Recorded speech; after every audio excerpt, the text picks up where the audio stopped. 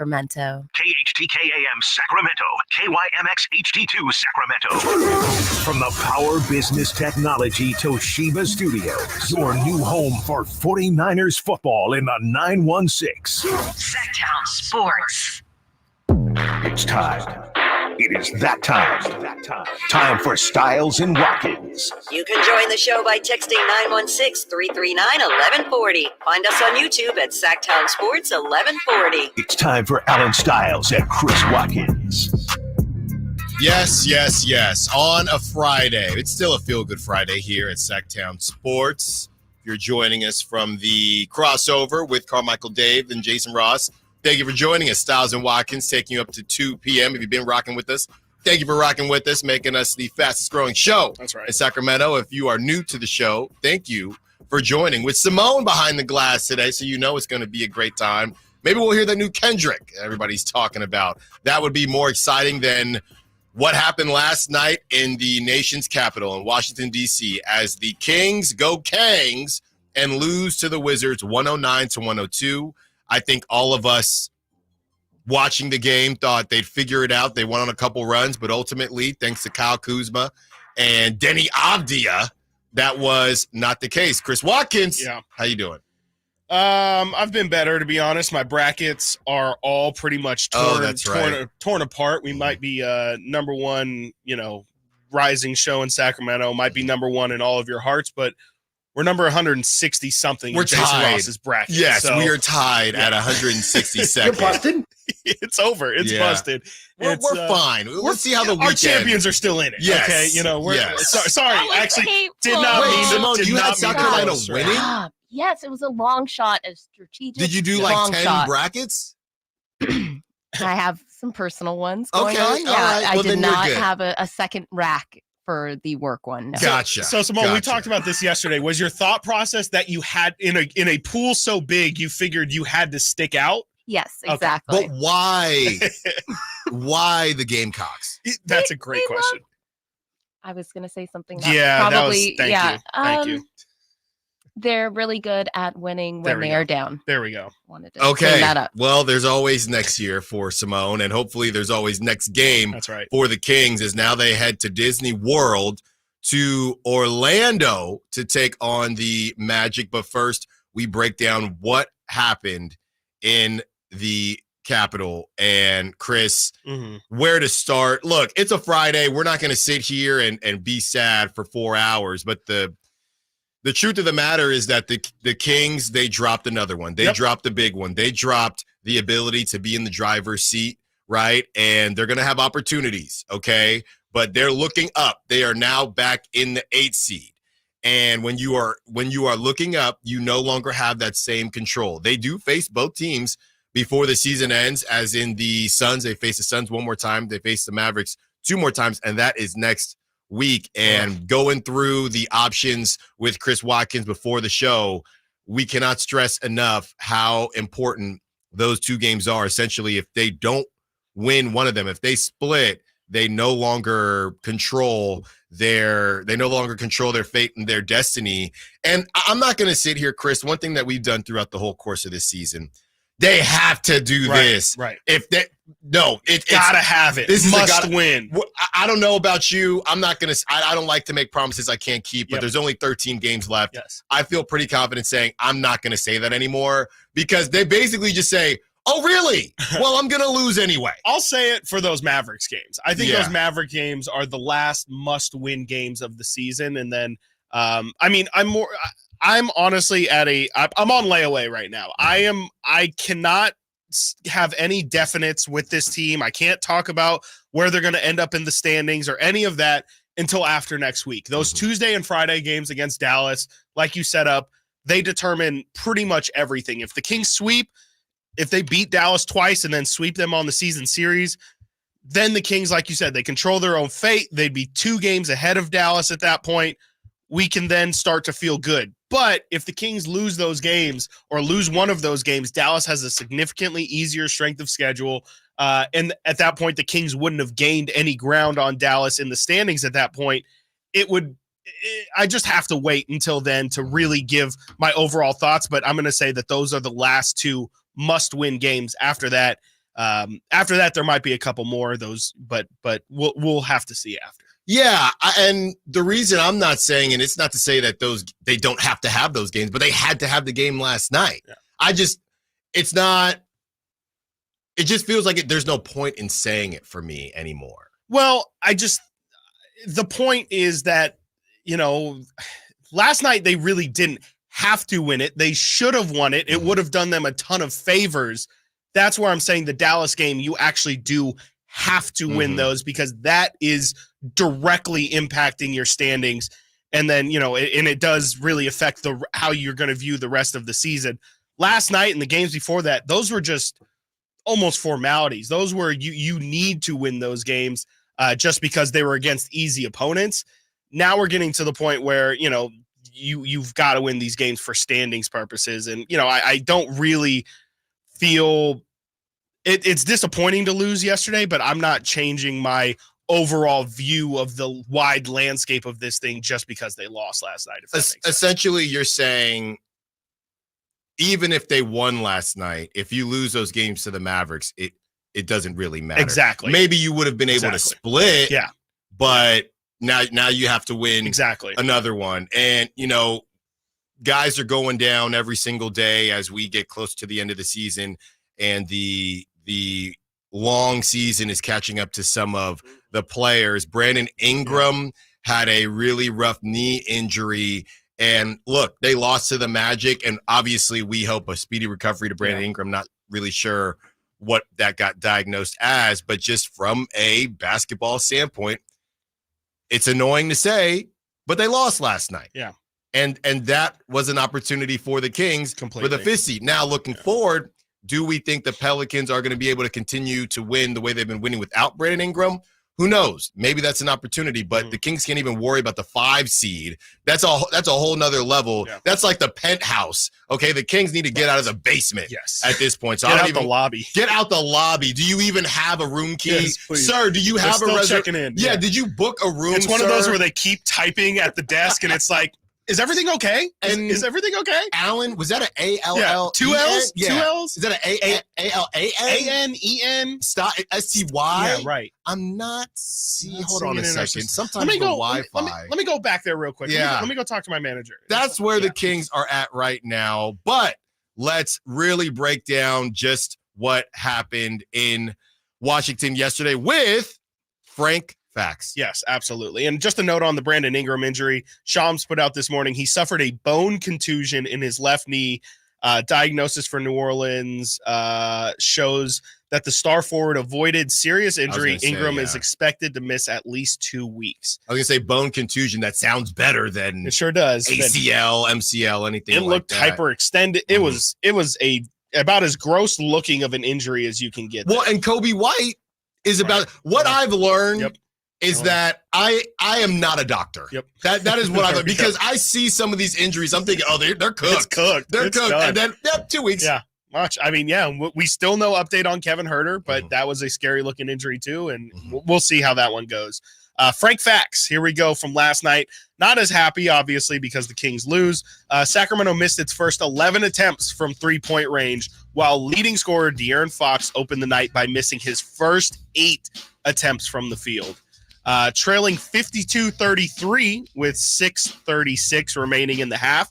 The Kings ended the second quarter on a wonderful 21-4 run that trimmed the gap to 56-54 heading into the break. And I don't know about you, Alan, but at halftime I was like, okay, this is where things get normal again. Exactly. They had a terrible first half, but that run 21-4, it's really significant. All right, second half's going to come out. They're going to get some stops. They're going to go up 10, and then it's just going to be like the Toronto game. We're going to look back in the rear view. Or the Pistons game as well in Detroit. Gosh, we can go down the list. Oh, yeah. We can just go down the list of games that it reminded us of. Washington opened that third quarter, however, on a 9-0 run, doing exactly what we would hope the Kings would do to push its lead back into double digits. The Wizards, who entered the night as the NBA's worst third quarter team regarding point differential, outscored the Kings 28-22 in the period while shooting 63% from the field in that period. That one hurt. That one hurt to 63, read. man. The fact that the Wizards are the worst third quarter team in the NBA, the Kings build all of this momentum, 21-4 run going into half, and just completely lose the lead again. I think De'Aaron talked about it in the post game, but like to do all the effort of coming back and then to just lose the lead almost immediately after, it's like that's just completely just draining on your emotions. All that work that they did. Yeah. All the work that they did. I'm sitting here, guys, and I am trying to look up. Okay, I'm looking up Estazolam. Okay, Estazolam, Clonazepam, and Trazodone. I'm looking up sleepwalking medication. Yeah, it's like those sound I'm trying to find some sleepwalking medication because that's exactly what happened to the Kings to start the game and in the third quarter. They're just sleepwalking. They were. Absolutely. Can we get us some Estazolam? Please. Because I can't, because it was just Kuzma too. That's the thing. Like no one else really did much. Jacuzzi. And it wasn't even the full jacuzzi. Yeah, it wasn't even the full just jacuzzi. It was just a koozie, just a little drink koozie. It was killing us. The Kings moved to 10-20 on the season when shooting under 35% from the field. They are 3-9 when shooting under 29%, as they shot 28% yesterday. The Wizards had held the upper edge last night in rebounds, points in the paint. They outscored the Kings in the paint 60-34, almost doubling the Kings' points in the paint. And from three, as the Wizards shot 40% again to the Kings' 28%. The Kings this season have lost to the Washington Wizards, the Detroit Pistons, who both have 12 wins. They've also lost to the Charlotte Hornets, who have 17 wins, and the Portland Trailblazers, who have 19.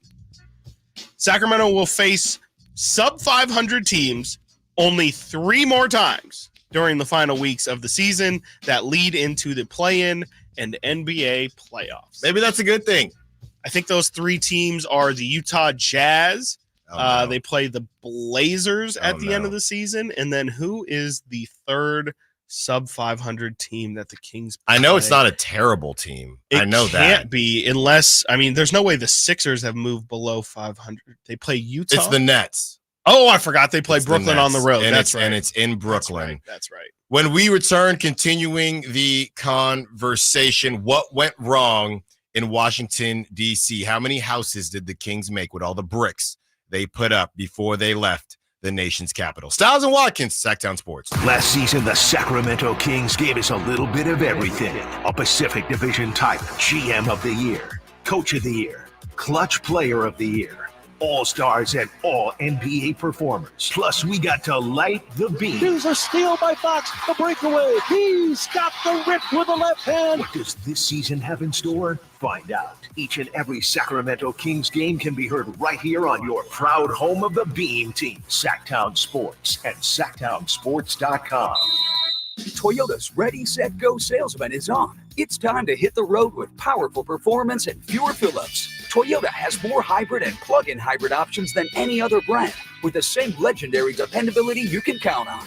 Right now, get incredible 0% APR financing for 72 months, or choose a low lease on the all-electric 2023 BZ4X. Hurry in. Toyota's Ready, Set, Go sales event ends soon. Toyota, let's go places. Offer available through TFS to buyers with premium rated credit. Ends 4/1/24. Capital Casino has been serving the greater Sacramento area in the same convenient downtown location for over 20 years, with plenty of close-by, well-lit parking monitored by security staff and offering the most variety of table games in the region in a safe and friendly environment. Best food, best service, and the best action. That's Capital Casino. For more information on tournaments and gaming, check out their website at capital-casino.com. And please remember to gamble responsibly. 1-800.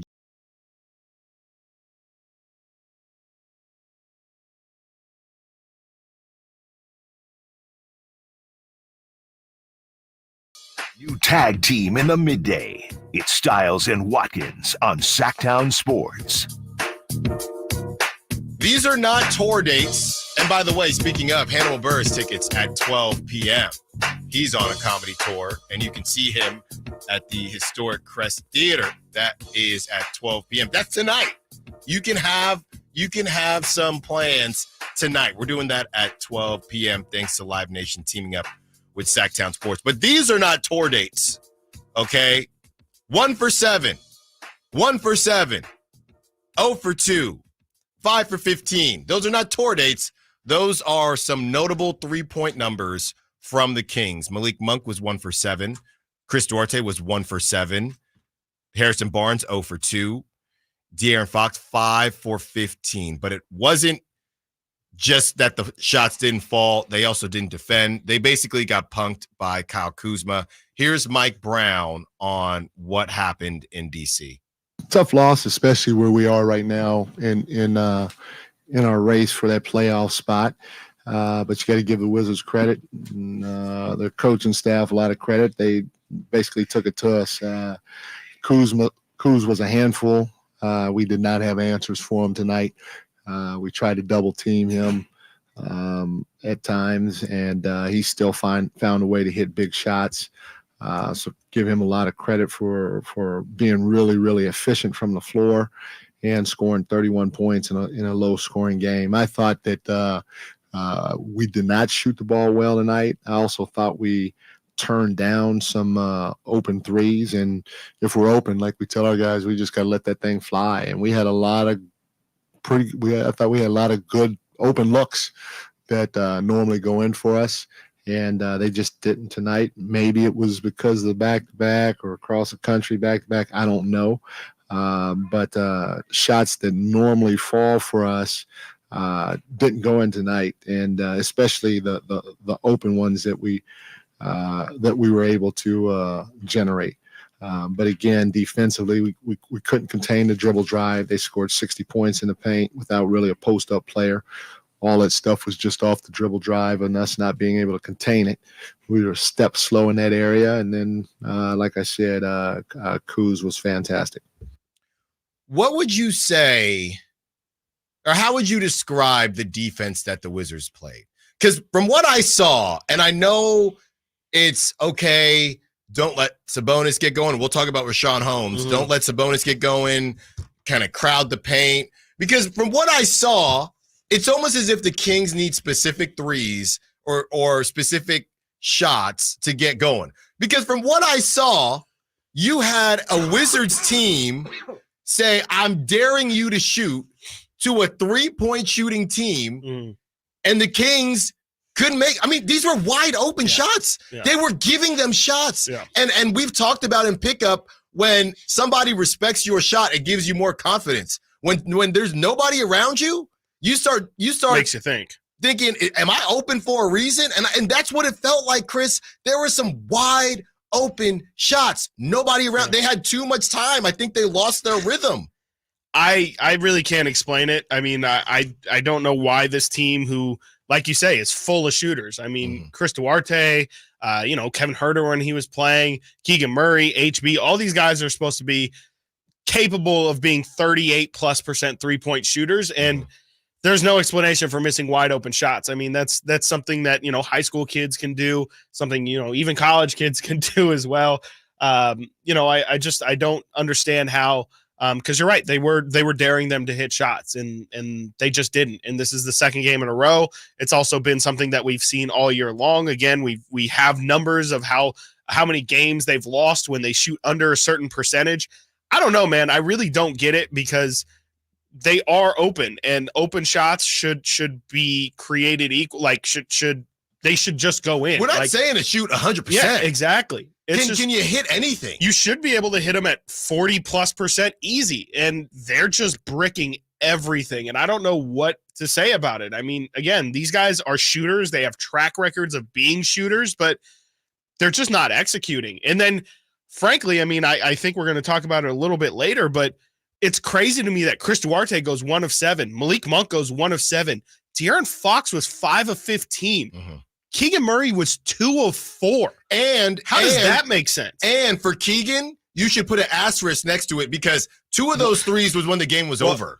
Then those are all his threes. If 2 of those threes were I know when the game was over, and I got because he hit the last 3 of the game. He hit right? the last 3 of the game. That's right. And those threes that he hit was basically when he hit one that was with 17 seconds left. Yeah. And maybe the other one was when the game was still in the balance. But regardless, the point still stands. So it was a close one. It made it 94-97 with 6 minutes left. Okay. So essentially, bucket, he took. still. But here you go. Yeah. He took 4 threes. Yeah.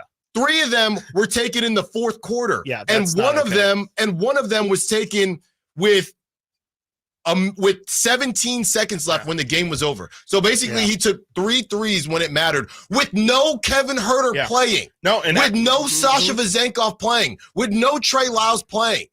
We're at the end of the season too. Like Keegan's supposed to be further along than this. Like I have a lot of thoughts on Keegan Murray after last night. I just think that last night was a game where, frankly, Keegan Murray's supposed to win them that game. He's supposed to defend Kyle Kuzma, and on the offensive end, he's got to be a lot more aggressive. Mm-hmm. You have to be selfish. Like, you just do. It's something we talked about with HB a lot at the beginning of the year, but Keegan, this team has said all year long, you are the piece that is our internal development. You're the thing that's going to be different than last year. Your improvement is almost going to be equivalent to adding another player to this roster. And the defense has been great, but I'm tired of using that as the caveat of saying Keegan Murray's offense is not good. It's not where it needs to be right now, especially with a guy like Kevin Huerter going down. Keegan's got to step up. Keegan's got to be the one who, I would almost say like De'Aaron, the fact that you're taking 15 threes, that's almost a message to me. Like, I'm taking that as, oh my gosh, like these guys,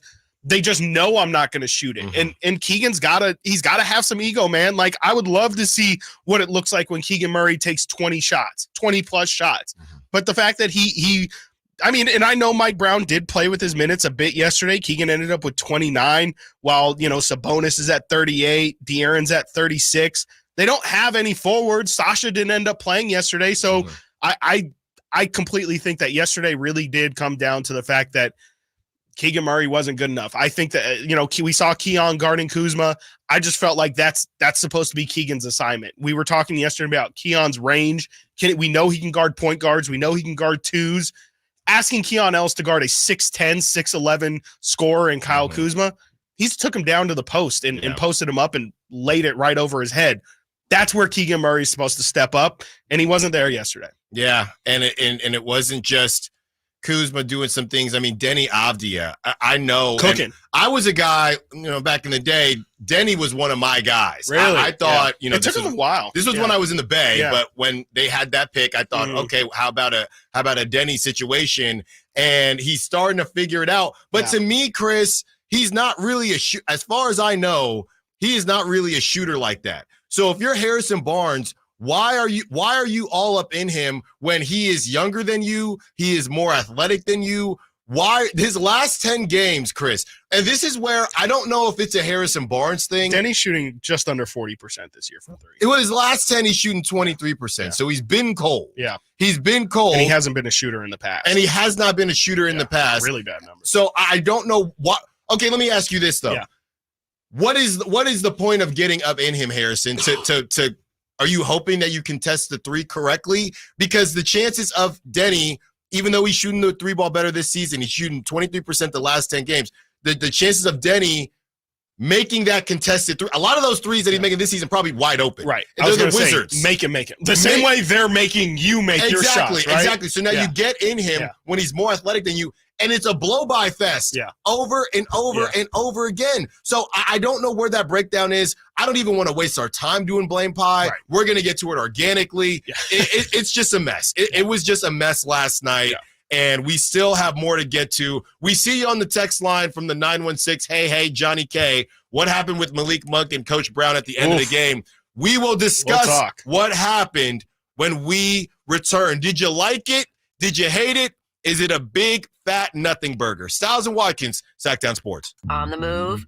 Got somewhere to be? Take Sacramento Kings basketball with you. The Sactown Sports app will let you stay connected to your passion. Never miss a moment of Sacramento Kings basketball with the Sactown Sports app. Sacramento weather is brought to you by the Arnold Law Firm. I'm Tamara Berg in the KCRA 3 Weather Center. It is Friday. We're looking at sun and clouds early on with rain developing later this afternoon. Expecting rain steadiest at times from 9 p.m. until midnight tonight. Get the latest forecast on the KCRA 3 News and the KCRA 3 app. The recent storm has caused dangerous driving conditions for us. The Arnold Law Firm has seen how a collision can turn anyone's life upside down. Be alert and stay safe. The Arnold Law Firm, providing real justice for you since 1975. Call 916-777-7777. Norman, we need to pause this surgery. What, doctor? Because Xfinity Mobile just got even better. Now you're automatically connected to Wi-Fi speeds up to a gig while you're on the go. Plus, existing Xfinity customers can buy one unlimited line and get one free for a year. Visit XfinityMobile.com to learn more.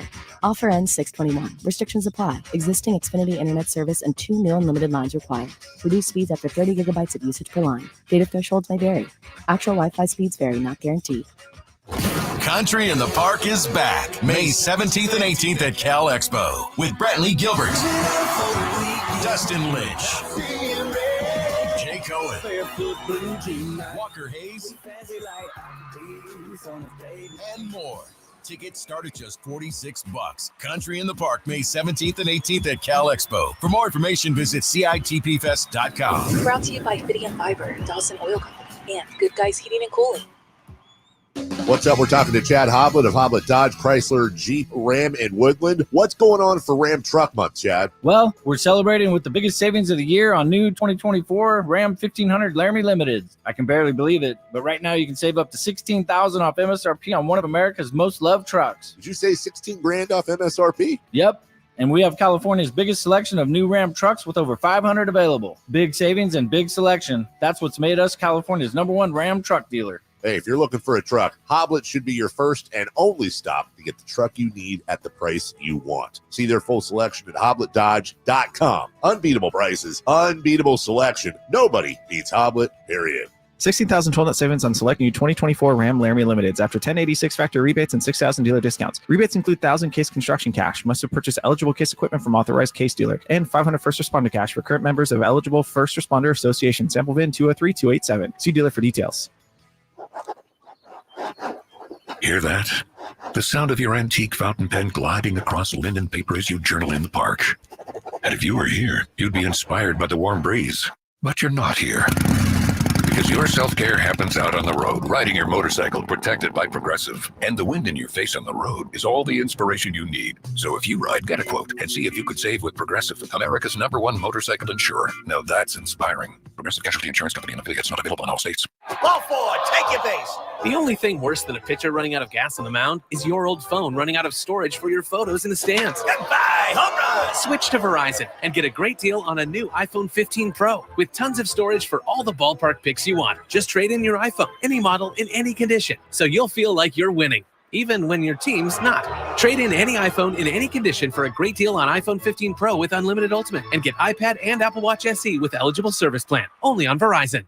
Dr. Ken Howachek and kinesiologist Kelsey Graham discuss the Good Feet store. The foot has a lot of detail. It has a lot of complexity. There's a lot that can go wrong. A lot of problems start in the foot and end up elsewhere. Knee pain, hip pain, back pain. When aligning the feet properly, we can see relief elsewhere. And that's the beauty of the Good Feet Arch support. It can place the feet into their ideal position and gives them the balance, the support, the comfort, and the relief of the pain. The bottom line is that the Good Feet Arch support can be a highly effective pain relief solution when nothing else has worked. The feet have a really big impact on how the rest of the body moves. The knees, the hips, the lower back especially. If the foot isn't properly aligned, all of these joints are going to function incorrectly. That results in a lot of muscle tension and chronic pain. What I really like about the Good Feet system is that the right arch supports can put the foot in its proper alignment. So all the joints up the rest of the body will be aligned properly as well. And when the body's aligned, we can reduce the risk of injury and chronic pain. Visit the Good Feet store in Sacramento, Roseville, Modesto, Stockton, and Vacaville for a free fitting and test walk. The weather's warming up, spring is here, and so is road trip season. And if you're saying, yeah, sure, I would love to load everything up in my car and hit the road and go on a long road trip, but I don't trust my car. It's not dependable. Well, then go see my friends at Elk Grove Kia. They'll get you into something dependable and super affordable, like a brand new 2024 Kia Forte LXS for $19,988. Yep, at a time when the average new car price is over $48,000, Elk Grove Kia can get you into a brand new car for less than half of that. This car's loaded with automatic transmission, an 8-inch touchscreen with rear camera. It's got advanced driver assistance system, so it's got tech and safety. And again, this brand new 2024 Kia Forte LXS can be yours for only $19,988. Only at the #1 Sacramento Kia dealer, Elk Grove Kia, in the Elk Grove Auto Mall, and online at elkgrovekia.com. Elk Grove Kia sale price $20,738. Kia rebate $750. Net price $19,988. One at this price. Stock number GK9219. Expires March 31st, 2024.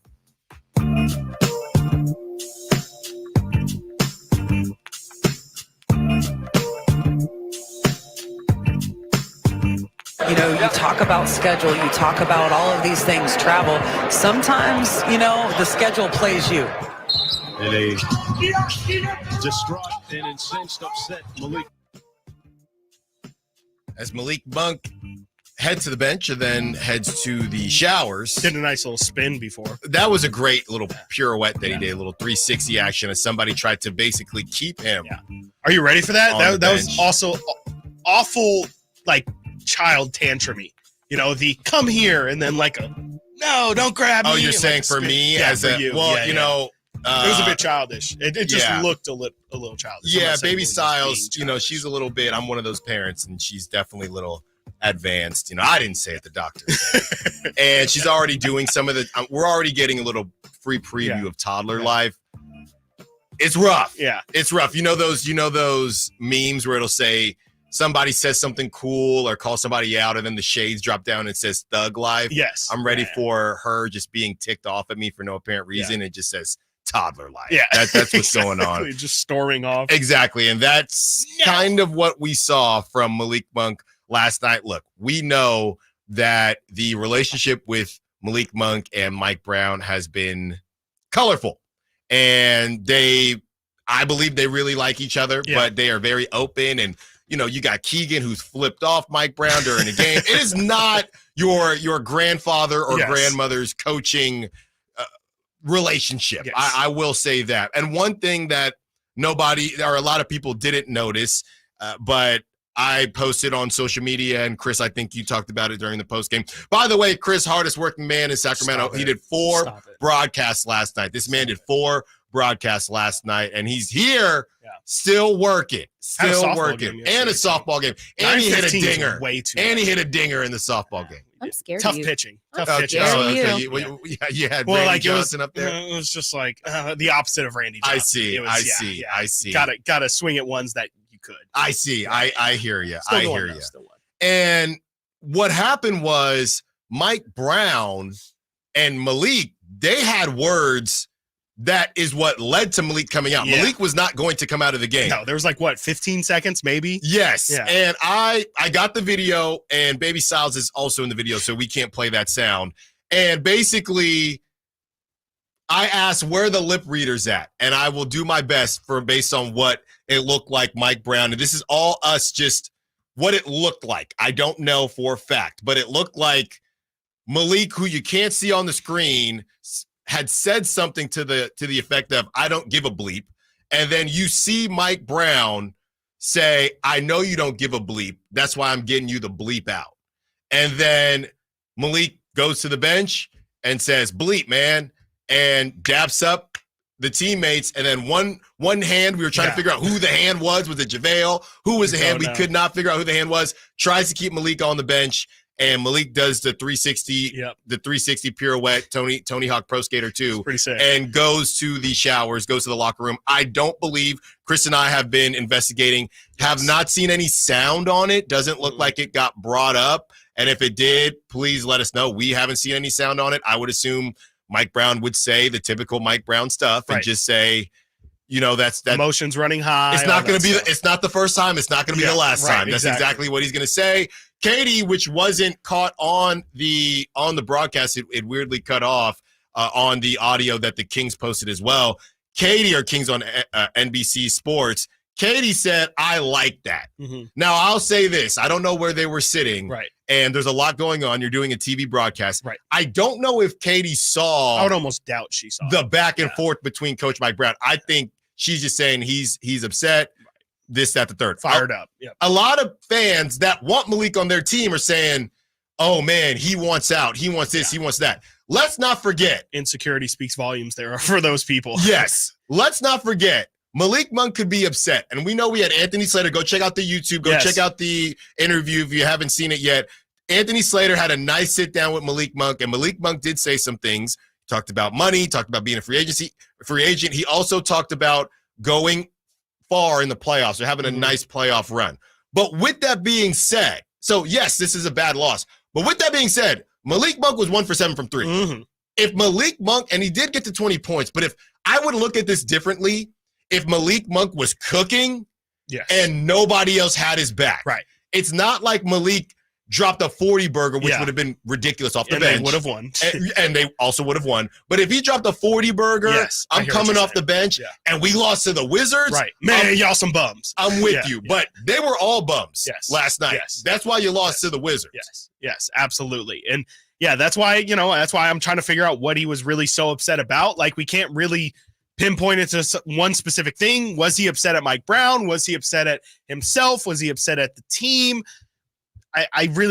We can't really tell, but I like the fact that he's fired up in that moment. Like, clearly, if you're that upset, it means that you wanted that game. Like, it wasn't as if, they just laid down and they were like, oh, here we go again. But, at the same time, like, you do have to control your emotions a bit in that moment. And, it's not like it ended up boiling over and, there was some shouting. Maybe there was some shouting in the locker room, but doesn't seem like anything that's caused a massive rift. But, we've also seen that, smaller things have led to bigger blow-ups. And so, you hope that, I remember around this time last year, Rudy Gobert and Kyle Anderson get into a fight. Didn't he choke him?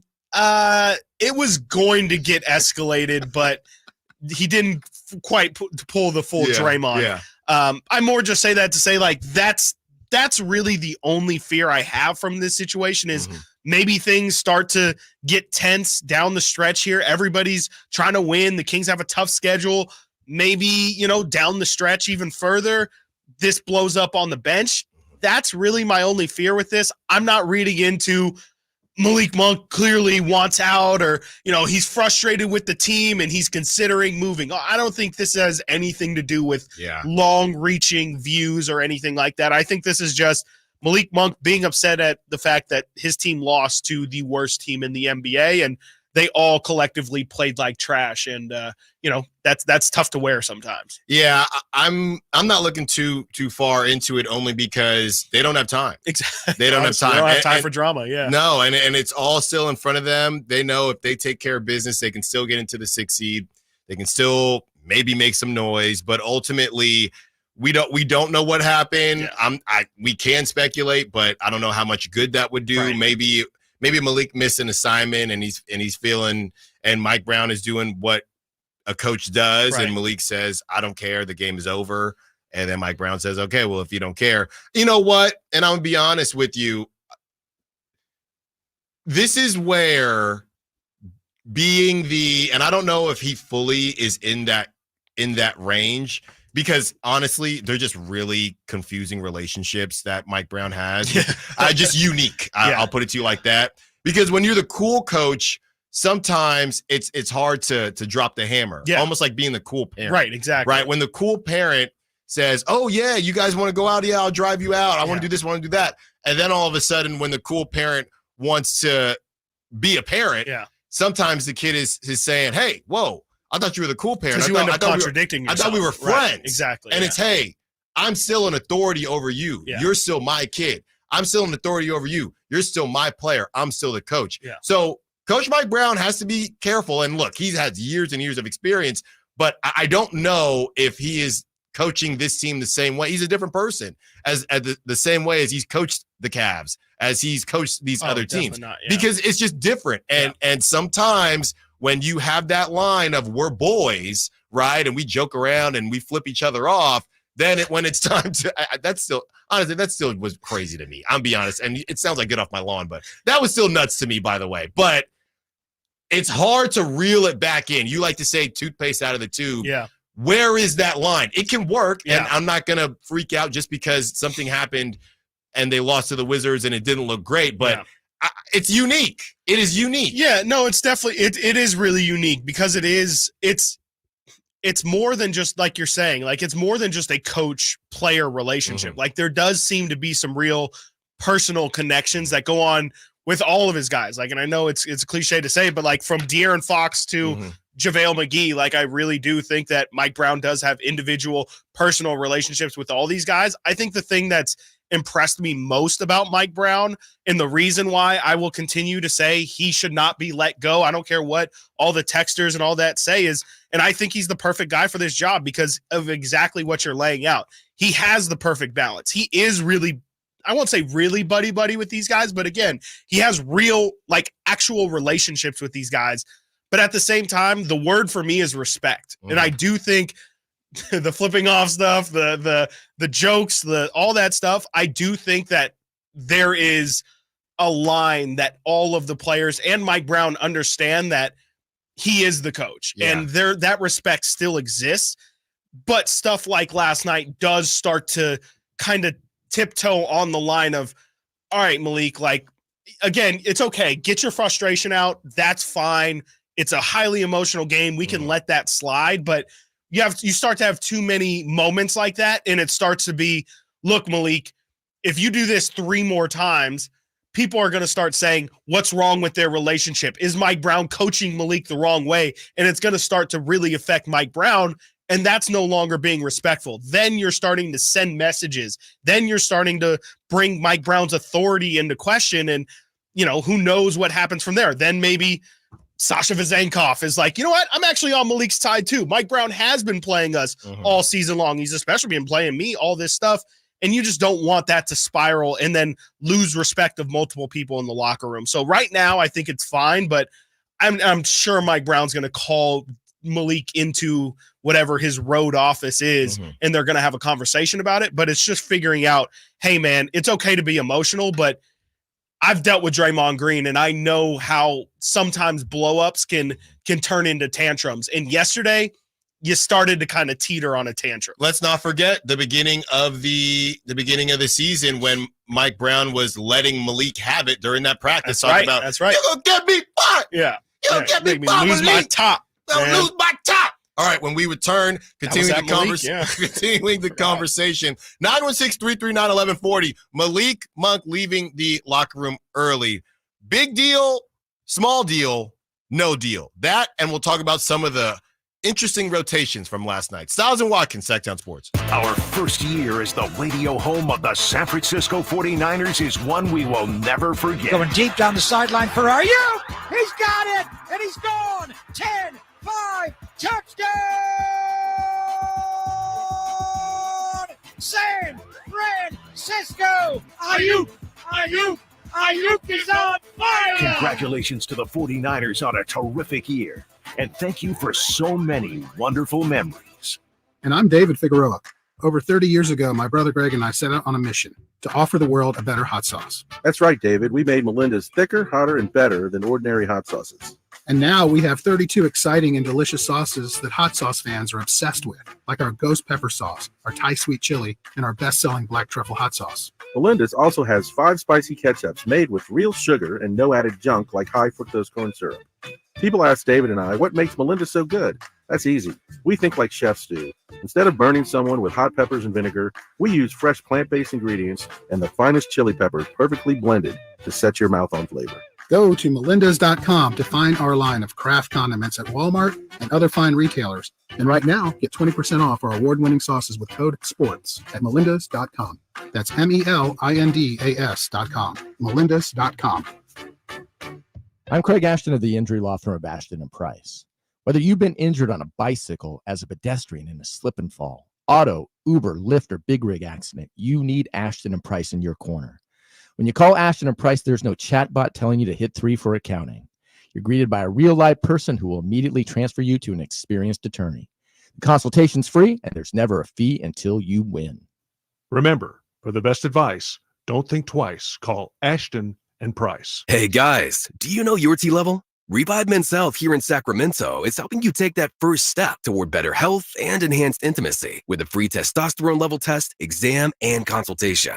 Plus, for this month only, qualified patients can kickstart their treatment with a free supply of ED medication. Revive's customized ED treatments can provide immediate results, restore blood flow naturally, and even bring spontaneity back into your love life. With both in-person and telemedicine appointments available, plus free shipping directly to you, Revive takes the hassle out of treating low T and ED. Having an optimal testosterone level can change your whole life, and it starts with knowing your T level. Take that first step and book your free testosterone test, free exam, and free consultation, and kickstart your treatment with a free supply of ED medication this month only. Call Revive Men's Health Sacramento at 916-365-4566. That's 916-365-4566, or visit ReviveMen'sHealth.com.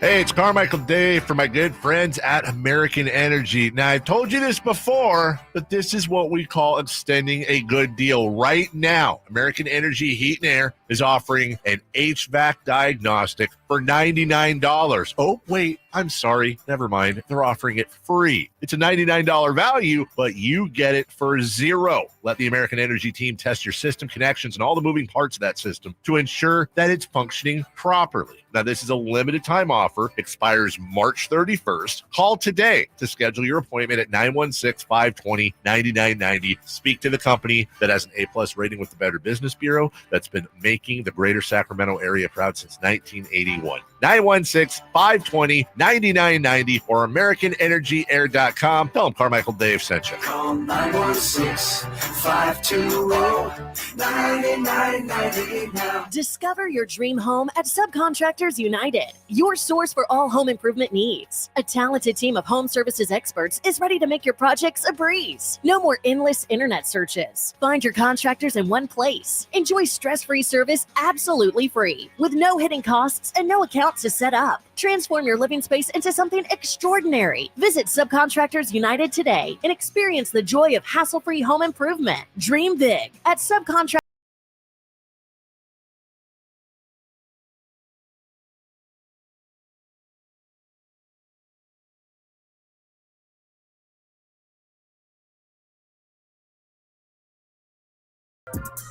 And it'll be Kyle Kuzma who brings it up against Keegan Murray, who greets him at the midcourt line in the logo. Kuzma accelerates, drives inside. No backside help whatsoever. Drove to the rim. That's the dagger. Wizards lead by 8, 107-89. Kuzma now has 31 points. Sacramento has a new tag team in the midday. It's Stiles and Watkins on Sactown Sports. Live Nation has teamed up with Sactown Sports for your chance to see Hannibal Buress at the historic Crest Theater in downtown Sacramento tonight. All you have to do is hit up the Folsom Lake Honda hotline at 12 p.m. and we will give you a chance to win those tickets. Simone will pick the number today to get your chance to see Hannibal Buress tonight from the 916. This is interesting, Chris. Never really heard this one before. What's that? I feel like I can see Monk wanting out because it seems like even though on most nights he's better than Fox, he will never be put on the same pedestal. Do you think I've just never thought about that? Do you think there are fans out there that think Malik Monk is better than De'Aaron Fox? Maybe a small contingent, but it's really weird. I was actually I wasn't thinking about that specifically, but because you always say it too, and there's tons of people who I think agree. Malik is the funnest player to watch. And I could see how maybe that could somehow overshadow some of the things De'Aaron does, because Malik is just so he's just noticeable, man. Like when he's out on the floor, you're gonna realize what he's doing, whether it's shooting, whether it's dunking, whether it's crossing people up, him in the pick and roll. It's all flashy, it's all flair, and it's really attention grabbing. And sometimes, De'Aaron. The name of De'Aaron's game is speed, but he doesn't really ever go coast to coast. It's usually like he uses it in spurts. And I think that De'Aaron in a weird way, I'll just say he plays less exciting than Malik. I won't say necessarily it's a boring style, but I just think that sometimes Malik's just a little bit more extroverted in all kinds of ways. And I think that makes people maybe say, Malik feels like he's having more impact, where maybe De'Aaron is truly just kind of stacking up all the numbers. It definitely feels sometimes that De'Aaron needs Malik Monk more than Malik Monk needs De'Aaron. Sure. And Malik Monk can still get his and work with, the backup centers and guys like that, and he can still find a way to get his. Sometimes it feels like Malik can do more with less than De'Aaron. Sure. Yeah. For whatever that means. Yeah. I don't know. I mean, yeah, I don't think it needs to be a one or the other kind of thing. I think they each individually bring what they need to bring.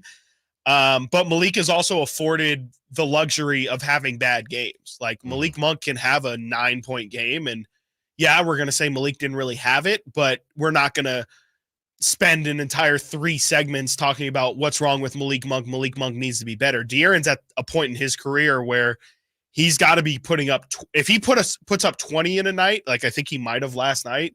I think he ended up with 25, but you're going to say, what was that? What was that performance out of De'Aaron Fox? He's a 30-point per game scorer, 27 at least. Right. He's got to be better. So I think De'Aaron's the better player, no doubt about it. He had but 25. Yeah, I just think Malik's impact is maybe more like Malik. Yeah, Malik helps this team. When Malik is good, it pushes this team over the edge. When De'Aaron's good, that's putting us in the game. But Malik is the thing that makes them go over the top. That's the thing that separates them from a team that's probably around 500 to a team that's, as you see, I mean, I think they're still 10 or 11 games above 500. Yeah, the way I would put it is, as far as free agency, we had the conversation with Anthony Slater, and go check that out on YouTube if you missed it yesterday. It was great stuff, exclusive interview. Yeah. We had the conversation with Anthony Slater, and the question is, can Malik be a number, not even a number 2, a 2 guard, right, on a championship level team? There's no question. And what option he would be, Anthony used the example of the Nuggets, KCP. So Malik Monk on the Nuggets would at best be probably the 4th option. He'd be the 4th option behind Michael Porter Jr. Because it would be Jokic, Jamal. Yeah, Jokic, Jamal, Michael Porter Jr., and then Malik. Maybe those 2 switch. He's 3 or 4. Yeah, he's either 3 or 4. I don't think there's any question, and I've been tough on De'Aaron Fox myself. There's no question in my mind De'Aaron Fox is a championship level number 2 option. Yes. Okay. Yeah. So 100%. The question we're trying to, and that's not for now, but the question ultimately is whether we think De'Aaron Fox is a championship level number 1 option. Exactly. But we're not even having that discussion about Malik Monk. Right. No, okay. So yet, no. I understand it, and people are saying on the Sac Chat and the text line as well, really what you're saying as far as when you watch the game, if you don't watch every game, or you don't watch every game as far as the things that don't look as sexy. You have De'Aaron Fox with 10 assists a couple games ago, but he's not doing Jokic behind the back or behind his head passes, things like that. Even and Malik Monk had 5 steals. Five steals. And Malik Monk had 3 highlight dunks a couple nights ago. That's right. There are fans out there that are going to say, well, Malik's better. Yeah. But trust us, around the league, nobody is having that conversation. Well, and even in clutch situations, right? Like I think we talked about it the other day. Like, is Malik a better option right now in the clutch? Mm-hmm. It feels like it, but then even looking at the numbers, even still, De'Aaron Fox has the 3rd most clutch points in the NBA. Yeah. And it's just like, it's almost like it just goes under the radar. I mean, it's almost a microcosm of the Kings in general. Like it's the expectations are now different. It's, De'Aaron Fox last year, like no one was expecting him to be clutch player of the year. No one really thought of that part of his game. We knew he had some clutch moments, but we weren't really ever paying attention to the totality of it. It's just what he does. And I think that's really the biggest difference again is Malik's the cherry on top. De'Aaron has to be there, or else there's no food. There's just an empty dish that's served, and that's really the best way I could put it. Yeah, Malik might leave to go be a star.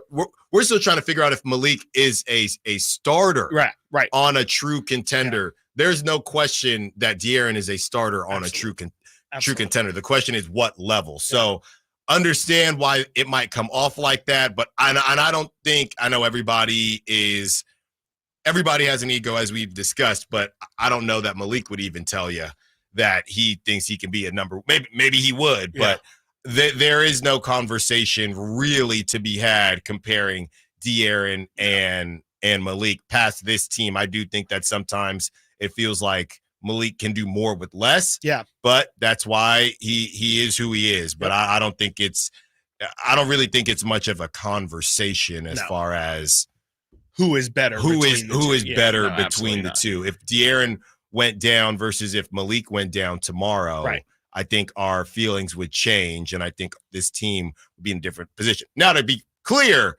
they're probably screwed either way, but I think they'd have more of a chance if De'Aaron was still on the floor. When we return discussing the rotations, Mike Brown, you got question marks for Mike Brown? Where was Ellis Island? Stiles and Watkins, Sactown Sports.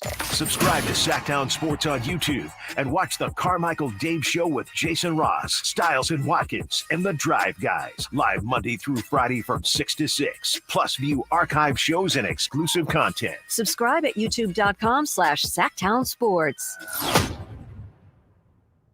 Bonneville International Radio Station contests are open to participants at least 18 years of age and older that are residents of California and who reside in one of the 6 counties that make up the Sacramento metro area, unless otherwise specified. Employees or agents of the station, Bonneville International Corporation, other area radio stations, or any entity associated with the contest are not eligible to win, unless the station otherwise specifies in its own discretion. Persons who have won in the last 30 days from a station contest or event may not be eligible. For a copy of the general contest rules, visit khtk.com.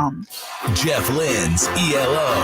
Mr. Blue Sky, please tell us why. Live in concert in Sacramento. The Over and Out Tour. Jeff Lynn's ELO. The final tour. All the hits. Live at Golden One Center, October 23rd. Get tickets now at Ticketmaster.com. Welcome to the March Mania sales event at Kia of Vacaville. Get ready for an extraordinary showcase of our 2024 vehicle lineup. Experience the latest in cutting-edge technology, innovative features, and the sleek Kia design that defines excellence. During March Mania, we're excited to offer unbeatable lease options on our top models. Step into the future with the all-new Kia Sportage, where captivating design meets exhilarating performance. Explore the remarkable fuel efficiency of the Kia Niro, a hybrid marvel that extends your journey with every mile. Discover the luxury and versatility of the Kia Telluride, seamlessly blending sophistication with practicality. Don't miss our eco-friendly Kia hybrid options, perfect for those who prioritize efficiency without compromising on style. And with the EV9 in stock, Kia of Vacaville is your destination for electric excitement. Visit us today during March Mania and take advantage of exclusive lease deals and special offers. Model availability, lease options, and features may vary. Please visit the Kia of Vacaville for more details. Hey, Sacramento, get ready to mark your calendars because here is your live events calendar. It's time to amp up your entertainment game. First, catch the comedic brilliance of Hassan Minhaj at the Safe Credit Union Performing Arts Center, March 29th. It'll be an evening filled with laughter that you don't want to miss. But hold on, it gets even better. On March 30th, Thunder Valley presents an unforgettable night with the Jacksons and Sister Sledge. Dance the night away to their legendary hits. And that's not all. You don't want to miss NF's electrifying performance at the Golden One Center, presented by Live Nation on June 8th. You'll be blown away by his raw talent and magnetic stage presence. And speaking of legendary performances, mark your calendars for June 11th, because Live Nation is bringing Janet Jackson to the Golden One Center. A night packed with iconic hits and mesmerizing choreography that will leave you speechless. And then, June 15th, Ronnie Cheng brings his hilarious show to the Safe Credit Union Performing Arts Center. It's an evening of hilarious comedy and unforgettable moments. Visit livenation.com or Ticketmaster to grab your tickets. And that's your live events calendar. We're your ultimate destination for the hottest live events in town. National Ping Club Fitter of the Year, Hagen Oaks Golf Super Shop is introducing the straightest, most forgiving Ping driver ever with the new Ping G430 Max 10K driver. A fixed back weight, Ping's largest head profile, and a carbon fly wrap crown help G430 Max 10K launch the ball higher with less spin for consistently longer and straighter results. Schedule your fitting and see for yourself at the Hagen Oaks Golf Super Shop, Fulton Avenue to Cap City Freeway, or online at HagenOaks.com. Hey, what's up, everybody? It's Kyle Draper here from Mercedes-Benz of Stockton. If you're an entrepreneur with a vehicle fleet, I'll tell you that outfitting your van fleet with Mercedes-Benz vans is a very smart business move. Here's why. If you use it for business, you'll likely qualify for substantial tax breaks. Plus, they're rugged, sophisticated cargo haulers that you will love driving. You'll also love the way these things look with your company logo on them. And finally, it is Mercedes Madness season. That's right. Rates are available starting at 4.9% APR GR. Choose from any of 60 vans available right now at Mercedes-Benz of Stockton's Commercial Fleet Center next to their stunning new showroom. These folks wrote the book on what true customer service looks like. I'm a car and truck enthusiast, and I mean it when I tell you that the customer service you can expect at Mercedes-Benz of Stockton is the best. Go see their beautiful new Mercedes showroom just a half hour from SAC, right off I-5, online as well at mvofstockton.com. Country in the Park is back May 17th and 18th at Cal Expo with Brantley Gilbert, Dustin Lynch, Jay Cohen, Walker Hayes, and more. Tickets start at just $46. Country in the Park, May 17th and 18th at Cal Expo. For more information, visit CITPFest.com. Brought to you by Fidium Fiber, Dawson Oil Company, and Good Guys Heating and Cooling. Maida Chevy saves you $8,000 off MSRP on every new Silverado LT and RST half-ton diesel in stock after rebates. A Maida Chevy exclusive. See all the truck season savings at MaidaChevy.com. Together, let's drive. See dealer for details. Ends 4/30/24. Time to check out Capital Casino, conveniently located at 411 North 16th Street in downtown Sacramento. KHTKAM HD1 Sacramento, KYMX HD2 Sacramento. From the Power Business Technology Toshiba Studios. This is Sactown Sports.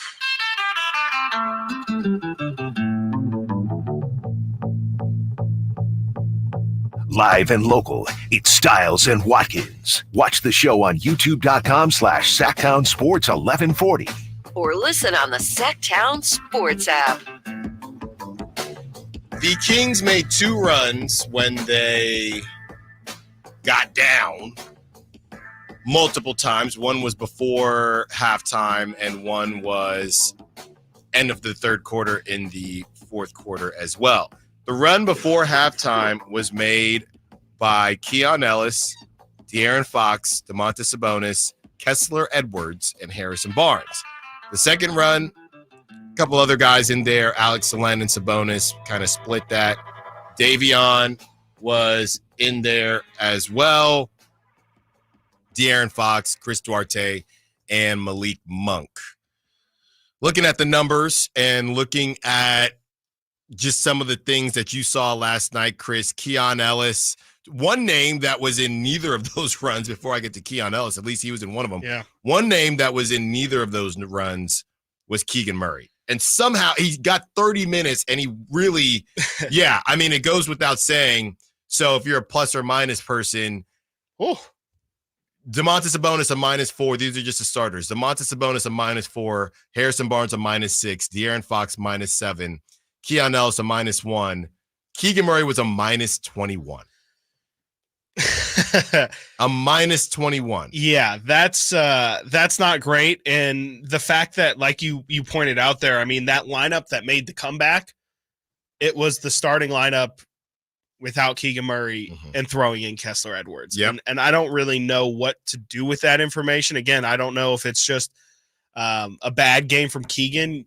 I would say that we've seen a couple a lot of consistency, unfortunately, in some bad games from Keegan here recently.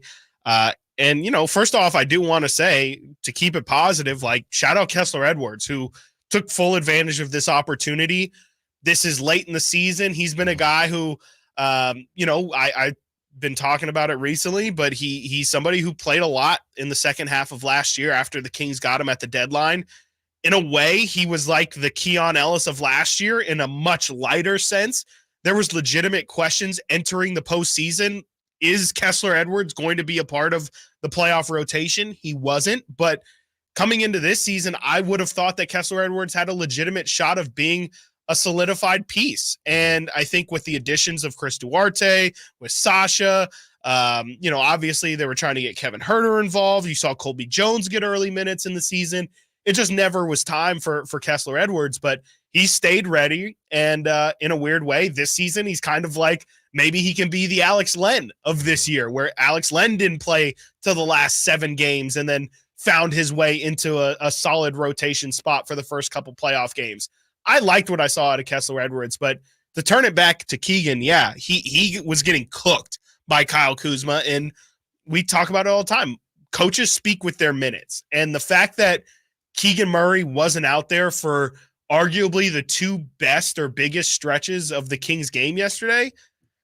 I don't think Mike Brown's throwing him in the doghouse, but I think that we're past the point of, hey, we're going to let Keegan work through his mistakes. I think that Mike Brown is like, hey, dude, you're in your second season.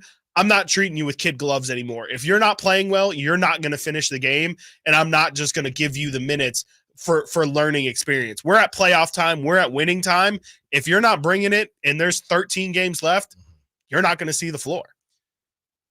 This is bad. It's not good. This is It's bad. definitely not This is good. terrible timing. And you have Kevin Huerter and what has there was also I believe a tear in there, a labrum tear, and along with the dislocated shoulder. Yeah. So that is not great news for the Kings. And now you have Keegan Murray, who and let's not forget, he actually started out hot. Yes, he started out incredibly hot. Was he four He of made his first 8 points in the first quarter. I know that. Four of his first four, something like that. And then after that, it just went left. It was like when the defense kind of ratcheted up, he wasn't able to hang, and it was just rough, man. It was a really, really strange game for Keegan. I mean, because again, like and you know what, his stats look decent because of what you just laid out. Like he did have a really good start to that game, and he did finish the game pretty well with those 2 threes. Again, that second three was a bit of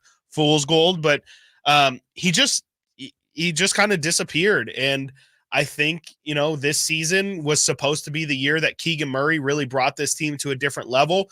Again, his defense has been really good, but you still, it's just like Kevin Huerter. It's like at the end of the day, though, if you're not hitting your shots, like your impact needs to be felt somewhere else. And yesterday, you didn't feel it anywhere. You didn't feel him when he was guarding Kyle Kuzma. You didn't feel like he was going to be a threat from beyond the perimeter. He doesn't play make. It was really, really frustrating to watch his game yesterday. It's not all on Keegan at all. But when you look at the fact that on the Washington side, Kyle Kuzma was really the one who was keeping them in that game. And the fact that Mike Brown said in his postgame that we played earlier, we had to send doubles at him. I thought we were past the point of doubles. With Keon Ellis out there, with Keegan, you would like to think that you have two guys, one who can guard guards, one who can guard forwards, where if those guys are going off, you can shut off that faucet. And if they can't rely on Keegan Murray to be that guy, well, then that's a problem for this team. They need a guy like Keegan to do what he was doing to start this season. By the way, the official word, this was from yesterday. The Kings have announced that Kevin Huerter has suffered a left shoulder dislocation and labral tear. Ugh. They are still evaluating. I believe that's what treatment Jaw's out for as well. options. Yeah. So we don't have a timetable, but the history of other guys who have torn it, it's probably going to be a month and some change, if not longer. Well, we'll have to see. Still waiting on official diagnosis, but or timetable, I should say. Frankie Cardicelli, our Sactown Sports Kings insider, just speculation on my part, but I'd be surprised if Huerter plays again this season. And, looking at what they have in front of them, Chris, you just talked about Kyle Kuzma. Yeah. They got Paolo Banchero on Saturday. Yeah. Who's checking Souped Paolo? up Kyle Kuzma. Yeah, who's checking Paolo? Who actually play makes? I don't know, because I don't know if you remember last time, Paolo Banchero had a career high 43. So nobody is So checking. nobody. And they're going to have Franz Wagner. So somebody, that's on both HB and Keegan. And, that's not, HB, really? no. I mean, but that's not a rare case. Like, you're going to play a team like the Clippers. The Clippers have the same thing. That's what's made the Pelicans such a tough matchup. Kings got to figure it out, man. That's the reason why having two wings is just so deadly in this league. Not many people can match up with it. Kings got to figure it out, man. They have two capable ones, but you're going to need them to step up and just try and hold them to normal scoring numbers. I mean, really, it's just about, Paolo's, he's going to get his. Franz is probably going to get his, but don't let them each have 30 points. Like, slow one of them down.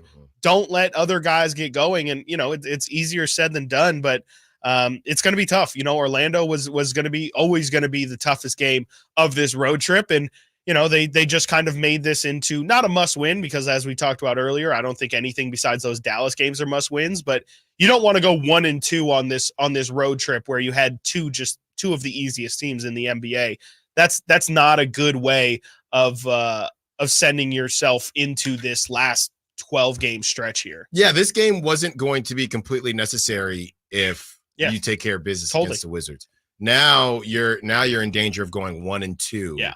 And losing even more momentum. And that's exactly the opposite of what the Kings want. For me, and I know Kessler Edwards played well, but I got to say, as far as Coach Mike Brown is concerned, it looked like he was just guessing. And I understand when you're not showing up against the worst team in the league, let's get the spark plug. It was just a little bizarre to me. We're a little bit too late in the season. I don't really understand how he goes from 1 second, and I get it. You had to play Keon on Kuzma because Keegan wasn't doing anything. You really just didn't have the requisite parts. I get it. But instead of telling Keon, because I think it was not a shot at Keon, but he was talking to Keon, and Keon had a little bit of foul trouble. Yeah. But when he said, guys weren't taking open shots, Keon was passing up some open shots. What's wrong with just saying to Keon, hey, you need to take those open shots? How do we go from Keon being, this is why I hate hyperbole, right? And how do we go from Keon being one of a kind defensively to dang near benched the next game? It's bizarre to me. I think it was just the game didn't really call for him. Like, who was he? Like, they tried to throw him on Kuzma, but he was too small. And Kuzma was really the only one giving him problems. Like, if Jordan Poole was going crazy out there, or if Tyus Jones was really setting him up, maybe Tyus Jones was hurt, obviously, yesterday. But, like, who was Keon supposed to defend out there? And if he's not guarded Kuzma when Keon wasn't guarding him? I think it was Kessler Edwards, and I have the Kuzma matchups here. Kuzma was mainly guarded by Kessler Edwards. He was 4 of 7 on Kessler Edwards. He was 2 of 2 on Duarte, 2 of 5 on Keegan, 1 of 1 on HB, 1 of 2 on Keon, 1 of 2 on Fox, 1 of 2 on Len, 1 of 1 when guarded by Malik, and 1 of 2 when guarded by Sabonis. So it was mainly Kessler Edwards. So if a team doesn't have an elite guard, Keon is unnecessary? Well, that's what we were trying to talk about yesterday. What is his range? We know he can guard point guards. We know he can guard 2 guards. Can he guard 3s? Maybe. Kyle Kuzma's 6'10", 6'11". That's That's I'm not stretching that out. Right. I'm not saying he should have stayed on Kuzma. Yeah.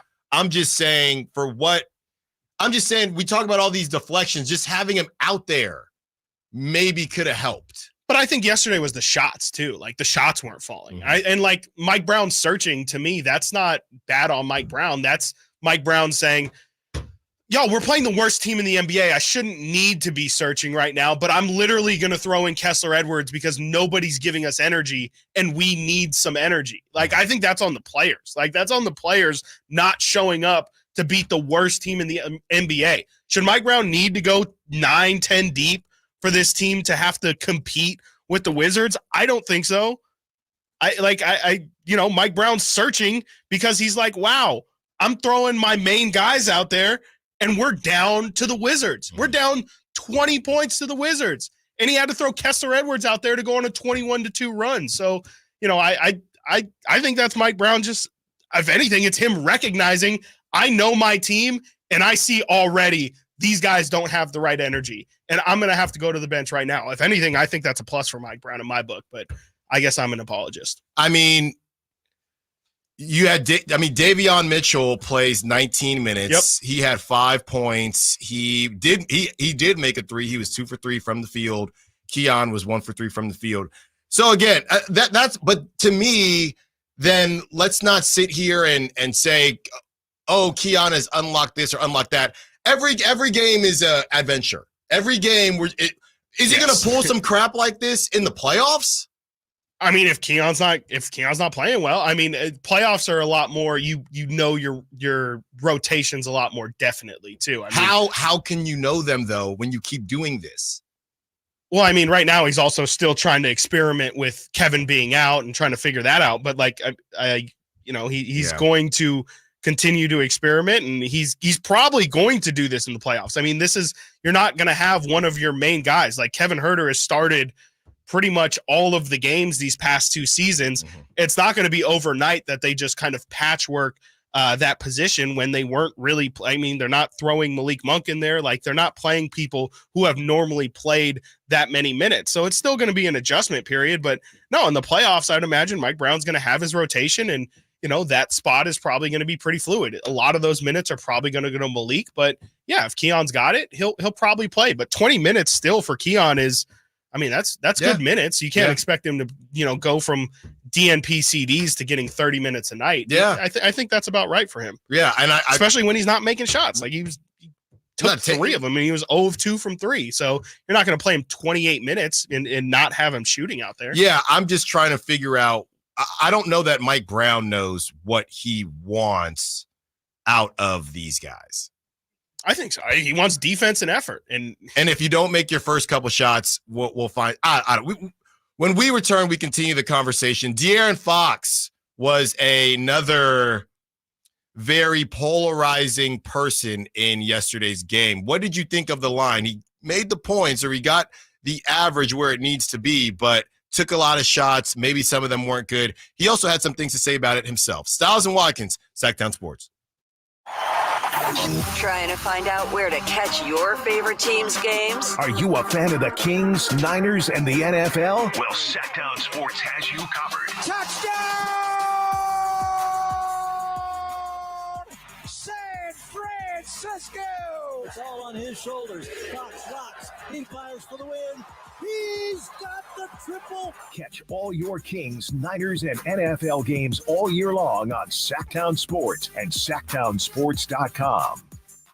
It's easy to think all money managers are pretty much the same, but at Fisher Investments, we're clearly different. Different? How? You sell high commission investment products, right? No, Fisher Investments doesn't sell any commission-based investment products. Well, you must earn commissions on trades. Nope, never at Fisher. We're a fiduciary, obligated to act in our client's best interest. It's the highest standard of care for a financial advisor. How do you know what's in their best interest? We get to know our clients and then tailor a portfolio based on their goals and needs. But you probably sneak in some hidden and layered fees. No, we have one transparent management fee, structured so we do better when our clients do better. Wow, you really do look out for your clients. That's because our top priority is helping them achieve a comfortable retirement. It might be why most of our clients come from other money managers. Visit FisherInvestments.com to find out why investors like you switch to us. Fisher Investments. Clearly different money management. Investments and securities involve the risk of loss. The following is a test of the emergency alert system. This is only a test.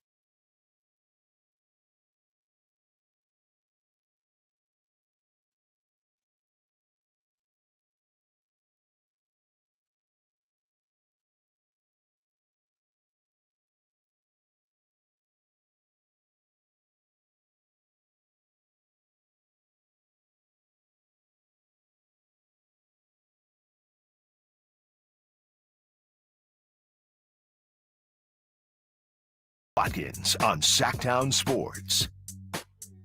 Can someone give us some consistent minutes? Someone, that's what Coach Mike Brown is asking himself.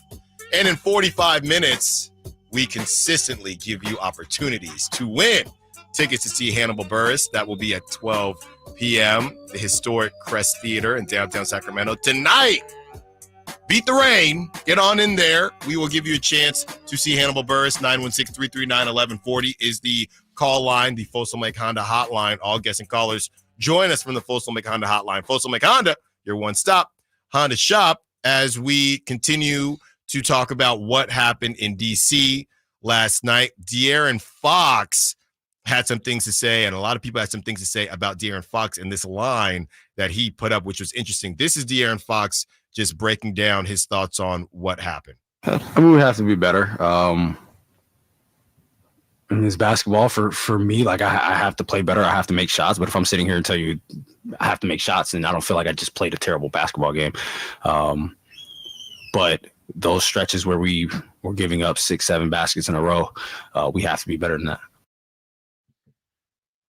If I'm not making shots, I don't feel like I didn't play a terrible basketball game. Some words that maybe hit people a little bit differently. Here's his line. Played 37 minutes, the reigning clutch player of the year. 10 for 30 from the field, 5 for 15 from three-point range. They were giving him the shots.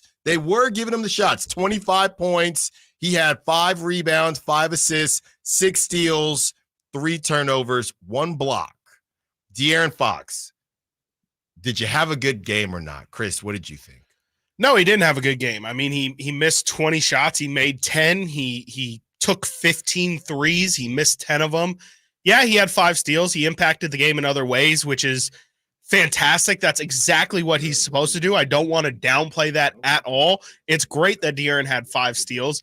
It's great that he kept his foot on the gas and in a game where he felt like, hey, my team kind of needs me to be a superstar tonight. He tried. He did take 30 shots, but he didn't make them. He was 33% from 3, 33% from the field. And, I just fundamentally believe De'Aaron Fox shouldn't take 15 threes unless literally 10 of them are wide open. I just think that that's way too much. I think that's settling. I know he didn't get to the line at all, but to me, you just got to keep attacking the paint. I mean, for half of his shots to come from the perimeter, I just don't think that's optimizing De'Aaron Fox. From the 916, this game was Fox's fault. If he scores in the first quarter, they win. That's too much. I guess technically, sure, yeah. If he makes some of those shots, they probably would have won, or they would have gotten off to a better start. Yeah, if they De'Aaron wouldn't Fox have been didn't chasing. Start 0 of 10. Yeah, they're not chasing all game, but it's not just De'Aaron. Nobody can make a shot. Exactly. And things snowballed. Exactly. Things snowballed because nobody was making shots, and the De'Aaron felt like, okay, well, I got to keep shooting. Absolutely. That's why I don't have a problem. Did De'Aaron play well? In spot, like he did some things well, I would say. I don't know that he played. I wouldn't say he played poorly because he was trying to do everything. I mean, he went on that run by himself. Yes. He tried his darndest. Yeah, some of it was based on him starting out slow, but I don't care. I mean, even if De'Aaron Fox starts out 0 of 10 against the worst team in the league, I thought this team had shooters. I thought this was an offensive team. I thought this team could make up for things like that. And then De'Aaron did get going and say, all right, guys, I know I started out slow. Now let's go. And nobody was there for him. So I don't really have a problem with the amount of shots that De'Aaron took because nobody could hit anything. Yeah, no, and I mean, I'm just looking at his second half numbers. To your point, like he was 6 of 14, 3 of 7 from 3 in the second half with a steal. Most of his steals came in the first half, but I mean, if you just look at those numbers, those aren't terrible. It really was just a really bad start for the most part. But I think the bigger problem is he just, on a night where the rest of your guys don't have it. He tried to be the superstar that and I'm not saying he's not that superstar. I just think the shots, for better or worse, it didn't go in. And I think, that's sometimes the game of basketball. It's a make or miss league. Sometimes you'll take the same exact shot in the same exact way. It'll go in one night. It won't go in the other. There's not much you can do about it. So again, the process of what he was trying to do, don't have a problem with. Like you said, like he recognized nobody else had it. Malik's 1 of 7 from 3. Duarte's pulling. He's not hitting anything. Keegan's seeing ghosts or something. I don't know what's going on there. Sandwich. Yeah, Sabonis is getting locked up by Rashawn Holmes because Rashawn's on a revenge tour apparently. And so he recognized it's got to be on me. And he continued to attack. He didn't care about field goal percentage. He didn't care about none of that. He was trying to win that game.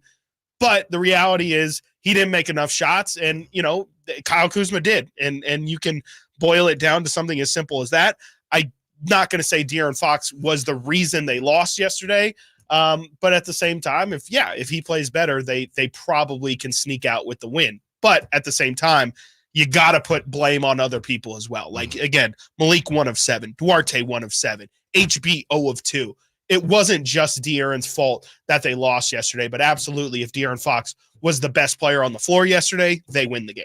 It was Kyle Kuzma. From the 916, do you guys think Fox has fallen too in love with the 3 and no longer utilizes his midi and drives? I think that it was based on how he was being defended personally. We have sound from De'Aaron Fox on his thoughts on how the game was refereed. That was only the third time in the last, since the 41 game mark, that's only the third time he's taken more than 10 threes in a game. And the other times were he took 11 against Chicago. He took 12 against the game against Phoenix. And then last night he took 15.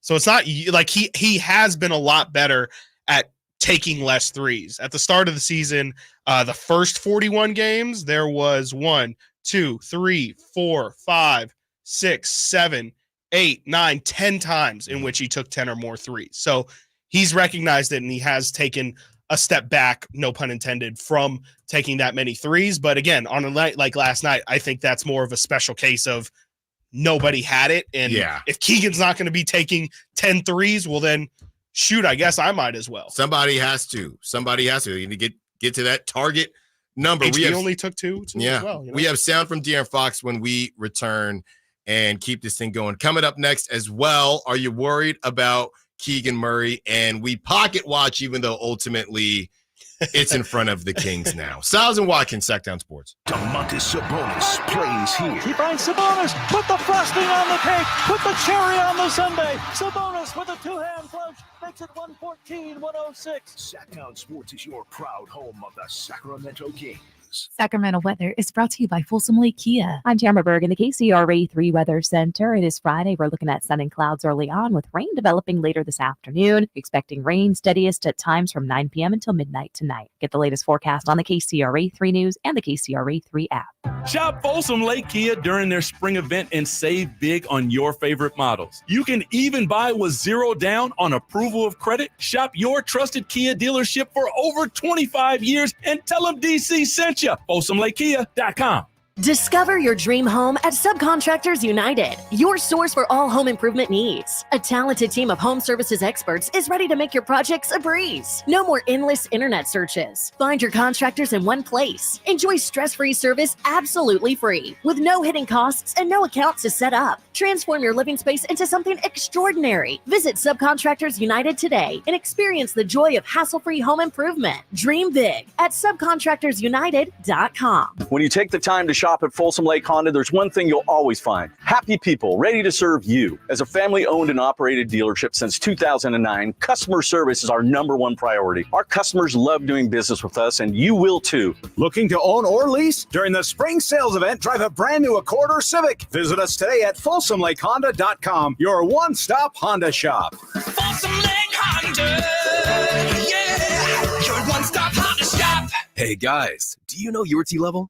Revive Men's Health here in Sacramento is helping you take that first step toward better health and enhanced intimacy with a free testosterone level test, exam, and consultation. Plus, for this month only, qualified patients can kickstart their treatment with a free supply of ED medication. Revive's customized ED treatments can provide immediate results, restore blood flow naturally, and even bring spontaneity back into your love life. With both in-person and telemedicine appointments available, plus free shipping directly to you, Revive takes the hassle out of treating low T and ED. Having an optimal testosterone level can change your whole life, and it starts with knowing your T level. Take that first step and book your free testosterone test, free exam, and free consultation, and kickstart your treatment with a free supply of ED medication this month only. Call Revive Men's Health Sacramento at 916-365-4566. That's 916-365-4566, or visit ReviveMen'sHealth.com. Dr. Ken Howachek and kinesiologist Kelsey Graham discuss the Good Feet store. The foot has a lot of detail. It has a lot of complexity. There's a lot that can go wrong. A lot of problems start in the foot and end up elsewhere. Knee pain, hip pain, back pain. When aligning the feet properly, we can see relief elsewhere. And that's the beauty of the Good Feet Arch support. It can place the feet into their ideal position and gives them the balance, the support, the comfort, and the relief of the pain. The bottom line is that the Good Feet Arch support can be a highly effective pain relief solution when nothing else has worked. The feet have a really big impact on how the rest of the body moves. The knees, the hips, the lower back especially. If the foot isn't properly aligned, all of these joints are going to function incorrectly. That results in a lot of muscle tension and chronic pain. What I really like about the Good Feet system is that the right arch supports can put the foot in its proper alignment. So all the joints up the rest of the body will be aligned properly as well. And when the body's aligned, we can reduce the risk of injury and chronic pain. Visit the Good Feet store in Sacramento, Roseville, Modesto, Stockton, and Vacaville for a free fitting and test walk. The weather's warming up, spring is here, and so is road trip season. And if you're saying, yeah, sure, I would love to load everything up in my car and hit the road and go on a long road trip, but I don't trust my car. It's not dependable. Well, then go see my friends at Elk Grove Kia. They'll get you into something dependable and super affordable, like a brand new 2024 Kia Forte LXS for $19,988. Yep, at a time when the average new car price is over $48,000, Elk Grove Kia can get you into a brand new car for less than half of that. And this car's loaded with automatic transmission and 8-inch touchscreen with rear camera. It's got advanced driver assistance system, so it's got tech and safety. And again, this brand new 2024 Kia Forte LXS can be yours for only $19,988. Only at the #1 Sacramento Kia dealer, Elk Grove Kia, in the Elk Grove Auto Mall, and online at elkgrovekia.com. Elk Grove Kia sale price, $20,738. Kia rebate, $750. Net price, $19,988. One at this price. Stock number GK9219. Expires March 31st, 2024. The Arnold Law Firm has seen how an injury can turn anyone's life upside down. Whether it's a slip and fall, a car accident, or any other kind of injury. For almost 50 years, the Arnold Law Firm has been here to help you through the entire process to protect you and your family. If you are ever injured or in an accident, call the Arnold Law Firm. The Arnold Law Firm, providing real justice for you since 1975. Call 916-777-7777. That's 916-777-7777. All guests come to you from the Folsom Lake Honda Hotline. Folsom Lake Honda, your one-stop Honda shop.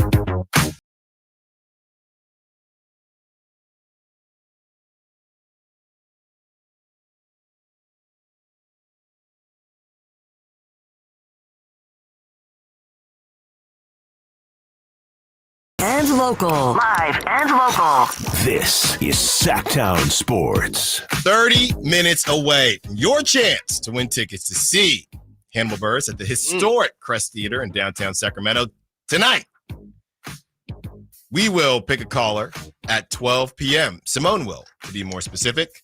916-339-1140. 916-339-1140. Your chance to win those tickets. March Madness, little update. I had Florida Atlantic. They are the 8th seed, and they were beating Northwestern. They were. Northwestern came back. Florida Atlantic had a chance to win it with 8 seconds left. They took a terrible shot. Now they're in overtime, and it is now 65-59. Northwestern is starting to take control. Florida Atlantic cannot buy a bucket. What are the not unwritten rules? What are the rules, I guess, that things that always happen in sports, right, that are kind of unspoken, but you know they're going to happen? A team that loses the lead and has to go to overtime, that team almost always loses in overtime, right? Yeah. If in baseball, if you have a chance to score, a man on third, less than 2 outs, and you don't score, 8 times out of 10, the other team will score the very next half inning. Are there any more? Are there any other?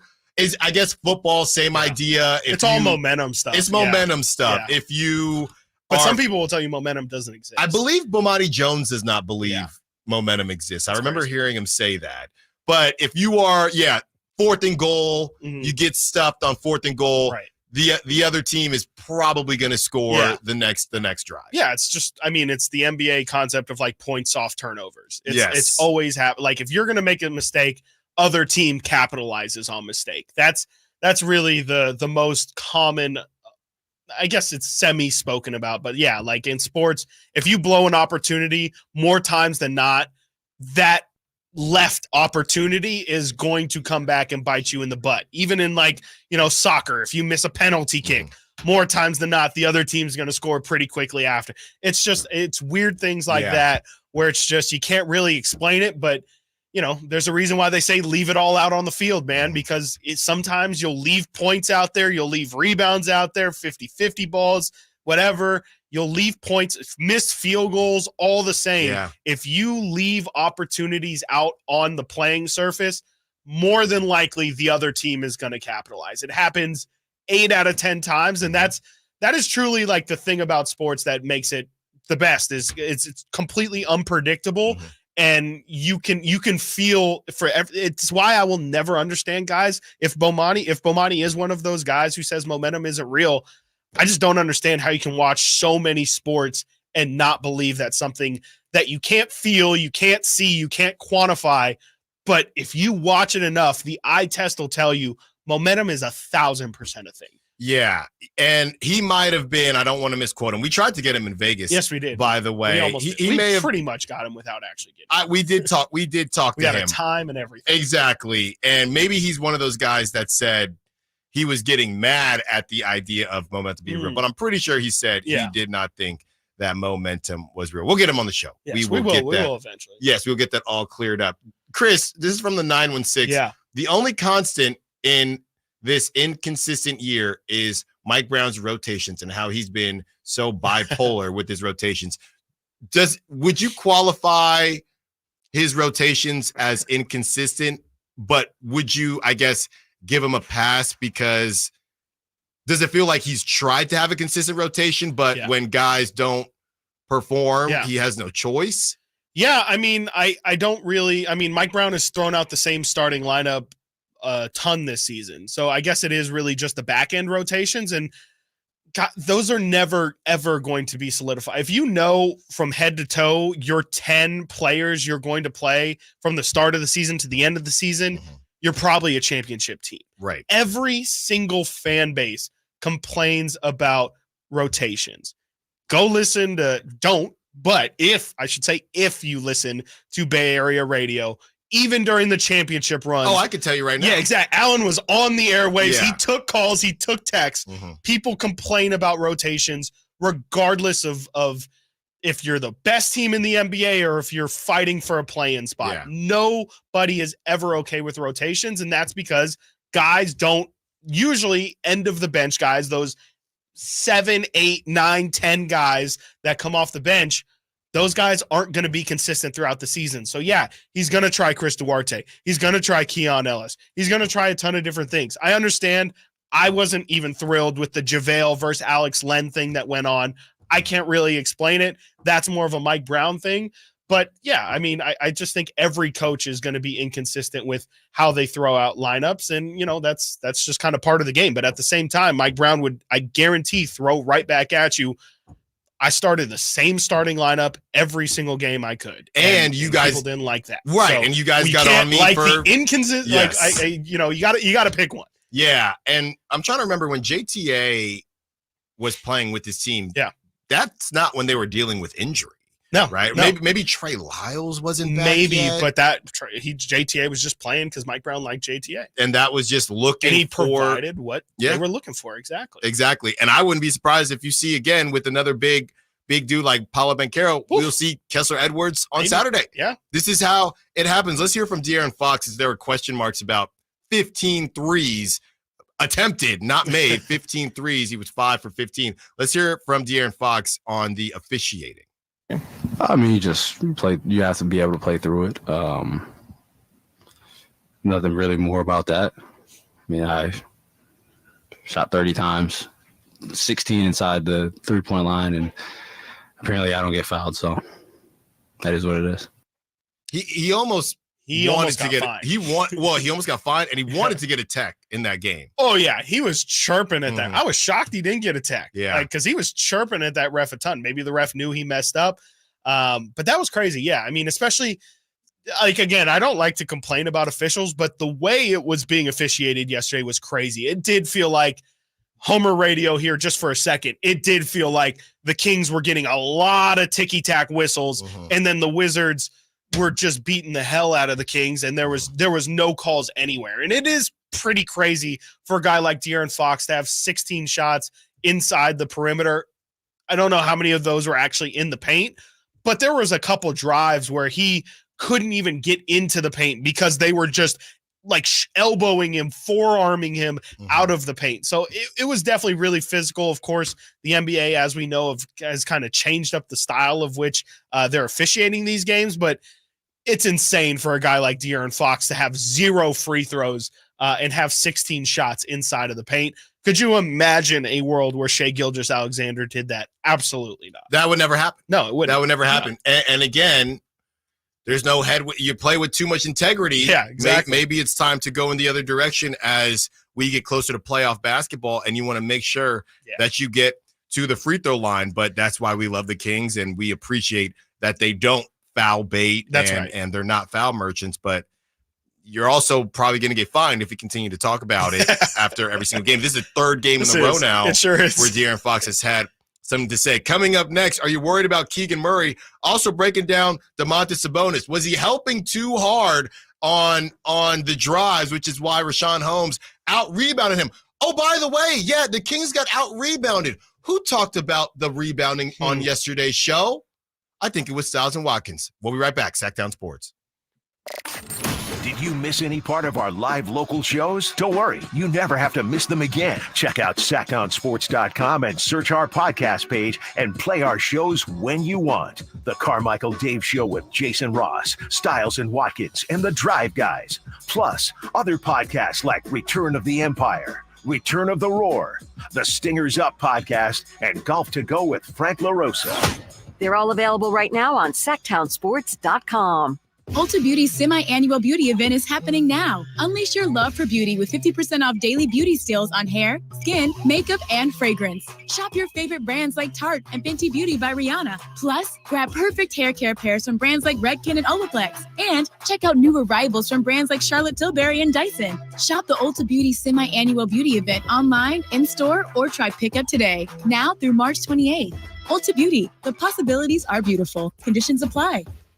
I lock up my Old Spice Fiji aluminum-free dry spray to keep that 24/7 lasting freshness safe for myself. Fresh coconuts, palm trees in the wind. It's like catching waves in Fiji. Actually, I just talked myself into a refreshing spritz of Fiji. My Old Spice is missing! No!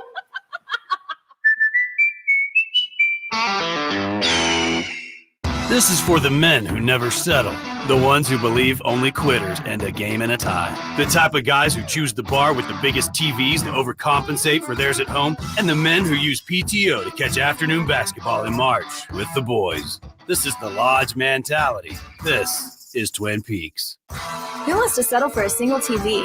With more TVs, bigger screens, plus our fabulous scenic views, there's more to watch at Twin Peaks. Whether you prefer thrills or serenity, the 2024 Accord from Elk Grove Honda delivers both.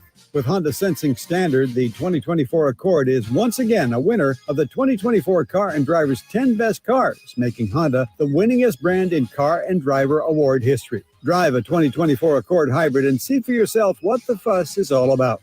We're Elk Grove Honda in the Elk Grove Auto Mall, Highway 99 at Elk Grove Boulevard. I gotta get an Elk Grove Honda. Elevate your golf game at Timber Creek Golf Course in Roseville. Just named to the prestigious Golfer's Choice 2024 Top 25 Public Golf Courses in all of California by Golf Pass. Timber Creek offers an unparalleled experience. Our revamped practice facility features a grass driving range, expanded putting greens, and a chipping area complete with sand traps. Whether you're a pro or just starting your golf journey, Timber Creek is the place to be. Visit us and discover why we're the talk of Sacramento and beyond. Unwind and tee off at Timber Creek Golf Course. What's up? We're talking to Chad Hoblet of Hoblet Dodge Chrysler Jeep Ram and Woodland. Chad, what's going on for the Jeep Celebration event? Save big on your next off-road adventure when you get $15,000 off MSRP on remaining new 2023 Jeep Gladiator Sport, Rubicon, and Mojave. You pick. My wife has one of those Jeep Gladiator trucks, and she loves it. Everyone I know that has a Gladiator loves them. And we have 16 to choose from. We're here to help you find the vehicle you need at the best possible price. That's why we don't have a bunch of dealer markups, surprise add-ons, or fees. At Hoblet, you get the small-town experience with the big city savings and selection. This savings can't last long. Don't miss your chance to save big with Hoblet. See their full selection at HobletDodge.com. Unbeatable prices, unbeatable selection. Nobody beats Hoblet, period. $15,000 total net savings after national standalone 15% of MSRP factory rebate. Sample VIN 566-279. 2023 Jeep Gladiator Rubicon with $94.94 factory rebates and $55.06 dealer discount. $15,000 total net savings. 5 at each net savings. See dealer for details. Hi, everyone. It's Emran Pilati, the host of the True Sports Card Show here on Sactown Sports 1140, Saturdays at 10 a.m. I'm excited about our second location at the Roseville Galleria as True Sports Cards continues our expansion. And to celebrate this day, we're excited to announce that Kevin Huerter from the Sacramento Kings will be signing autographs on March 30th at 3 p.m. You can get your tickets for this event right now by going to TrueSportsCards.com, searching Kevin Huerter in the search bar, and buying your ticket. Limited tickets are available, so please go to the website, TrueSportsCards.com, and get your Kevin Huerter tickets right now. At Ashton & Price, over the last 25 years, we've won just about every injury case you can think of. Slip and fall, falling merchandise, fell through rotted decking, we won those. Dangerous stairs, falls into holes, dog bites, won them.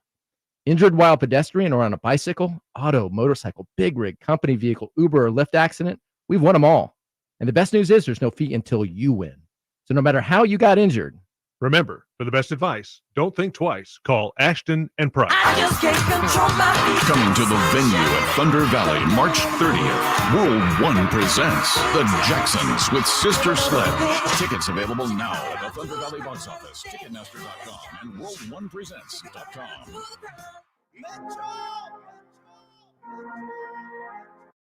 Sacramento has a new tag team in the midday. It's Stiles and Watkins on Sactown Sports.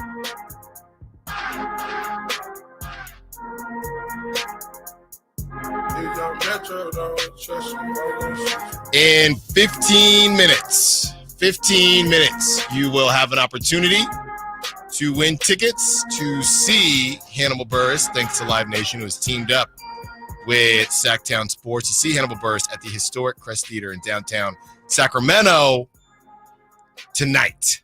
That is in 15 minutes. Simone will pick the number. And yeah, Florida Atlantic, if you had them, they're cooked. 8-9. Those 8-9s, you might as well flip a coin. Yeah. It looks like the Big Ten is legit. The Florida Atlantic Owls from the AAC could have given them a good look there, and is not the case. They made the Final Four last year, right? I believe so. Yeah. I believe so. That's why a lot of those guys look familiar to me. And on the other side, Baylor is kind of giving it to the Colgate. What are they, the Raiders? I think they're the Bears. Okay, the Colgate Bears. Or no, the Baylor Bears. Bears on Bears? I think that could be a bear on bear crime. Okay. They destroyed them 92-67. Colgate Raiders. Colgate Raiders, I told you. 92-67. And what else is going on? Marquette. Shaka. Marquette. Shaka. Ever since he got that hair, I just feel like he hasn't been the same. Same guy.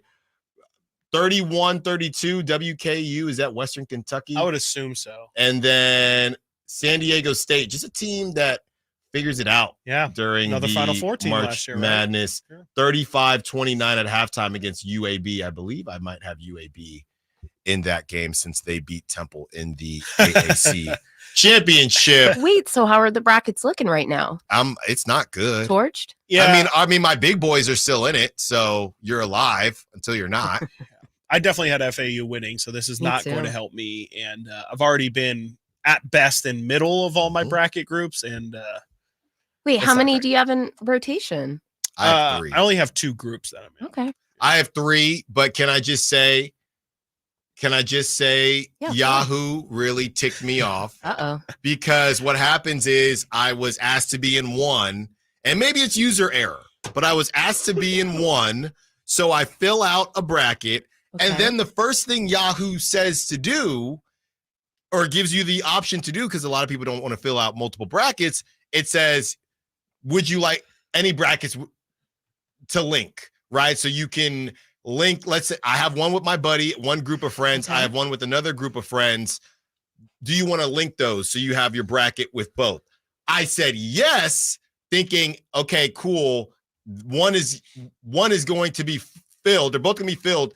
And on the other, I'll mix some stuff up so they're not all the same. Like you meant like it would be like a duplication mechanism? Yes. Okay. So basically one bracket goes to both groups, so somebody doesn't have to fill it out twice. I got you. But in my mind, on one of them, I was just going to hop in and switch some stuff up, right? On the other, first of all, once they're linked, any move you make works on both brackets, Oh my God. which tipped me off. A nightmare. Then it did not give me the ability to unlink the one of the brackets. So it's all I'm all in on the same thing. Wow. And then I tag, and then you know me, I'm a Yelper, and Simone was here. So I tagged Yahoo Sports on Twitter. No. Yeah, I tagged Yahoo Sports on Twitter. I said, at Yahoo Sports, what's going on, man? What's going on? Still waiting? Yeah, did they get back to you? No, they didn't get back to me. They didn't hit you with we're going to send you a DM right now. No, they didn't do Maybe anything. next year. From 209. Weren't you guys just saying the other day you don't want to hear how people's brackets are doing? That was me. That was Chris. Okay, I never sorry, said and that. I'm the substitute teacher here. Simone asked, and that was Chris. I don't mind. Yeah. I do not mind, but thank you for listening, 209. Clearly, friend of the show. Chris and I, besides watching our brackets crumble into oblivion, we were also watching highlights of Domantas Sabonis defensively. And as I asked the question, did Domantas Sabonis have a good or bad game?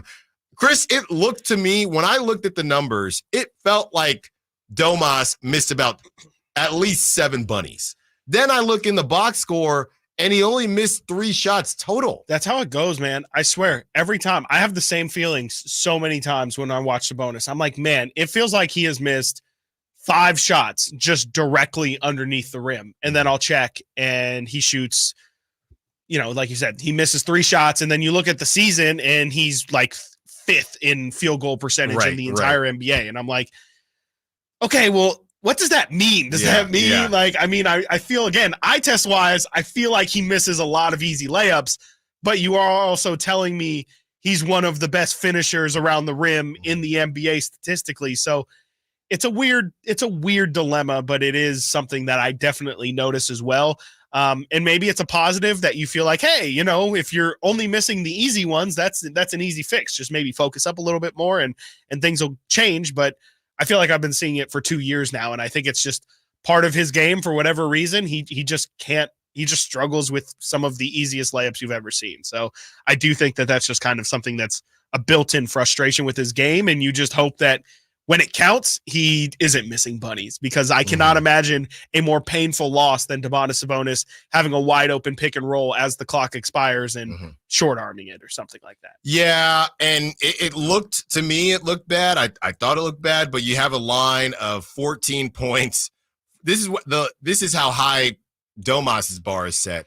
A line of 14 points, 14 rebounds, and 6 assists. And I'm sitting here wondering, he did have 6 turnovers. He sure did. But I am wondering, bad game, maybe not, but it wasn't a great game. It's a bad Sabonis game. It's a bad Sabonis game. He got put into a lot of action defensively, which led to being out-rebounded. And just yesterday, like we said, we can't just talk about the good. And Chris literally said, what if they get out-rebounded tonight? We got to look at these 4 guard lineups that they're trotting out. Well, people, this is why we have to have these conversations, okay? The Kings had 37 rebounds, all right? The Wizards had 45. Yep. The Wizards had more. They out-rebounded the Kings, which never happens. Yeah, and Domantas Sabonis himself got out-rebounded. So the one guy that you say you can lean on and say, well, we know Domas is going to dominate on the glass. Yesterday, I mean, Rashawn Holmes had 16 boards. 6 of those were offensive. Like, it's definitely something to monitor with this team. Like, Kevin Huerter did have some size, and I think teams are going to start hunting it. I think they're going to start crashing the offensive glass, because a big part of it too is the fact that the Kings do like to get back on defense. And so if a shot goes up, Malik Monk, Chris Duarte are already down the floor.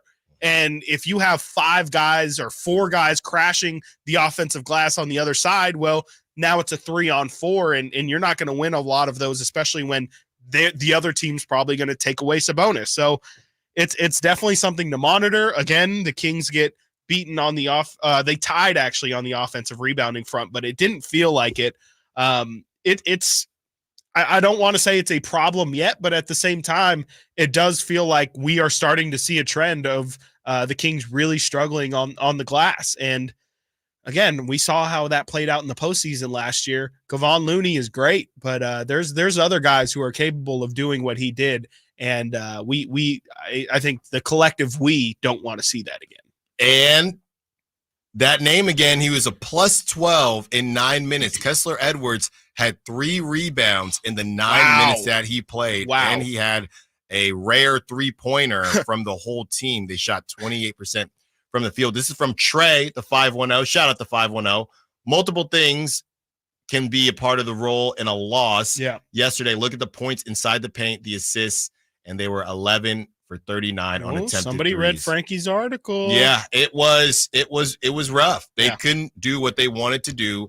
And the Kings, Domantas Sabonis has to set the tone. That is what he is the most important piece when it comes to this offense. And the shooting is a little bit different when the momentum and or just the rhythm is a bit off. And the rhythm was off, and just having a bunch of dudes packing the paint in the Wizards and saying, just shoot with no rhythm, couple dribbles. Now, look, they're in the NBA. You're expecting them to make them, and they just didn't last night. Mm-hmm. They just didn't. I mean, Chris, remember against the Knicks when it was Kevin Huerter, and he had all that time, and he took the extra dribble, and he had time to make a sandwich, to boil some hot water, to got make his headband straight. Got his headband straight. He listened to the new Metro Boomin album because he got it early. All of that. They had at least 3 of those last night, and it made them feel uncomfortable. It made them feel uncomfortable. I don't know what to do with that, but it's not great. No, I mean, they've got to make open shots. I mean, if teams are going to dare them to hit threes, this 3-point shooting team, that's a crazy statement. Yeah, a crazy statement. It is. It's insane. It's insane that they couldn't win a game like last night.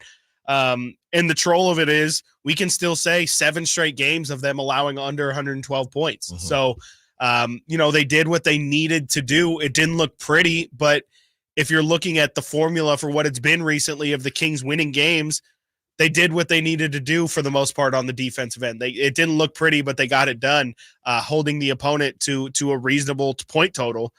The offense just wasn't there, and not there. It's this would be less concerning maybe 2 weeks ago because the offense wasn't the problem with this team. It was the defense, but it's starting to make me wonder, much like we were in the beginning of the year, how much are we sacrificing on the offensive end for defense? And how are they getting too fatigued with how much effort they're exerting on the defensive end to where their shots aren't going in because they don't have the legs for it?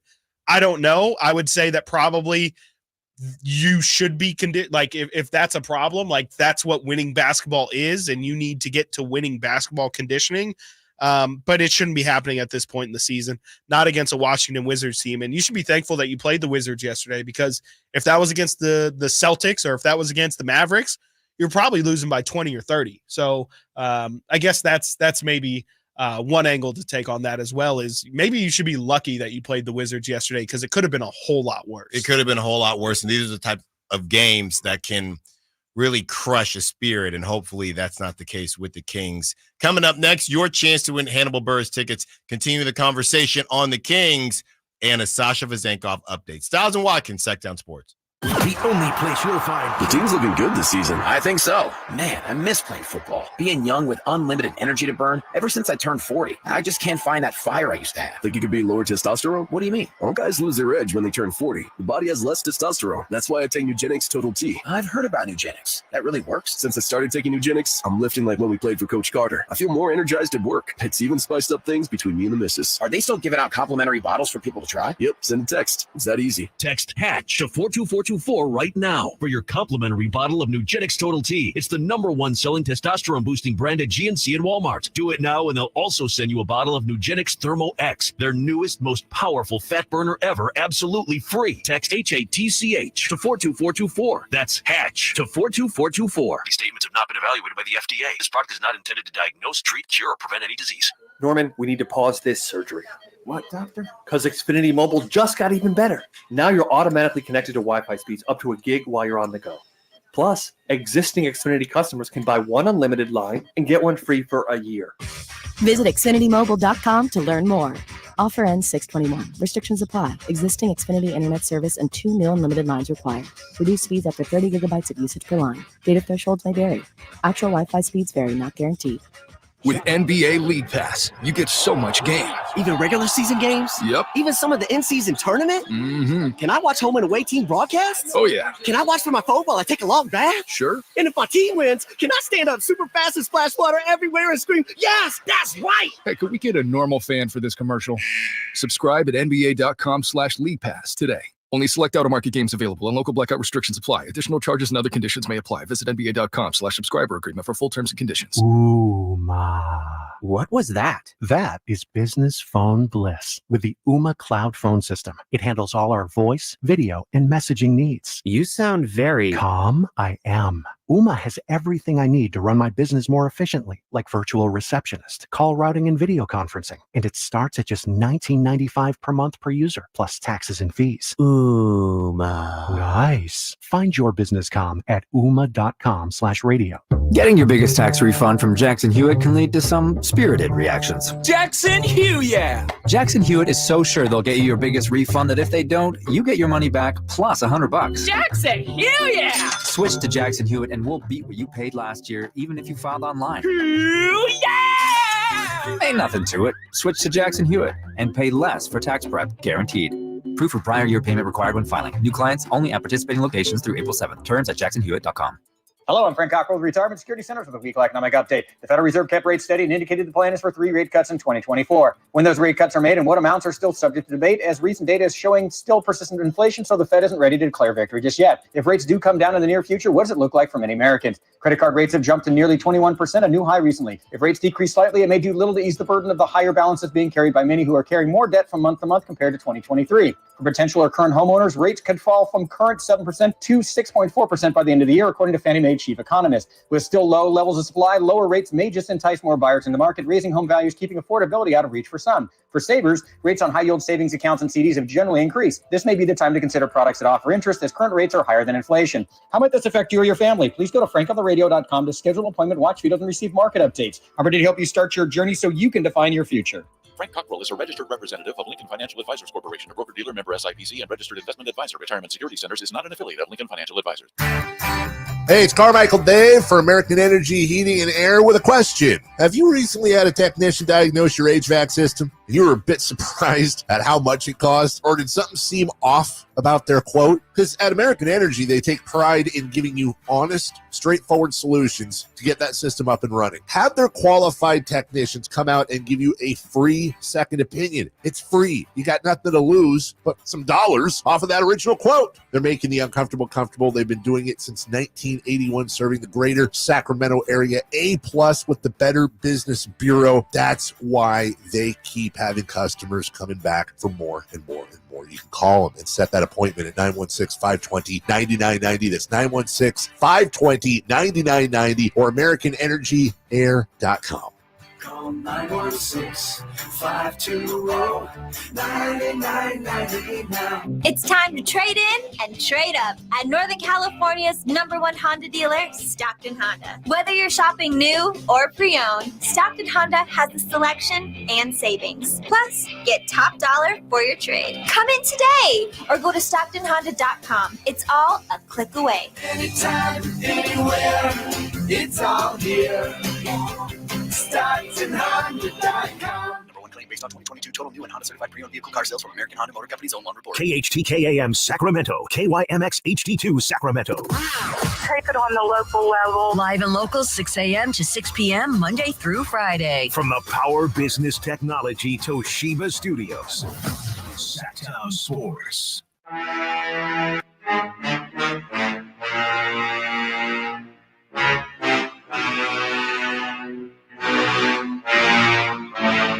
Live and local. Live and local.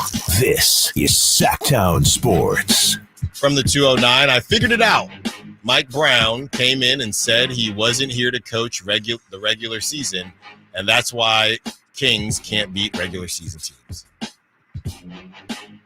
They can only be playoff teams. He wasn't here to coach the regular season. That's why the Kings can't beat regular season teams. Yeah. He's here to coach in the playoffs. Gotcha. It took me a second to connect all those dots. Gotcha. There you go, 209. Okay. That's one way to look at it. He's going to have an opportunity. Maybe not. I mean, if you keep losing regular season games, you're going to ruin your possibility of Magic playoff team. Yeah, no, I just mean like you might not even make the playoffs if you continue to not beat regular season teams. Once again, the Kings are now the 8th seed, which means they would be on the road against the 7 seed. If they win, they're in. Yeah. If they lose, they would play the winner of the 9 and 10 seed, which sounds so terrible. It sure does. Can I just say it sounds terrible? Absolutely. It's really bad. Right now, does just not to let bring me people know, confidence. this is how bad it is. The Kings would have to go to Club Phoenix to face the Suns, Devin Booker, Bradley Beal. Who's that other guy? Kevin Durant. Kevin. If they lose that. And Grayson Allen. What do you have, 9 3-pointers again last night? And if they lost that game, they would host the Lakers or the Warriors. Yeah. And that sounds terrible. It doesn't matter if the Kings beat the Lakers 18 times in the regular season. Sure doesn't. In the playoffs, with a chance to get LeBron in the playoffs. Yeah. Tinfoil hat. Don't want to do Maybe it. for one last time with the Lakers. Who Oh knows? my goodness, There's no. way. There's no way.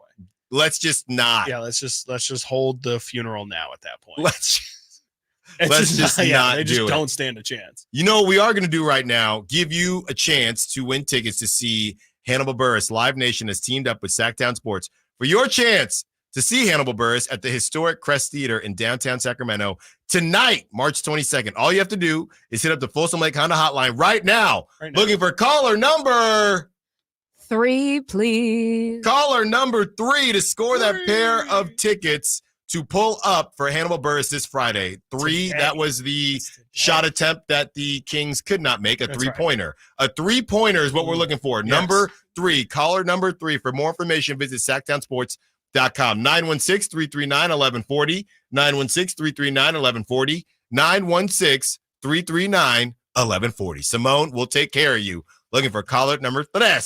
Caller number 3. Just make a couple more three-pointers. Just a couple. Just look at this percentage, though. 11 for 39. De'Aaron Fox had 5 of them. 5. Yeah. 5 of them. Yeah. And the other team shoots 40%. We're back to that. We're back to those days of the Kings. You know, they have slipped a bit. I haven't looked at what that number is looking like, but I imagine they're still top 5.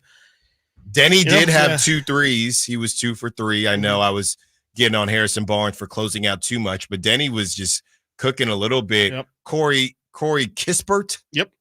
1 for 3, 1 for 4. Yep. Kuzma 3 for 6. Patrick Baldwin Jr. Patrick Baldwin Jr. Yeah. The ultimate reject. Patrick Baldwin The Warriors Jr. didn't even play him. 1 for 2. He had 6 points. But I don't even know.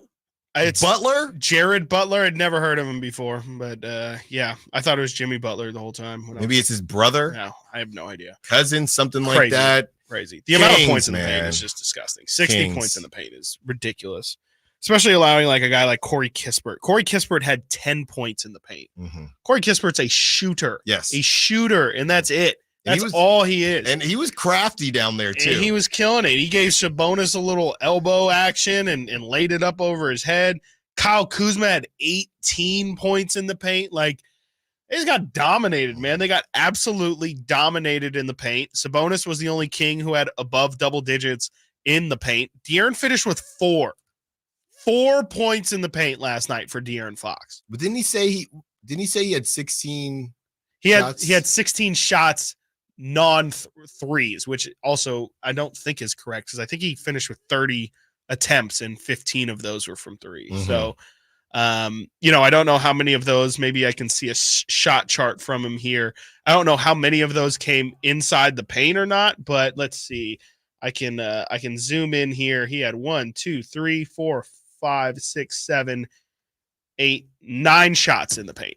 9 shots in the paint. He made 2 of them. So he was 2 of 9 from inside the paint. And that's not good enough from De'Aaron. He had 3 that were just on the left side that, you know, I remember a couple of them were some running hooks.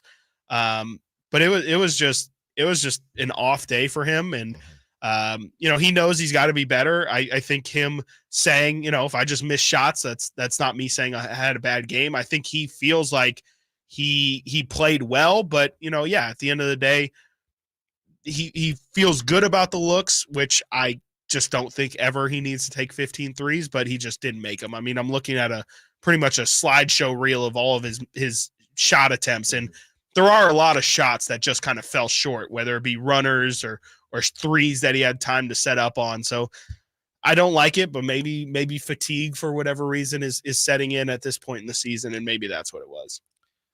Sasha Vezenkov may have helped the Kings last night, but he did not play. Were you a bit surprised? And this is why it's always best to just see things through. There were reports that said he wasn't going to play 2 nights ago, but the feeling was that he was going to play, almost as if, hey, he's only not playing because it's a back-to-back, and then he doesn't play last night. No idea. I don't get that at all.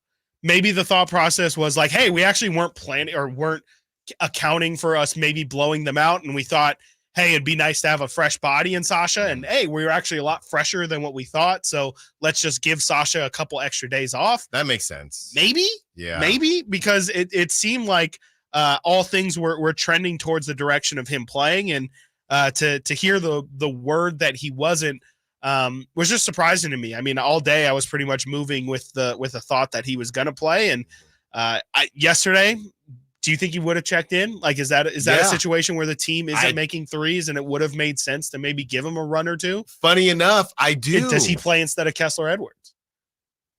Kessler might get the call first, but I feel like Sasha would have gotten maybe HB's not in there, and maybe you do. He would have gotten Edwards some minutes. And Sasha in there. He's 28% from 3. Yeah, like and last they night were giving them. That's how they were defending them. Right.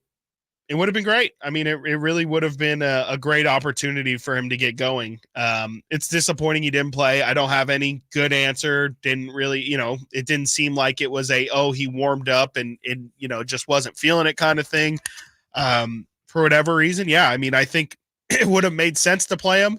I'm curious if he would have gotten those minutes, but I mean, that kind of game is exactly the type of situation where you would imagine he's going to make an impact. Mm-hmm. Because if Sasha's not hitting that day, then it's really just, all right, Malik went 1 of 7, Duarte went 1 of 7, Sasha went 0 for 4. Mm-hmm. Our shooters didn't shoot. There's nothing we can do. And you can still say that, but you just don't feel like you exerted every single option. When De'Aaron takes 15 threes, that's clearly saying nobody has it, and I have to take this. So it was a really weird game, and I just can't wait to put it in the rear view. Yeah, and the problem is, even if you put it in the rear view, that's not to say that it's going to get any better on Saturday. That's I right. mean, the effects are going to not linger as well. Right. I know Brandon Ingram went down, but the Magic still took care of business against the Pelicans. Yep. They also are in a fight with the Knicks. And with that, they are now in the 4 seed. They've passed the Knicks. They're the 4 seed, and they're a game and a half behind the Cavs. Wow. So the Magic, they're thinking they got a lot to play for. We have an opportunity. The Magic have won 5 in a row.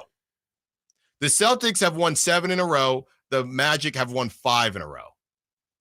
And you got a Kings team, and the Magic know that the Kings are going to come in there focused because they just lost to the Wizards. So it's not going to be a surprise. They're not going to get snuck up on.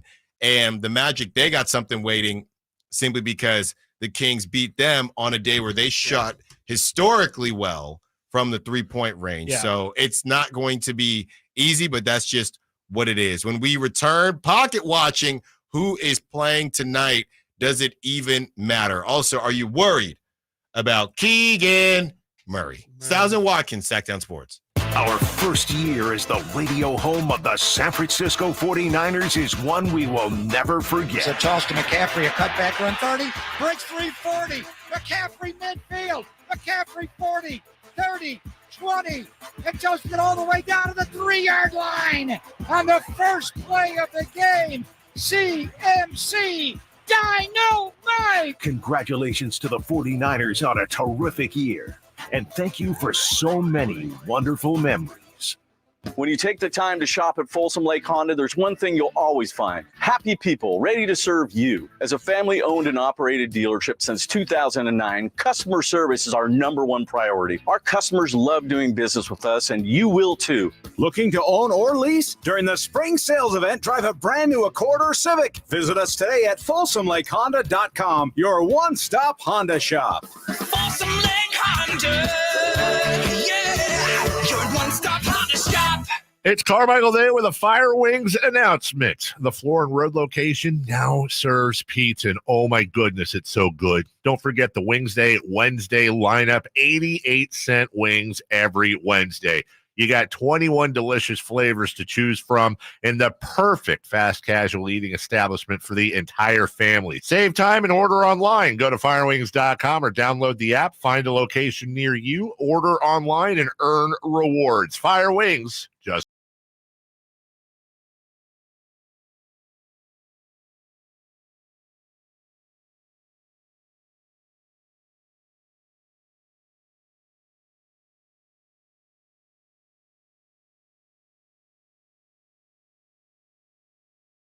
Watch the show on youtube.com/Sactown Sports 1140.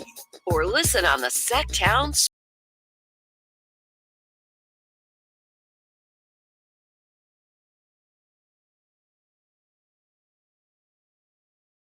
Our winner chicken dinner. Oh, thank chicken you. Dinner. Thank you, Chris Verlot, a man of the people, Appreciate it. delivering us some lunch. Thank you so much, Chris Verlot. I don't care what they say about you, Chris. Yeah, I don't care. You're a good guy. You're Hall of I've Fame always in said my it. book, Coach. Exactly. That's one of the few movie references I understand. Oh, there you go. Remember the Titans. That's outstanding. As Western Kentucky is beating Marquette. I told you, man. And Shaka. I almost said, Shaka, this is your time. It's been a tough run for you. Not really. I mean, he's went from Texas didn't work to out for Marquette. him either, huh? No, Yeah. it didn't. But I don't think he had hair at Texas. I think that's where it started. It started, then Yeah. he got canned, Yeah. and then he went full hair Never go full hair. at Marquette, and it has not worked out. They're losing to the 15 seed Yeesh. Western Kentucky, 43-36 at halftime.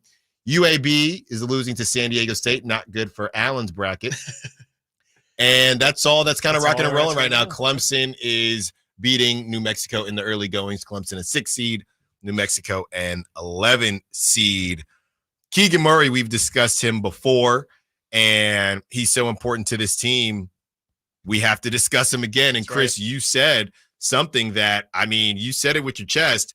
A lot of people are coming down De'Aaron's road about the game last night. You're coming down Keegan's road. Yeah, I mean, I feel like Keegan's got to be the one to defend Kyle Kuzma. And they ended up throwing Kessler Edwards on him. And I think that's because Mike Brown just didn't like what he saw when Keegan was out there guarding Kuzma. Kuzma is a really big guy. Kuzma's a bucket. He's going to look to be aggressive on the offensive end. And, you know, it really does make me wonder and, you know, to further think about Keegan's development. Like, is this going to be something where I always wonder how your actual personality affects your game? And we talk about it mainly with HB, how, you know, he's very, very nice guy, very, I wouldn't say passive in his life, but like just in terms of on the basketball floor, you can feel that he's saying, it's okay, I don't need to be the star here. And I think Keegan's got a lot of that too. And Keegan's also a nice guy. He's also a quiet guy. And I just wonder, I don't want to sound too much like a radio hot take guy here, but here I am sitting on the radio. I just wonder how much of his meek, timid personality ends up hurting him on the floor because he's just not a natural aggressor. And on a guy like Kyle Kuzma, he's unapologetically a bucket getter, I just feel like that's a really tough matchup. And then on the other end of the floor, again, De'Aaron's taking 15 threes and Keegan takes 4. How does that happen? And is that not, again, just De'Aaron saying, look, someone's got to be hitting shots here. If Keegan's going to be passing them up, if HB's only going to take 2 threes, well, then shoot, I guess I got to be the sniper tonight. And that's just, De'Aaron can't do everything also. You know, he can't get 6 steals. He still had 5 assists yesterday, which Sabonis only had 6, which probably tells you more about the missed shots around there. Right. So De'Aaron's moving the ball around. He's scoring himself. He's getting steals. Is he also supposed to play like lockdown defense? Is he also supposed to be the best 3-point shooter on the? You can't ask this guy to do literally everything. You can't ask Keon Ellis to just say, hey, I don't care what their size is. You're the best defender on the team. You should be able to guard 6 foot to 7 foot. I don't care. No, Keegan Murray is a forward who has been talked about a lot in his isolation scoring or isolation defense this season. And on a night like last night where Kyle Kuzma is really the only one keeping Washington afloat in that first quarter, that's what Keegan Murray's there to do, is to turn off that faucet. And I just don't think yesterday he was there to meet that challenge. I'm not saying overall I don't think Keegan's going to be able to figure out. I'm not saying he won't figure it out in their next game. But on last night, Keegan, I don't think showed up properly like how he needed to show up. So is that more so offensively or defensively? Because offensively, the question also is Keegan being in that 10 to 15 range just not good enough either? Because we looked a couple games ago, he had 15 and he couldn't hit anything from 3-point range. Last night he has 16 and it ultimately doesn't matter, especially with Kevin Huerter out, even though Kevin Huerter wasn't lighting up the bucket either. It feels like both way. It feels like nobody is realizing, or they are starting to realize, that they need more from Keegan and it might be too late. Yeah. No, I mean, I think so. I think, again, like at this point in the season, Keegan's almost done with his second year. Mm-hmm. There's not much more like treating, and he also spent some time in college. So we're not talking about a 19-year-old. We're talking about a guy who is about to wrap up his second year. It had a lot of weight on his shoulders this offseason with expectations, and he met some of them, and I would say he fell short of some things that we just thought were givens, like 40% from the field, like 200 made threes in a season or around there. I think he just hasn't quite, I don't want to say lived up to what the expectation was, but I think at this point in the season, he was supposed to be a little bit more established as his role. Mm-hmm. And I think we're still seeing he's got a little bit of more leeway than I don't think, not leeway in the sense of Mike Brown is allowing him to do things, more in the sense of I don't think we are expecting enough out of Keegan right now for where he realistically should be. I think people are still kind of treating him like a rookie or with kid gloves. And the reality is he's about to enter his second playoffs. He's about to this is the turning point of entering his third season. He should be showing us some things that, and yesterday he did have a couple mid-range step backs that look great. There's small things like that, but I think Keegan was expected to be the reliable third option on this team this year. And, offensively, that has not been the case. And then defensively, of course, he's taken massive steps, but on a night like last night where you could argue, hey, we used to talk about tests and midterms and all that. Here's an end of the season test where, look, we are going to win this game if you stop Kyle Kuzma. Yeah. It's that simple. That didn't happen. The Kings lose that game. It's just tough for me to not put, and again, I feel like throughout this entire show, if you're just tuning in, this is not just Keegan. We've put blame on De'Aaron. Mm-hmm. We've talked about blame on other people, but if we want to cut it as cut and dry as Kyle Kuzma went crazy, if Kyle Kuzma doesn't go crazy, Wizards don't win. I think it's Keegan's responsibility to slow down Kyle Kuzma. And it's to the point now where it's, hey, Kevin Huerter's out. We're later in the season. Can you give me 23 points? Yep. Can you get over 20 points? Yep. Can you give us 25 points when you are going to have opportunities in this flow offense? 916-339-1140. Let's go to Will, who wants to be a part of the conversation. What's up, Will? What you got for us? What's up, guys? Hey, we lost that game because Fox missed 20 shots. Let's just be honest. He missed 20 shots. Domas had 6 turnovers, and he was frustrated most of the game. He gets frustrated, and then he throws the ball away, stuff like that. And Kuzma was going by everybody. They would just letting him make layups. It wasn't just my man plays bad defense, Keegan, but Kuzma just walked by Domas a couple times, made layups. It was just a bad defensive game, and Fox missed 20 shots. So basically, that's what it was. You can't. Your best guy, your number one scorer, can't be that cold. And then we would turn the ball over in transition. Every time we got the lead, we threw the ball away. Mm-hmm. So it was just one of those games, and I leave it up to 5. 30 shots, and he only made 10. That was the game right there.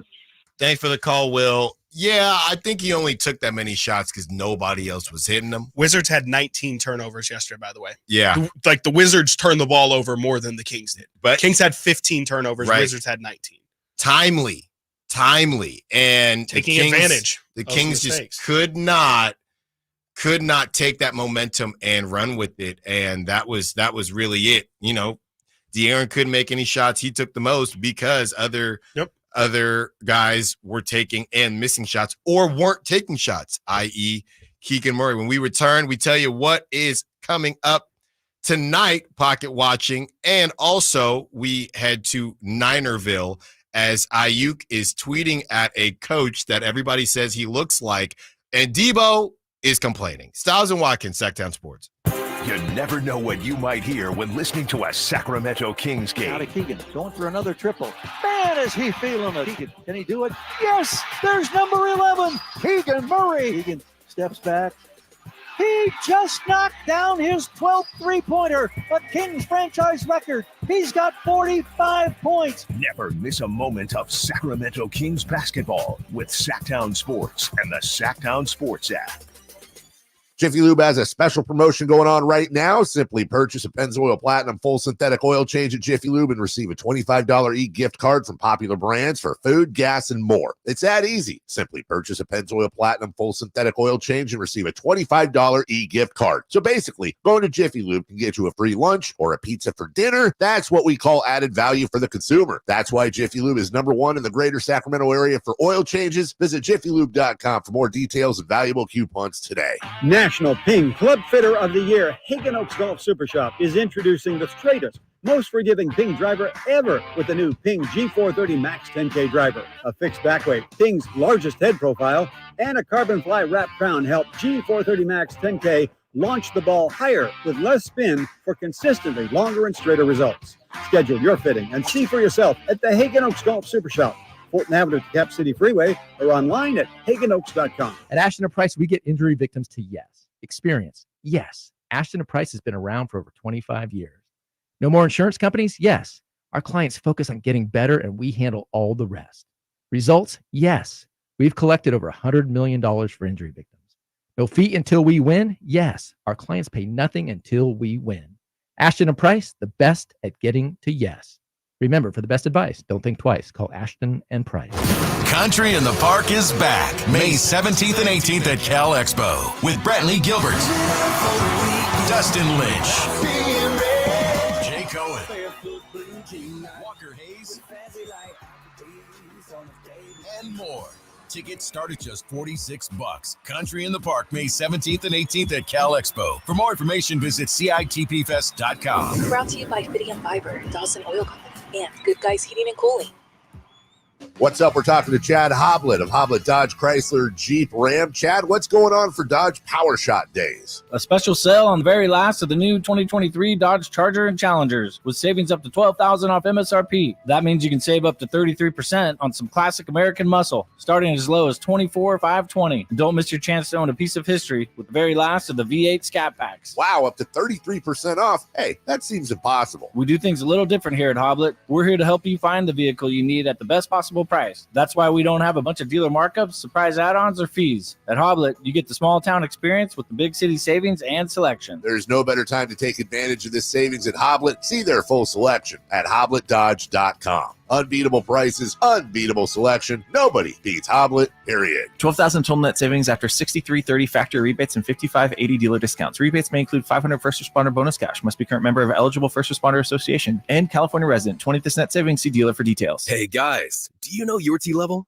Revive Men's Health here in Sacramento is helping you take that first step toward better health and enhanced intimacy with a free testosterone level test, exam, and consultation. Plus, for this month only, qualified patients can kickstart their treatment with a free supply of ED medication. Revive's customized ED treatments can provide immediate results, restore blood flow naturally, and even bring spontaneity back into your love life. With both in-person and telemedicine appointments available, plus free shipping directly to you, Revive takes the hassle out of treating low T and ED. Having an optimal testosterone level can change your whole life, and it starts with knowing your T level. Take that first step and book your free testosterone test, free exam, and free consultation. And kickstart your treatment with a free supply of ED medication this month only. Call Revive Men's Health Sacramento at 916-365-4566. That's 916-365-4566. Or visit ReviveMen'sHealth.com. Time to check out Capital Casino, conveniently located at 411 North 16th Street in downtown.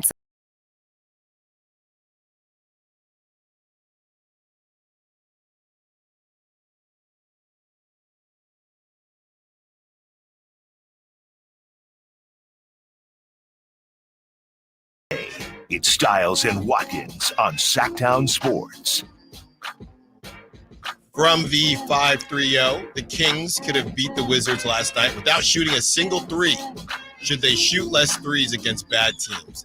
Yeah, I disagree with that 5-3-0 because the Wizards essentially wanted the Kings to shoot those threes. They knew that they want to get those drive-in kicks, and they weren't really allowing them to do that. Spray threes and spot up. Is it crazy to say, Chris, the definition of a spot up shooter and a spot up three is different? Because those weren't, or catch and shoot, I guess. The Kings catch and shoot threes, that's what they like. When there's nobody around you and you're kind of just there, is that even considered spot up, or is just wide open with no rhythm? You have to manufacture your own rhythm, which is why you'll see guys take a dribble and try to basically duplicate what happens when you are being guarded or contested. I have no clue, but I do think that the Kings are always going to have to shoot threes. Yeah, always. I mean, I don't see how they could have won that game last night without shooting a single three. I mean, especially with their lack of whistle, I guess is what I would say. I think that shooting threes is just absolutely baked into the identity of this team. I think I would actually say if they just hit a couple more threes, they win yesterday. So I think the bigger problem is kind of what you're saying, is that they just didn't execute. Yesterday, they did not execute on wide open looks, and there's not really much you can do about that from a coaching side. It's just on the players to, I guess, be more prepared for those moments and not let them slip by, and definitely not let them stack up. But this team, if you want them to stop shooting threes totally, that's not going to happen. They will always take at least 32 to 33 threes, even on a quiet night. Those are the numbers they're hitting. So, it's not the most aesthetic thing. I think a lot of people get frustrated when they're missing and it just feels like they're chucking it up. But that's who this team is, man. For better or worse, they're going to live and die with the three this season. And, we've definitely seen them die a couple times here. You just hope it doesn't happen against good teams like it hasn't all year long. No, and let's be honest here. The Kings, as much as that's why the conversation of are they playing their best basketball has been a bit confusing, because they have been on life support against these bad teams all season long, and they almost lost to the Grizzlies. I mean, it's not as if they had just smacked the Grizzlies and this is some revelation. This is what they've been doing. This is simply what they've been doing. And now getting into pocket watching, could be a missed opportunity for the Kings, or maybe it opens something up. I don't know where the Pelicans fall on strength of schedule. By the way, the Kings have the third hardest remaining schedule with 13 games left. Oh boy. With 13 games left, they have the third hardest remaining schedule. Brandon Ingram goes down.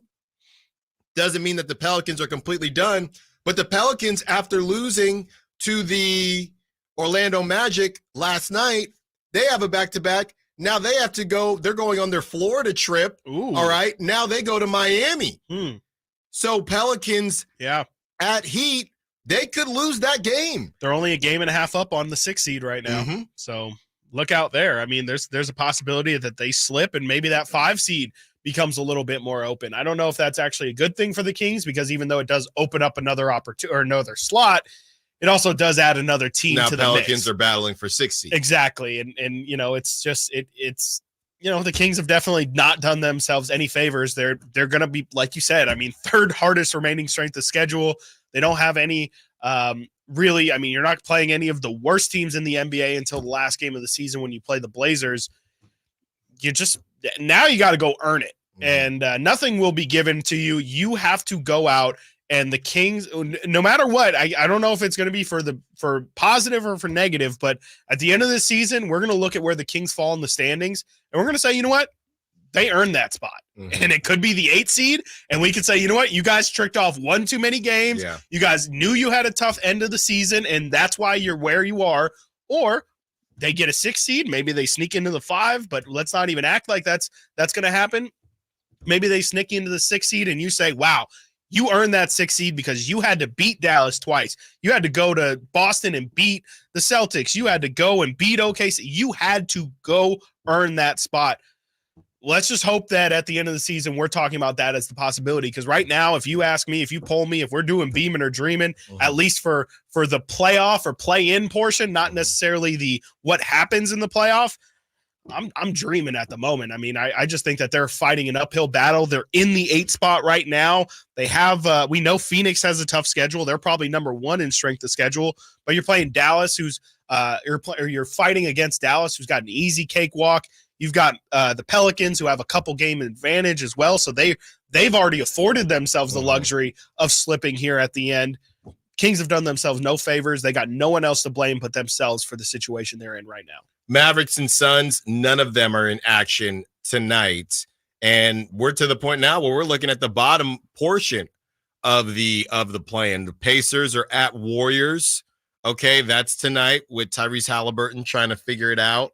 And the Sixers are at Lakers. So I would assume that this is kicking off the Sixers kind of West Coast stretch. So, after that, they have the Clippers on Sunday. So the Sixers are having they'll be on a back-to-back on Monday then.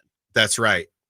That's right. So can the Kings make sure, first of all, you got to take care of business against the Magic. That's right. And then do what you need to do against the Sixers. And you cannot overlook the Sixers. Let's see if the Mavericks play before that showdown. Oh, they definitely do on Tuesday. I would definitely say so. Because they play on Monday as well. They play, both teams will be coming off a back-to-back for that Tuesday game. I do know that for a fact. Oddly enough, though, the Mavericks, they don't play tomorrow. They don't play Sunday. Wow. So they have the whole Sunday. Weekend off. Yeah. And then, like you said, and then you said. So they don't play today? They play Monday. They have 3 days off this late in the season? Yeah, then they go to Utah on Monday. Gosh. Well, there you go. I mean, there's even less favors that are being done for the Kings there. I mean, that's brutal. I mean, maybe, and the Dallas has an easy remaining strength of schedule too. So it's just, not only are they getting an easy schedule, but they get a nice little rest and ramp up into this little final stretch here. I mean, that's not good for the Kings. I'll tell you that right now. Hearing that news, that is not a positive if you're a Kings fan out there.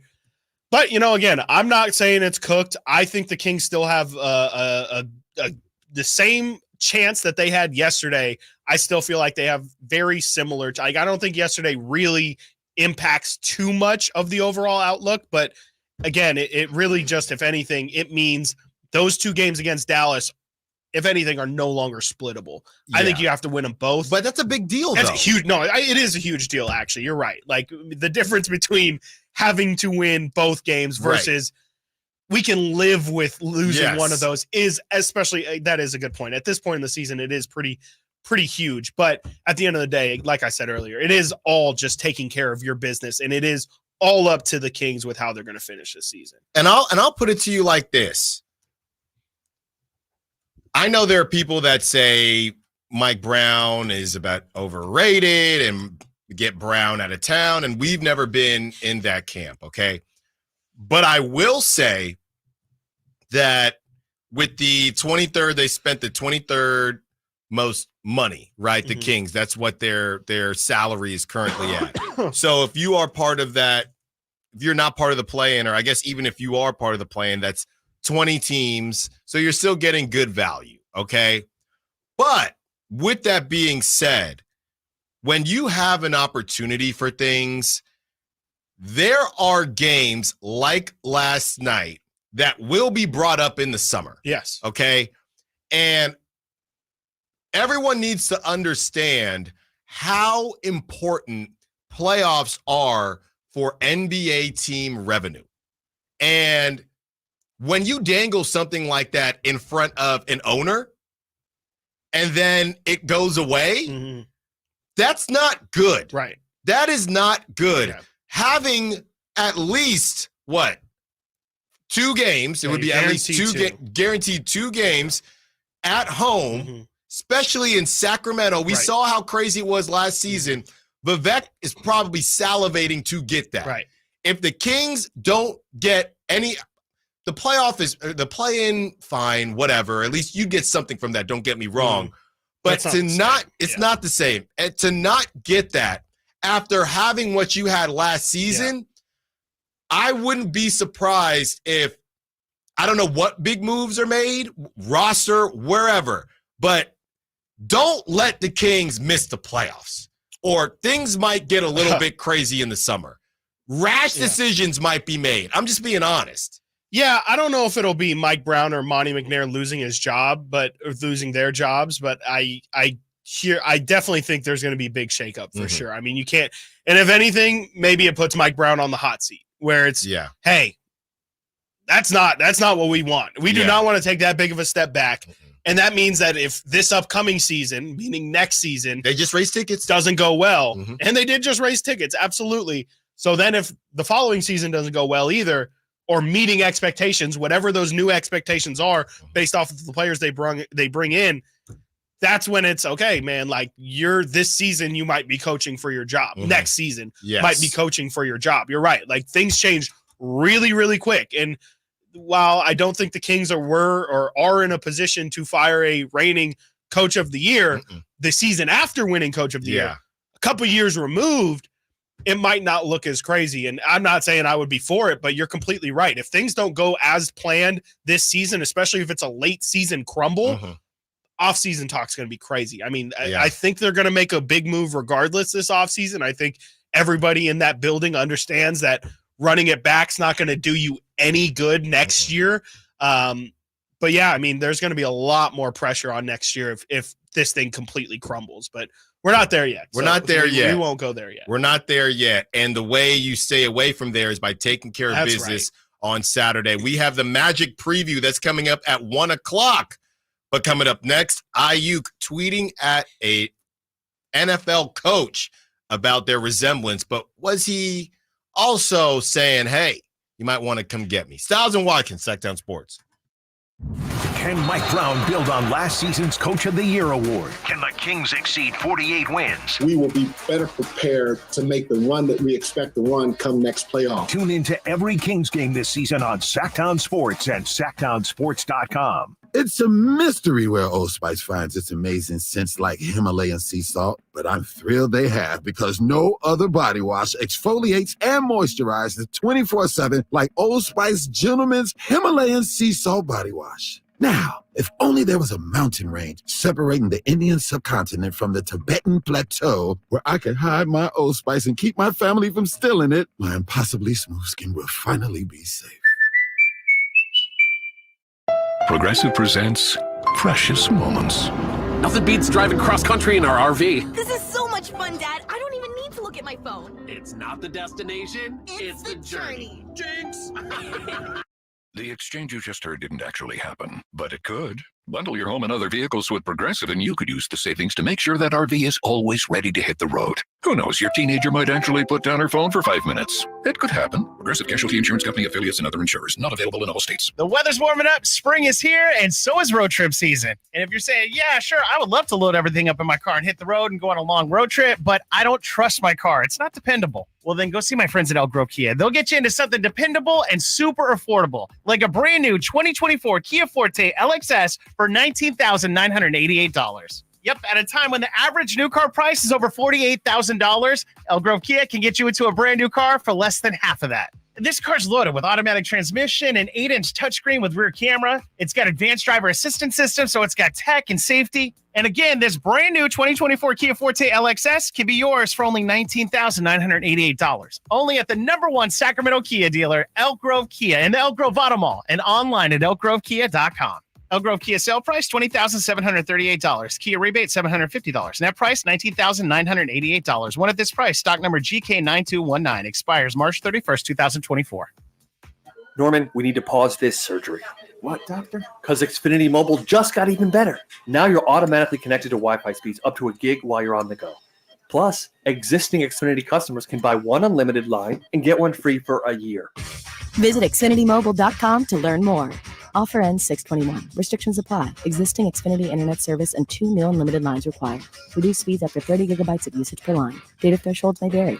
Actual Wi-Fi speeds vary, not guaranteed. Thunder, feel the thunder. It ignites something inside of you. Lightning and the thunder. Sets alight an elevated state of being. Days are pure exhilaration. And the nights, they're simply electric. See it, hear it, feel it. Thunder, feel the thunder. Lightning and the thunder. Thunder Valley Casino Resort. Feel the thunder.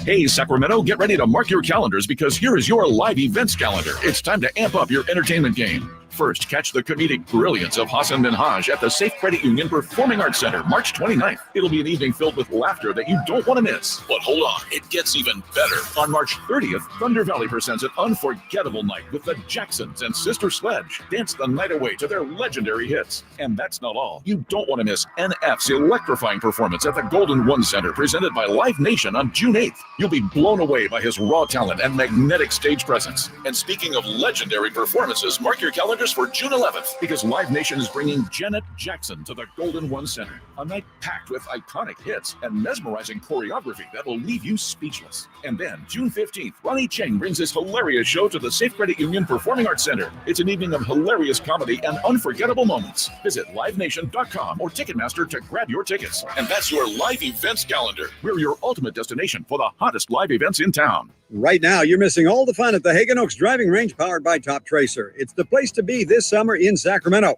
Whether you're an accomplished player or a newbie, there's something for everyone at the Hagen Oaks Nighttime Driving Range. Golf is happening right now, and the Hagen Oaks Driving Range is the perfect place to see what the fuss is all about. The Hangout Food Truck offers tasty bites and craft beers on the brand new relaxed patio, and with a free concert schedule, there's always something for everyone at the Hagen Oaks Driving Range. Join the fun tonight until midnight. Fulton Avenue at the Cap City Freeway. Right now, Maida Chevy saves you $8,000 off MSRP on new 2024 half-ton Silverado LT Crew Cab 4-wheel drives after rebate. It's a Maida Chevy exclusive. See dealer for details. Ends 3/31/24. See all the savings at MaidaChevy.com. Together, let's drive.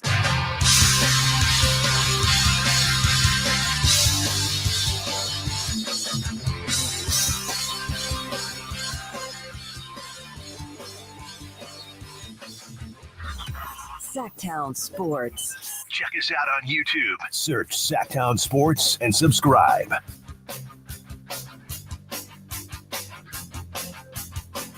I guess there's a little bit of an update with Shohei Ohtani. I just know Chris is going to think this one is pretty funny. Let's see. This is from Angels beat writer.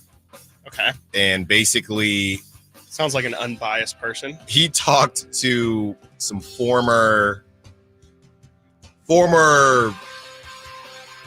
teammates, right? This is Jeff Fletcher, Angels beat writer for SoCal News Group. And he says, I have talked to several of Ohtani's former teammates today. None wanted to be quoted other than to say they were surprised. One consensus is that Ohtani never paid attention to other sports. So it's unlikely Ipe was betting on his behalf.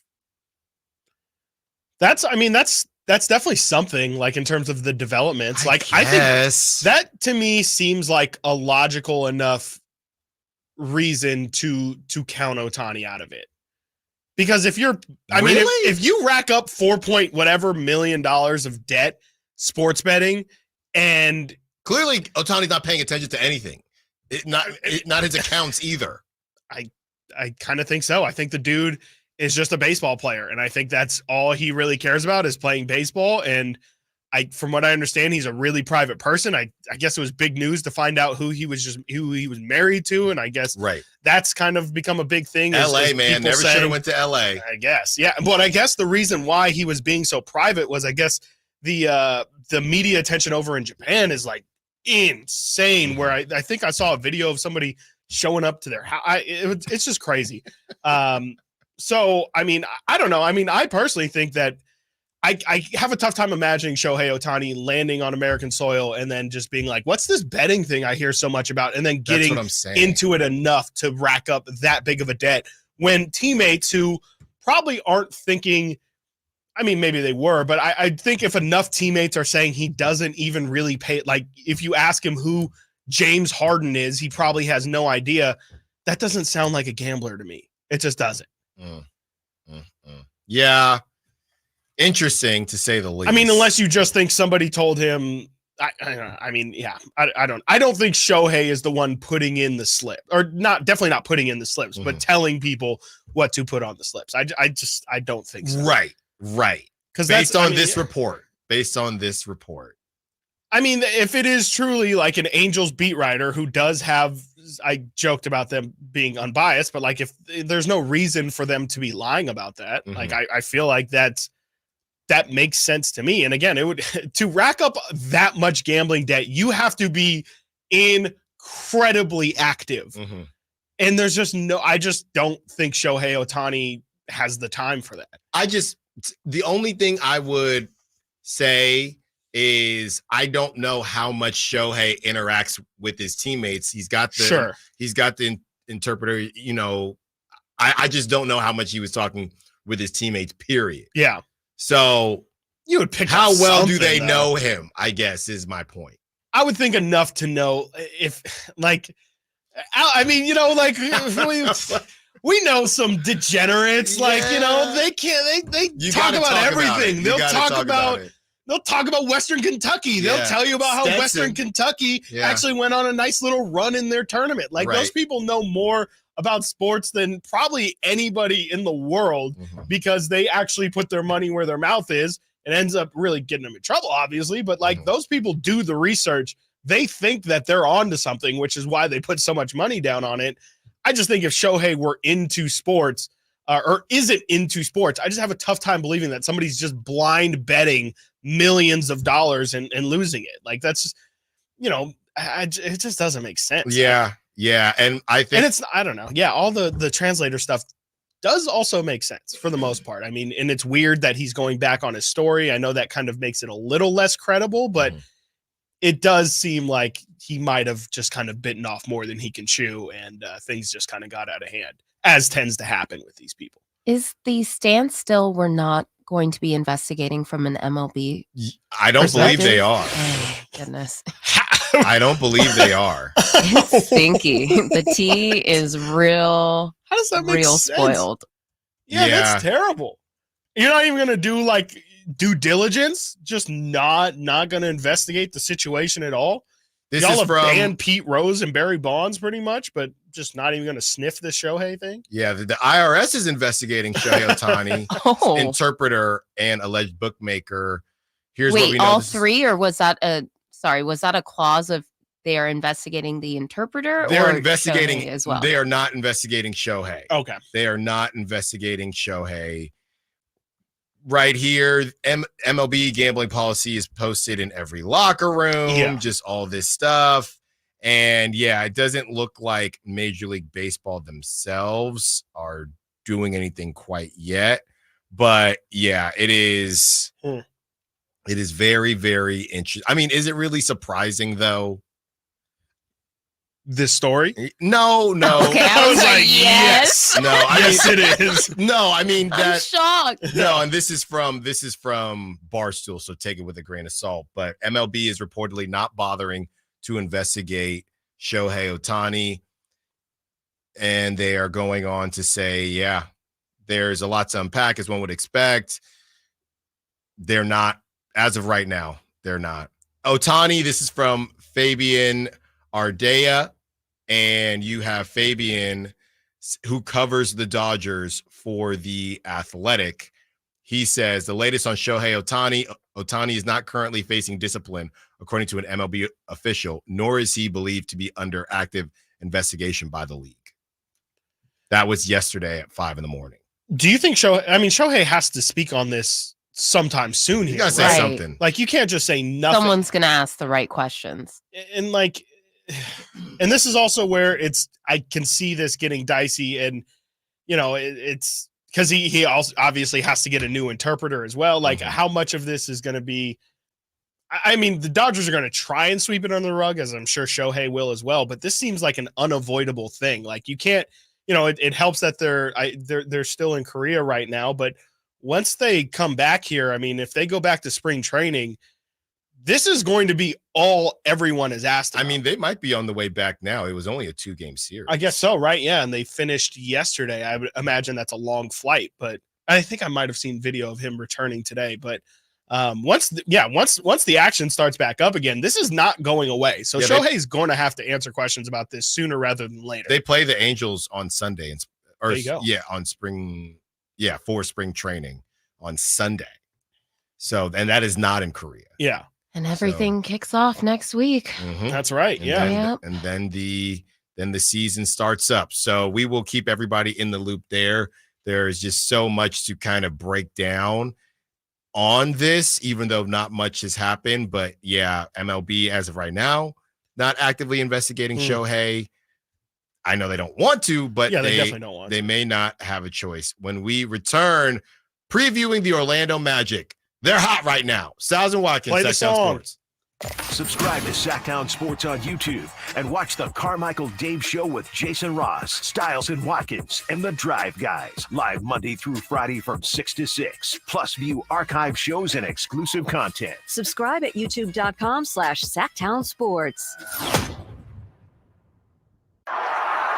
The team's looking good this season. I think so. Man, I miss playing football. Being young with unlimited energy to burn. Ever since I turned 40, I just can't find that fire I used to have. Think it could be lower testosterone? What do you mean? All guys lose their edge when they turn 40. The body has less testosterone. That's why I take Nugenix Total T. I've heard about Nugenix. That really works? Since I started taking Nugenix, I'm lifting like when we played for Coach Carter. I feel more energized at work. It's even spiced up things between me and the missus. Are they still giving out complimentary bottles for people to try? Yep, send a text. It's that easy. Text HATCH to 42424 right now for your complimentary bottle of Nugenix Total T. It's the #1 selling testosterone boosting brand at GNC and Walmart. Do it now and they'll also send you a bottle of Nugenix Thermo X, their newest, most powerful fat burner ever, absolutely free. Text HATCH to 42424. That's HATCH to 42424. These statements have not been evaluated by the FDA. This product is not intended to diagnose, treat, cure, or prevent any disease. Golf to Go is brought to you by the Hagen Oaks Golf Super Shop. Here's Frank LaRosa. Tim Walsh, director of sales for Bridgestone Golf, was excited to talk about the new line of Tour B golf balls. Bridgestone has been making golf balls since 1935, and their philosophy was to serve society with superior quality.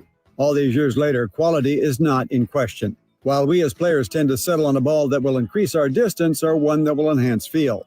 The Tour B line of golf balls delivers both distance and feel through their new reactive smart cover and mid-layer. PGA Tour player Jason Day assisted on the development of Mindset, which is a visual cue on the golf ball to remind you of a 3-step process. First is to identify your target, then visualize the shot path, and then focus on the dot, which helps to clear your mind and execute the shot you visualized. Mindset is available on the full line of Bridgestone Tour B golf balls. To learn more, visit bridgestonegolf.com. That's your golf to go. I'm Frank LaRosa. Let's face it, nothing makes you look older than you really are than thinning hair. But what if you could not only increase your hair count, but promote new hair growth without surgery, without drugs with potential side effects, and without a prescription from your doctor? Well, now you can, thanks to a breakthrough new supplement called Hair Grow, provided by New Nordic, the #1 supplier of dietary supplements in Europe. Hair Grow is now available in the U.S. Only Hair Grow contains Tocogaya, a powerful antioxidant that has received a U.S. patent. Multiple clinical studies show Hair Grow is safe and effective in promoting new hair growth. In one study, 95% of the patients using Hair Grow saw increased hair count. Don't lose more time and more hair. Try Hair Grow today to feel and look your best. Just go to newnordicusa.com or visit Walgreens or Amazon to purchase. Look younger and feel more confident with Hair Grow by New Nordic at newnordicusa.com. This is for the men who never settle, the ones who believe only quitters end a game in a tie, the type of guys who choose the bar with the biggest TVs to overcompensate for theirs at home, and the men who use PTO to catch afternoon basketball in March with the boys. This is the Lodge mentality. This is Twin Peaks. Who wants to settle for a single TV? With more TVs, bigger screens, plus our fabulous scenic views, there's more to watch at Twin Peaks. Dr. Ken Howachek and kinesiologist Kelsey Graham discuss the Good Feet store. The foot has a lot of detail. It has a lot of complexity. There's a lot that can go wrong. A lot of problems start in the foot and end up elsewhere. Knee pain, hip pain, back pain. When aligning the feet properly, we can see relief elsewhere. And that's the beauty of the Good Feet arch support. It can place the feet into their ideal position and gives them the balance, the support, the comfort, and the relief of the pain. The bottom line is that the Good Feet arch support can be a highly effective pain relief solution when nothing else has worked. The feet have a really big impact on how the rest of the body moves. The knees, the hips, the lower back especially. If the foot isn't properly aligned, all of these joints are going to function incorrectly. That results in a lot of muscle tension and chronic pain. What I really like about the Good Feet system is that the right arch supports can put the foot in its proper alignment. So all the joints of the rest of the body will be aligned properly as well. And when the body's aligned, we can reduce the risk of injury and chronic pain. Visit the Good Feet store in Sacramento, Roseville, Modesto, Stockton, and Vacaville for a free fitting and test walk.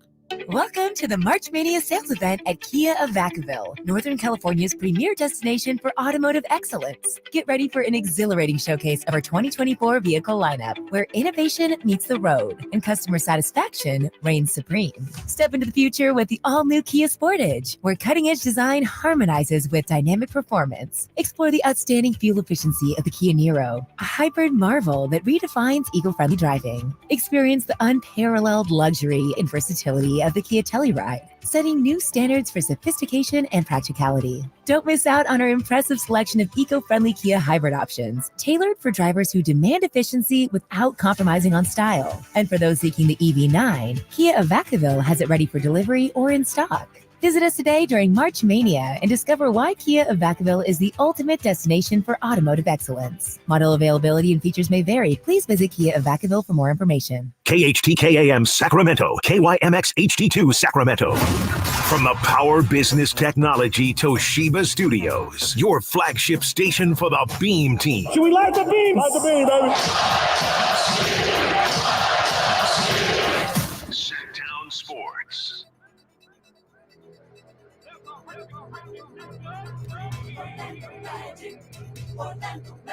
Sacramento has a new tag team in the midday. It's Stiles and Watkins on Sactown Sports.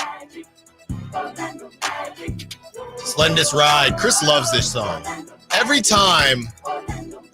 I've been waiting for months. Every legitimate time. Months. He made us do it last time when the Magic came to town. Now the Kings are, and the Kings won, so maybe it was a good thing. Kazam! He loves it. Free. Mm-hmm. Orlando Magic. Orlando Magic. There you have so it. Good, man. Come there on, like why he did not have to go this hard. He did. That's my thing. Is like you could have just commissioned a song and said like, "Hey, man, we're just looking for something to play during pregame intros." Like, right. Just whatever you do. Honestly, we're gonna play. The Kings have done it before. They have random songs where people will mention deer. And I think they had Wale make one. It's whatever. It's fine. They usually don't stick around. This man made an instant classic in the 90s. Like, this is the most 90s sounding thing ever, too. Like, I could just imagine this being played on, what was the Ahmad Rashad show, Inside Stuff. Mm-hmm. This is like peak 90s. I can, like, squiggly line, like pink squiggly lines on the screen. It reminds me of a Goofy movie. Yes. I've been in a Goofy movie. Oh, my God. That's exactly where it could have been. And I've already said to you, they've changed the song, the intro song, for the lineup for the Kings a couple times this season. Just get one of these, man. Just get one of these. I Get don't a like classic, that. man. Get a classic and it never goes old. I do not like that. Also, something I didn't even know was a thing before we get into the preview. This is from broadcast Ben, reporter and anchor for DC News Now, since the Kings just lost to the Wizards. Washington, D.C.'s Attorney General will not permit the Wizards to move to Virginia. The Wizards must remain in D.C. until at least 2047. I guess they were trying to leave. Yeah, I had DC? heard this. Yeah, I had heard that they were trying to leave for a while. Obviously, Virginia's like a bigger market than D.C.? Or I they were still think going to be so. called. They were still going to be called the Washington Wizards. Wizards. They would just play in Virginia. I think that I haven't been out there. I think it's the Capital One Arena or something like that, but I think it is starting to get up there in age. And I think it was more just they were looking for a new stadium, and the Virginia one was probably the most cost effective while still like allowing them to build something pretty state of the art. I'd imagine it might be pretty difficult to get things built in DC. Yeah. I don't really know how that specific government system works, since like DC isn't technically its own like state. Like, I don't know how you would pass things. I literally ignorant. So I would just imagine it's a little tougher to build something that big in DC. Right. Well, they are going to be in DC. They're going to have to figure it out. Yeah. They are going to be in DC up until House of Cards. Until at least 2047. But now we talk about the Orlando Magic. That's right. And yes, Chris is trying to convince everybody to play the song Yes, again. I really wanted to. The Orlando Magic have been absolutely rolling as of late. They are on a 5-game winning streak. Most recently, they beat the Pelicans, who they did lose Brandon Ingram, and we hope that Brandon Ingram gets well soon and heals up.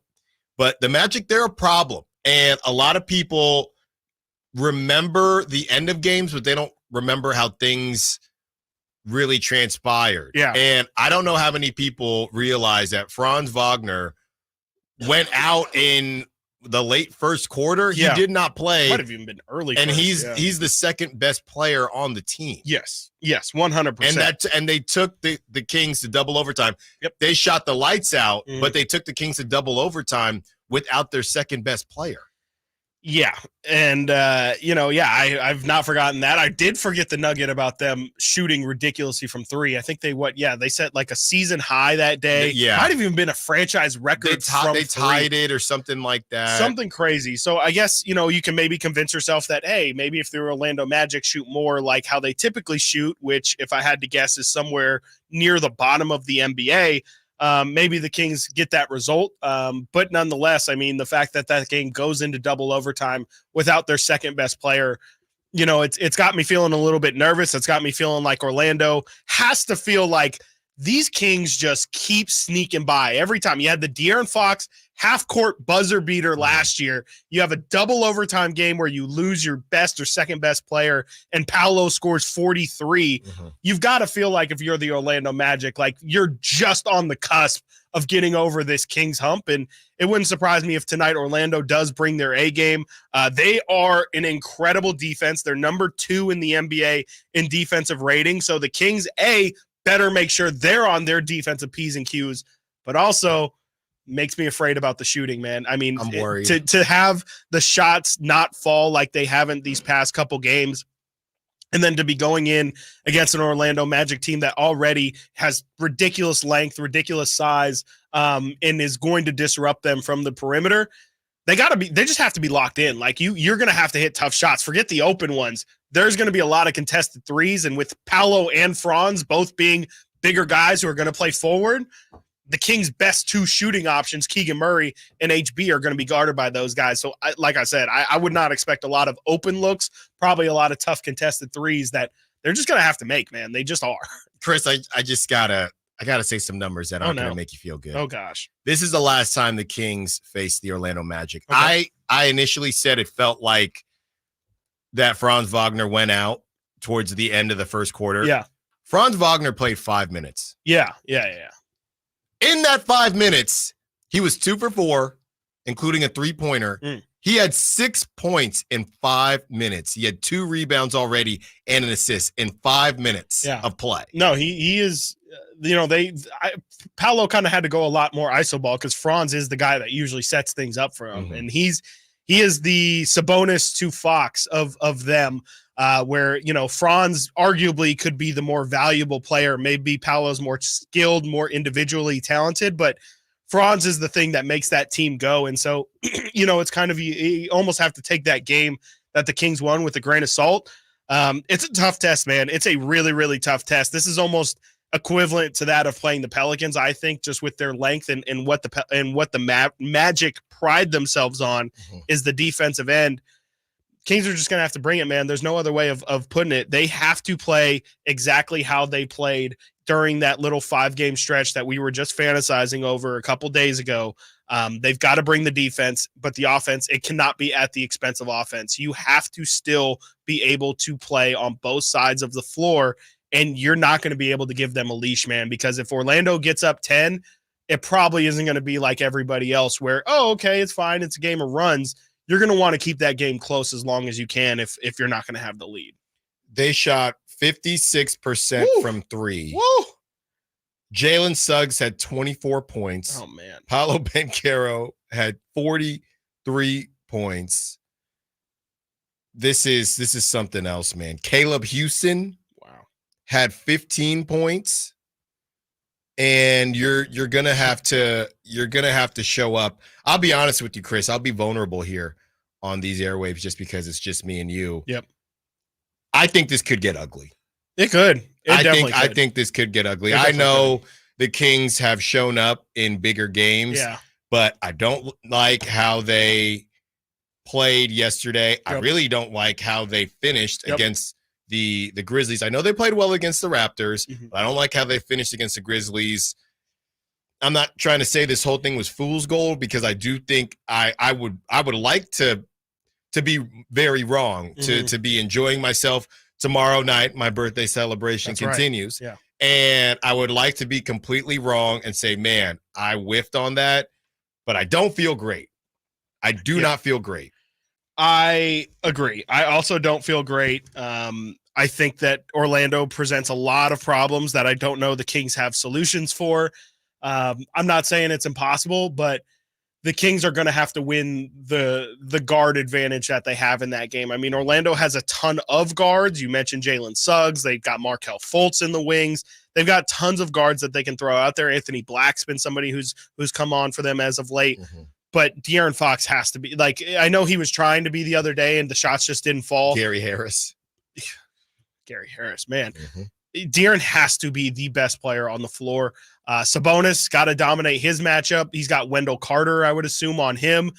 Wendell Carter is not Rashawn Holmes. He's not any of those big centers that usually give Sabonis issues. He's got to dominate his matchup there. And, you know, you do have to hope a little bit for the rest. I mean, you've got to hope that Keegan and HB can slow down the Magic's forwards, and you got to hope that the Magic's forwards length doesn't bother Keegan and HB too much, because realistically, if those two aren't hitting their shots, but most importantly, their threes, I don't know who will on this team. I mean, you're relying a lot on Malik. You're relying a lot on Duarte then to be the guys who are pouring it on. And, you know, we saw that last game. They're not going to have it from the perimeter every game. So I'm right there with you. I'm nervous about this one.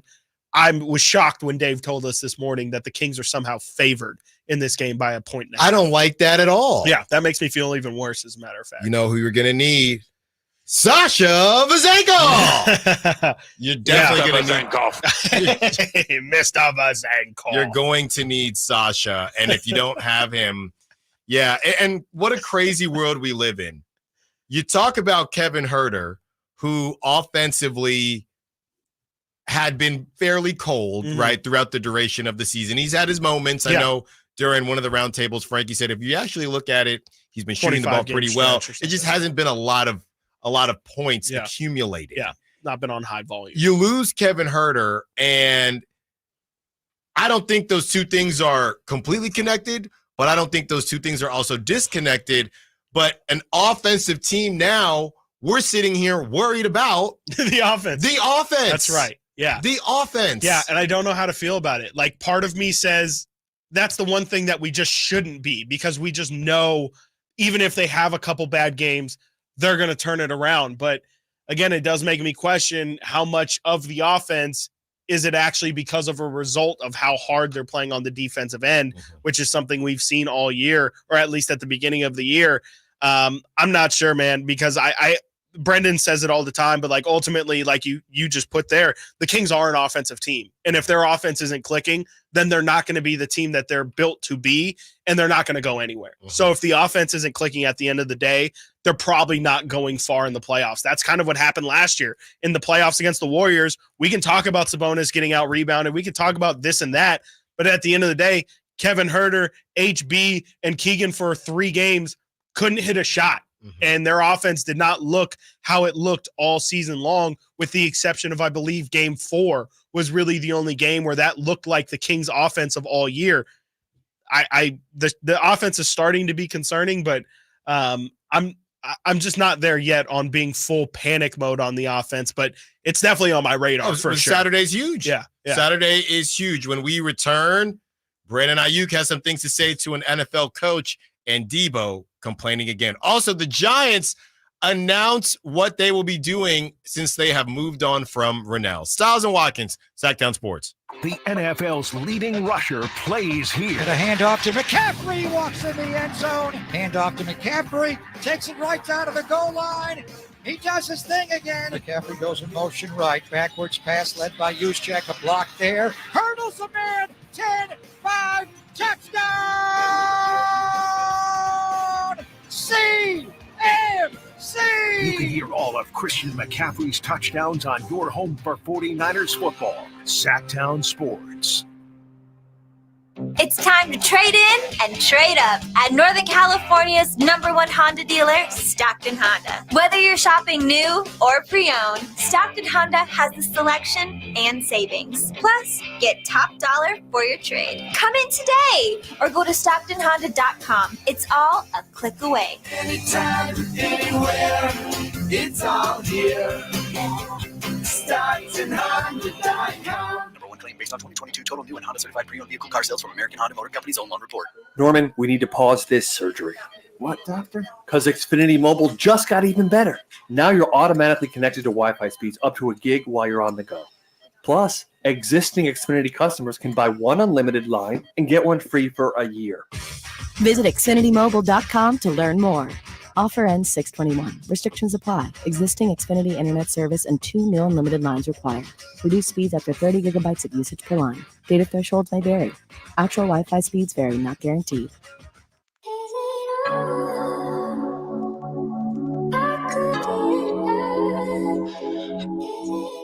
Sactown Sports. Call or text at 916-339-1140.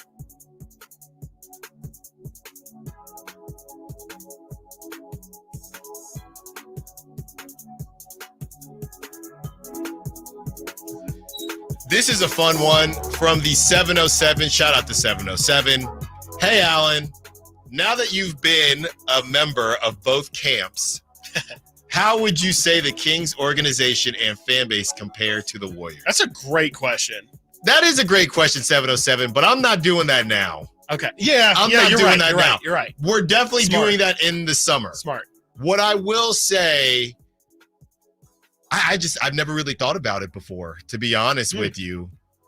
The difference, I guess, from a listener standpoint, I think that listeners with the Kings, just dealing with everything that they've dealt with the last 16 years, the feeling is a bit different. When I was in the Bay, that was during their run.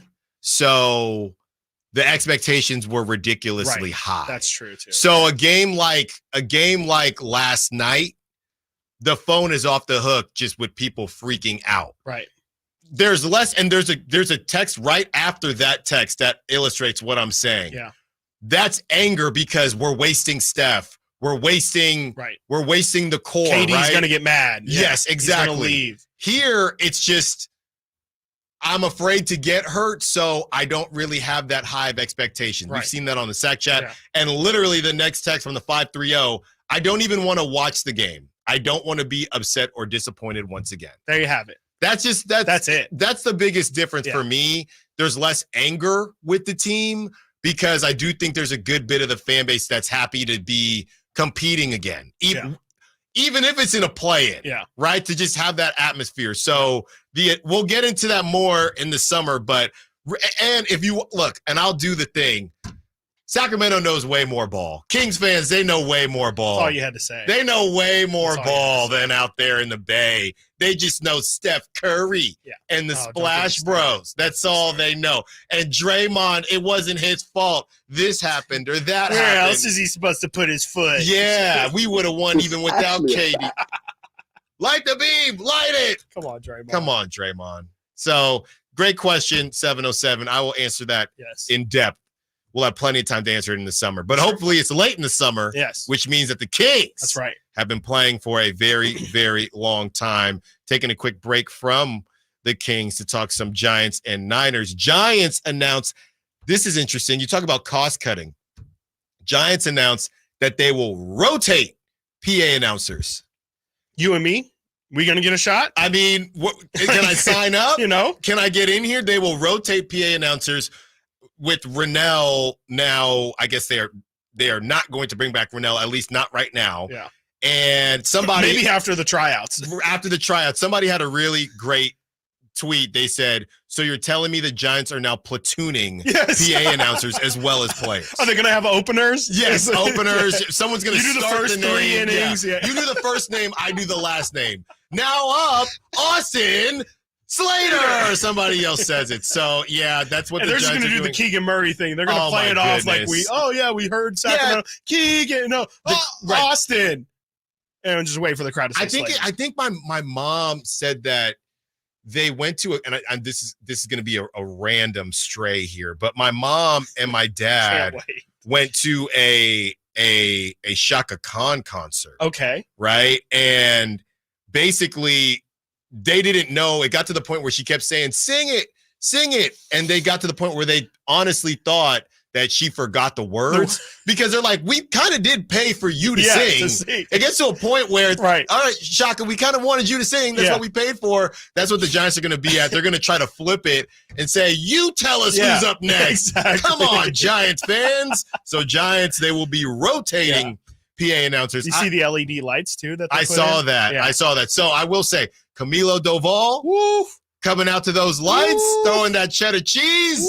You got spotlights too. Sign me up for that all day long. I hope we can get some of that in Sacramento. I'm gonna be at plenty of the games for the River Cats. I'll be at the game this Sunday actually when the River Cats take on the Giants. Me and Franco Cardo will be there figuring out what is going on with the Gigantes. I've been waiting to get to this Brandon Ayuk and Deebo Samuel stuff. So Brandon Ayuk, and the reason I've been waiting to get to it, is because if you listen to this show, you know that there is a laundry list of people that I get told that I resemble. Yes. Okay. And the list grows on and on. Sure does. I don't have to say what these people look like, but you can probably imagine there is a prototype or there is an archetype that I tend to, hey, you kind of look like that other guy with a beard and that similar length of hair and so on and so forth. So this whole thing came out that Brandon Ayuk looks like Mike Tomlin with hair. Yes. Or vice versa. Right. Mike Tomlin looks like Brandon Ayuk bald. Yeah. Do you think they resemble? I didn't until I saw the Photoshop. The Photoshop made me convinced because I think in the Photoshop they do both, if I'm not mistaken. They put the locks on Tomlin and then they shave Ayuk's head. Right. And I think the shaved Ayuk head is the one that really convinced me that, okay, there might actually be something eyes. there. It's the eyes. Could be. I think it could be. Yeah, they do have a little bit of like the squinted eyes a little bit. And like they do have a little bit of the same like facial texture almost too. So there's something there for sure. We're all part of the same exactly. miracle. That's right. Thank you, Vin. That's right. You're so right. then Ayuk tweets at Tomlin, okay, and says, hey, at Coach Tomlin, they're saying we look alike. What's all that about? And I don't think Tomlin responded. But on top of that, Chase Sr. and other Niners content creators and Niners media have reported that the Steelers are actually interested in Brandon Ayuk. Oh. So this whole thing is kind of taking a turn because that came out, and then Ayuk is tweeting at Tomlin. He's already,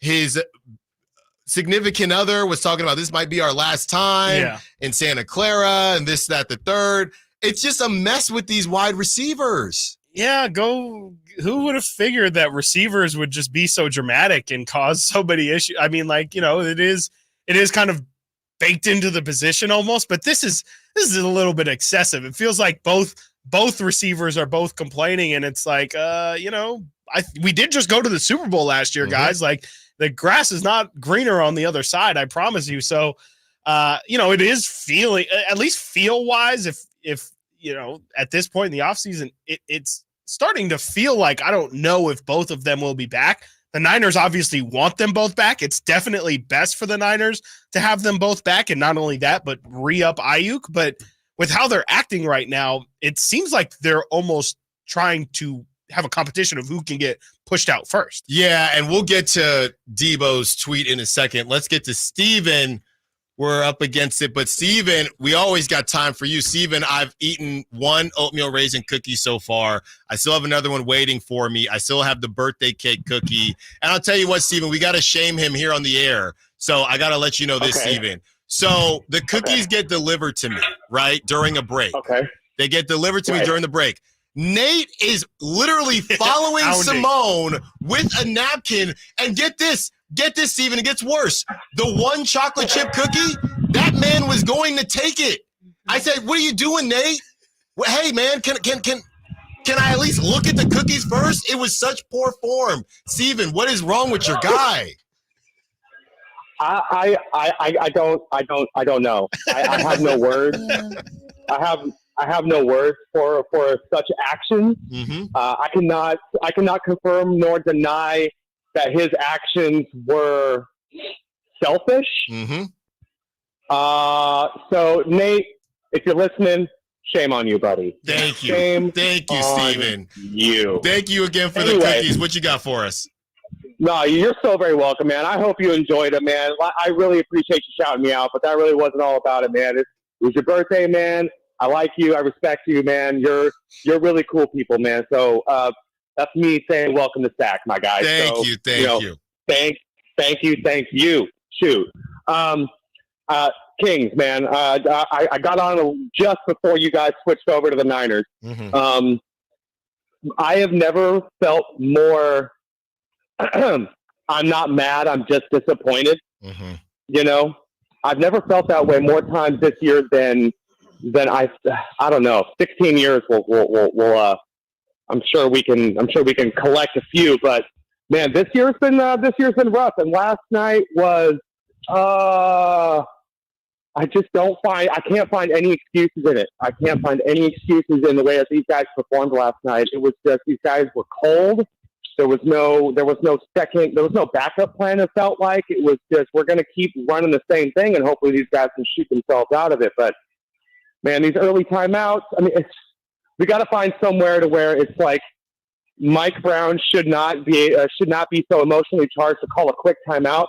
There was a discussion about finding that middle ground between, calling that quick timeout and doing something like Phil Jackson did, where he just never called a timeout. Right. You guys are professionals. Yeah. Figure this out. Exactly. So I feel like there should be a little bit of a thing between that. Thank you, guys. Thanks, Steven. Thanks as always. Have a good weekend. Yeah, there's nothing. There's nothing that we can really explain it. But you have Steven saying, don't call the quick timeouts. Then last night I saw people saying, how do you go 5 minutes coming out of the third without calling a timeout? He waited too long. So at the end of the day, you're a team with championship aspirations.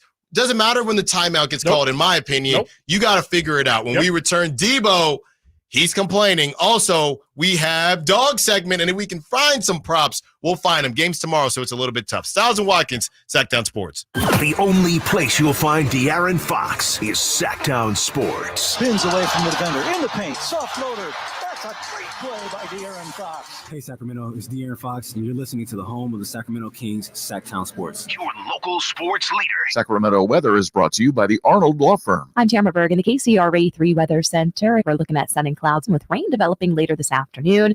Expecting rain steadiest at times from 9 p.m. until midnight tonight.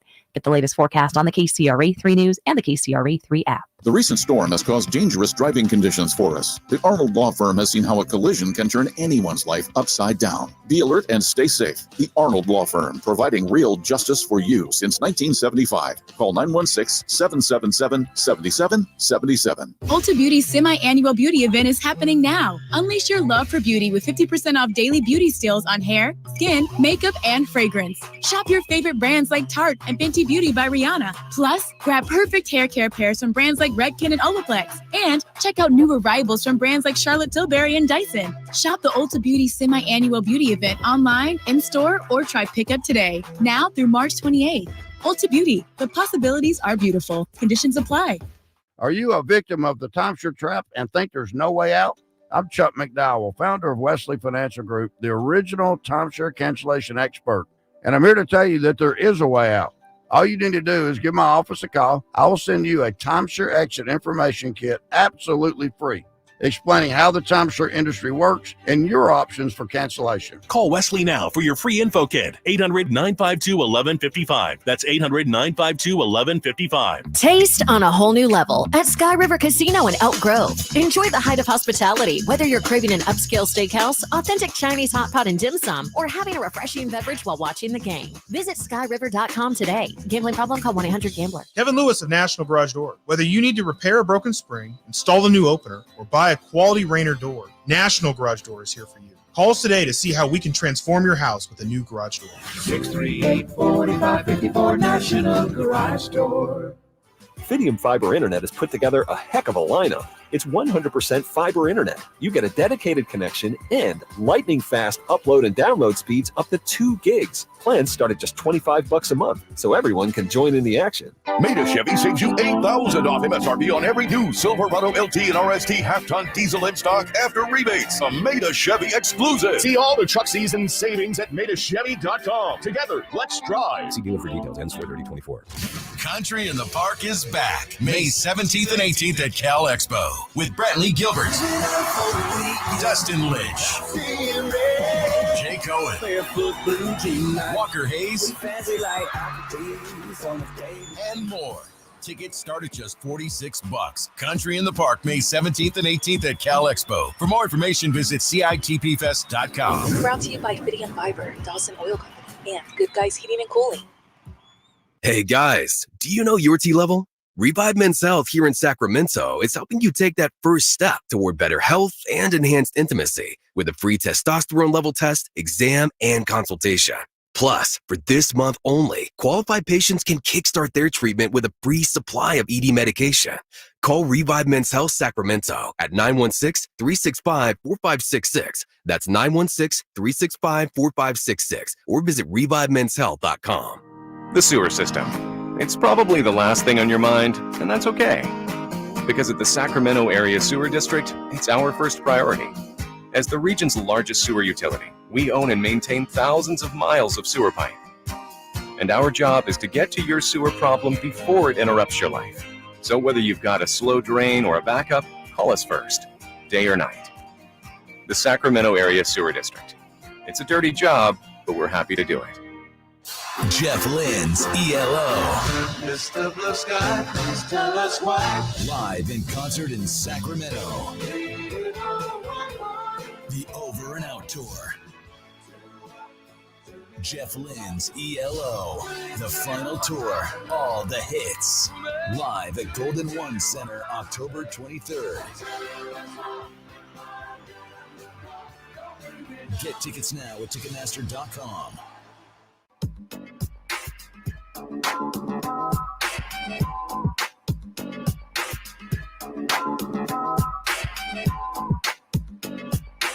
Live and local.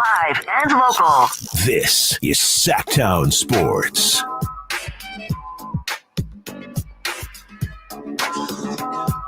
From the 916, my mental health doesn't benefit from being a Kings fan.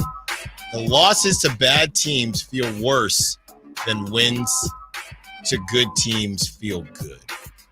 That's sad. I mean, that's what sports is, though, too. Yeah. It's like you lose way more than you win, and then you finally win, and you think it's going to be everything. And it is. It's really great. But then the next season starts and it's right back to square one. So, yeah, I mean, it's tough, but that's the life that we all signed up for. Not gonna win everything. From the 209, hey, do you remember how we couldn't score in the playoffs last year? In the offseason, we got Duarte and Vezenkov, who was supposed to help our offense. Coach Brown, proving through recent statements, thinks our offense isn't a problem, but he is always saying how we couldn't buy a bucket during the play-in, and we're going to need some scoring and, of course, help on offensive rebounds. So if Coach Brown doesn't think there's a problem, how are you going to fix it?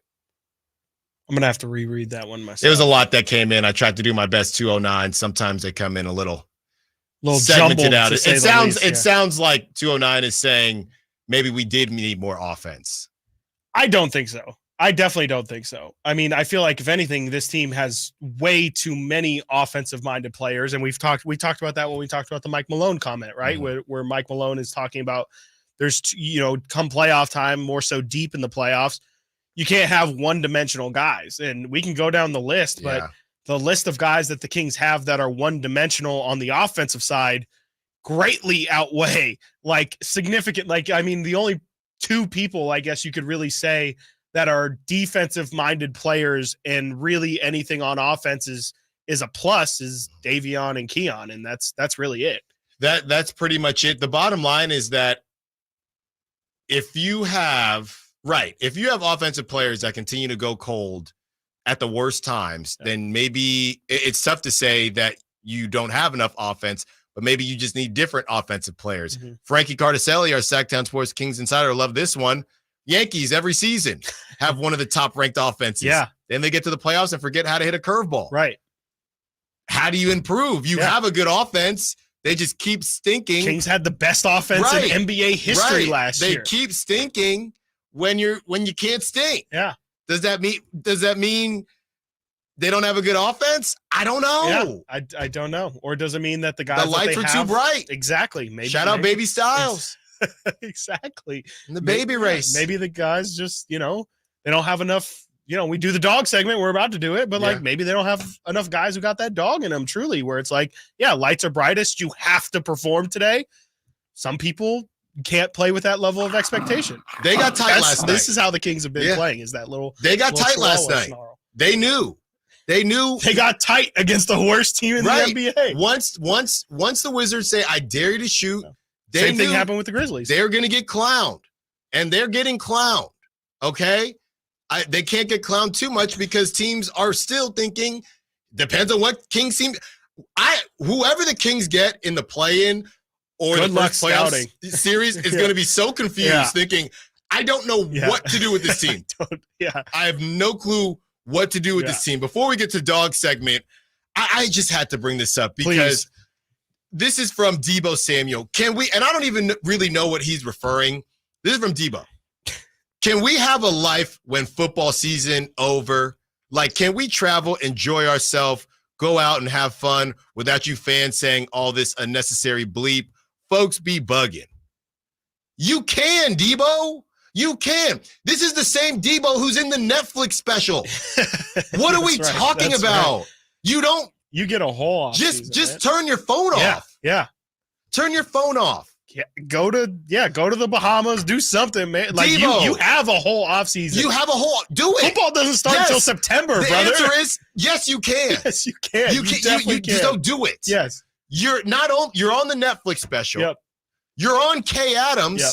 You're actively being in the public eye. Mm-hmm. Yeah. Do you really? Because Debo, it seems this isn't helping either. No, I'll tell you that. Debo, it sounds like you want to be talked about. Yeah. Because if you didn't want to be talked about, you wouldn't say anything. Exactly. You would just go to wherever it is you want to go, to Hawaii. Right. Go to Puerto Rico. Right. Go to wherever you want to go, buddy. Yep.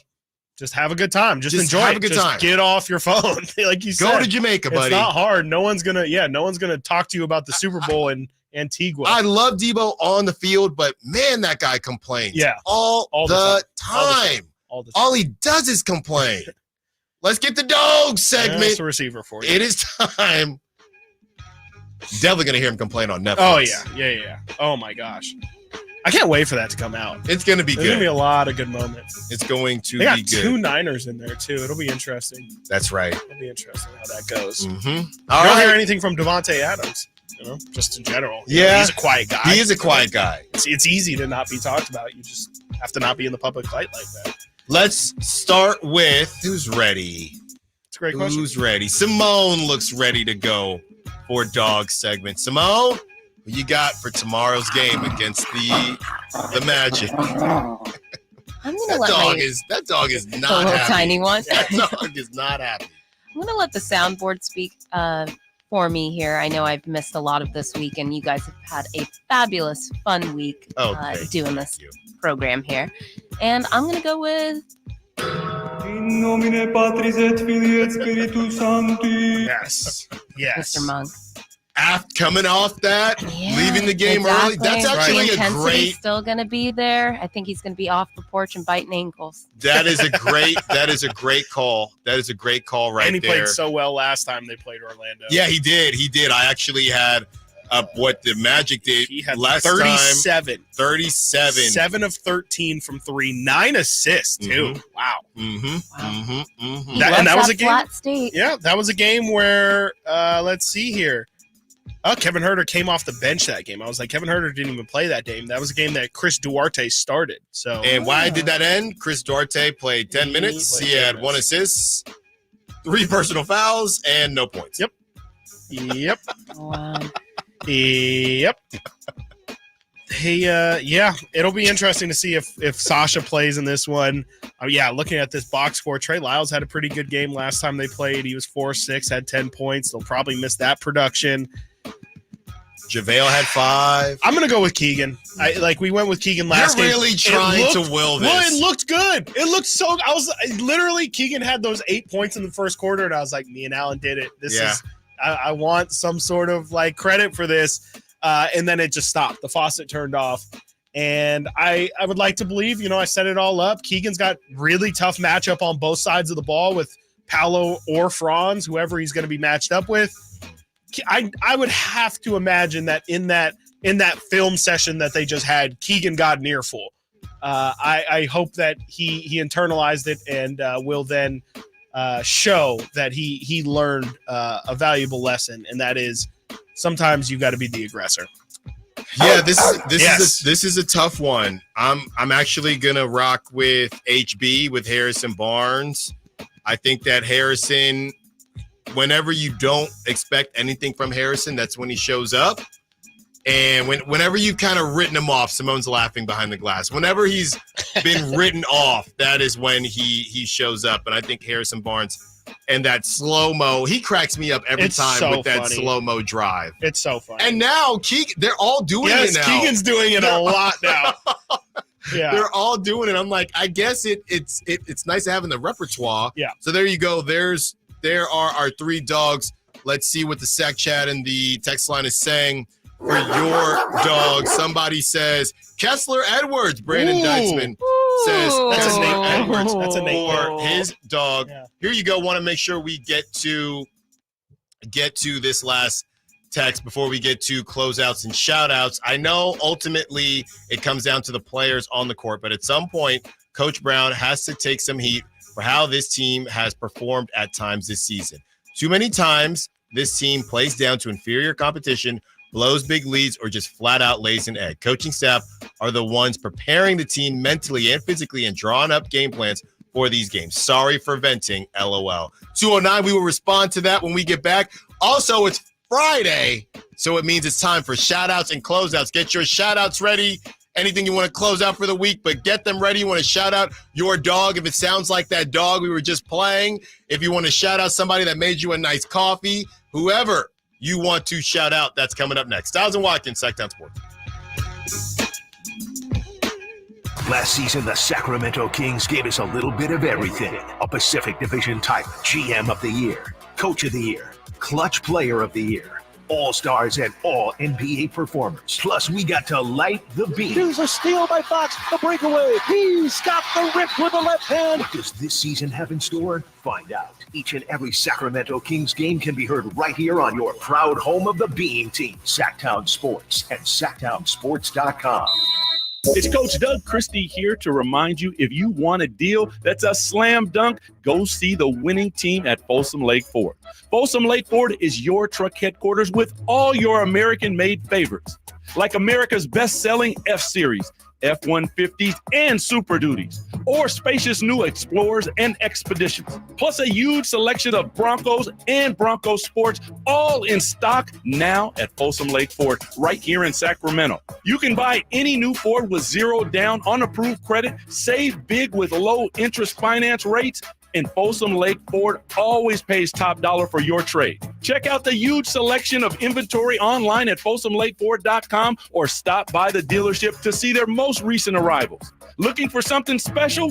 Give them a call and tell them Doug Christie sent you. They'll help you out. Hurry to Folsom Lake Ford in the Folsom Auto Mall, your trusted dealer, my trusted dealer for over 35 years and counting. Let's face it, nothing makes you look older than you really are than thinning hair. But what if you could not only increase your hair count, but promote new hair growth without surgery, without drugs with potential side effects, and without a prescription from your doctor? Well, now you can, thanks to a breakthrough new supplement called Hair Grow, provided by New Nordic, the #1 supplier of dietary supplements in Europe. Hair Grow is now available in the U.S. Only Hair Grow contains tocopilla, a powerful antioxidant that has received a U.S. patent. Multiple clinical studies show Hair Grow is safe and effective in promoting new hair growth. In one study, 95% of the patients using Hair Grow saw increased hair count. Don't lose more time and more hair. Try Hair Grow today to feel and look your best. Just go to newnordicusa.com or visit Walgreens or Amazon to purchase. Look younger and feel more confident with Hair Grow by New Nordic at newnordicusa.com. Dr. Ken Howachek and kinesiologist Kelsey Graham discuss the Good Feet store. The foot has a lot of detail. It has a lot of complexity. There's a lot that can go wrong. A lot of problems start in the foot and end up elsewhere. Knee pain, hip pain, back pain. When aligning the feet properly, we can see relief elsewhere. And that's the beauty of the Good Feet Arch support. It can place the feet into their ideal position and gives them the balance, the support, the comfort, and the relief of the pain. The bottom line is that the Good Feet Arch support can be a highly effective pain relief solution when nothing else has worked. The feet have a really big impact on how the rest of the body moves. The knees, the hips, the lower back especially. If the foot isn't properly aligned, all of these joints are going to function incorrectly. That results in a lot of muscle tension and chronic pain. What I really like about the Good Feet system is that the right arch supports can put the foot in its proper alignment. So all the joints of the rest of the body will be aligned properly as well. And when the body's aligned, we can reduce the risk of injury and chronic pain. Visit the Good Feet store in Sacramento, Roseville, Modesto, Stockton, and Vacaville for a free fitting and test walk. The weather's warming up, spring is here, and so is road trip season. And if you're saying, yeah, sure, I would love to load everything up in my car and hit the road and go on a long road trip, but I don't trust my car. It's not dependable. Well, then go see my friends at Elk Grove Kia. They'll get you into something dependable and super affordable, like a brand new 2024 Kia Forte LXS for $19,988. Yep, at a time when the average new car price is over $48,000, Elk Grove Kia can get you into a brand new car for less than half of that. This car's loaded with automatic transmission, an 8-inch touchscreen with rear camera. It's got advanced driver assistance system, so it's got tech and safety. And again, this brand new 2024 Kia Forte LXS can be yours for only $19,988. Only at the #1 Sacramento Kia dealer, Elk Grove Kia, in the Elk Grove Auto Mall, and online at elkgrovekia.com.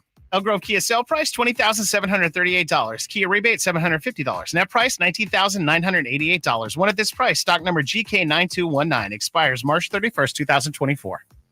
The Arnold Law Firm has seen how an injury can turn anyone's life upside down.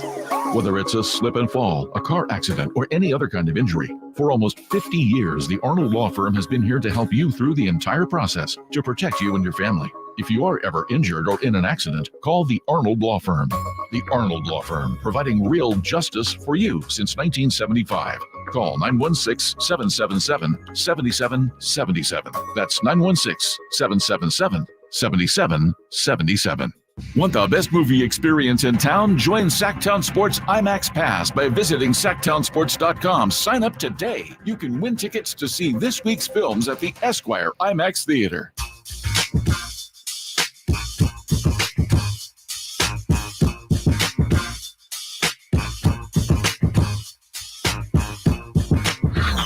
Sactown Sports. Check us out on YouTube. Search Sactown Sports and subscribe. Shout outs and closeouts. Get them in 916-339-1140. 916-339-1140. You want to shout somebody out going into the weekend on a Feel Good Friday before the rain comes in. Shout out to all the winners this week. Hannibal Buress tickets. Enjoy yourselves tonight. Not too much, but enjoy yourself. I'm going to go to that show. I'm You're excited. going tonight. Yes, I love Hannibal. There you go. There you Big go. Broad City fan. Go say hello to Simone. Oh my God, he's so Simone good, Broad will City. be in the building. Go say hello. She loves that. She'll do photos. Yeah. Simone will do photos and availability. Of course, Yeah. please. Right after Hannibal. Right after Hannibal. Right after will be Hannibal. first, and then Simone's the main act. There you go. We'll get your shout outs and closeouts ready. You know the line, 916-339-1140 on the Sac Chat as well, and we will read them off before we respond to what we got from the 209. Let's hear from Tin, who wants to be a part of the conversation. What's up, Tin? What you got for us? Hey, shout out to Wiz Khalifa. When Sacramento is doing good, Sabonis gets name dropped. You know, Sabonis, Sacramento, they get referenced in Wiz Khalifa's new song. He has with a couple other people. Yeah, look it up, guys. It's on Spotify. I was so happy when I heard it because I was just recently at the Wiz Khalifa concert in Irvine a couple months ago.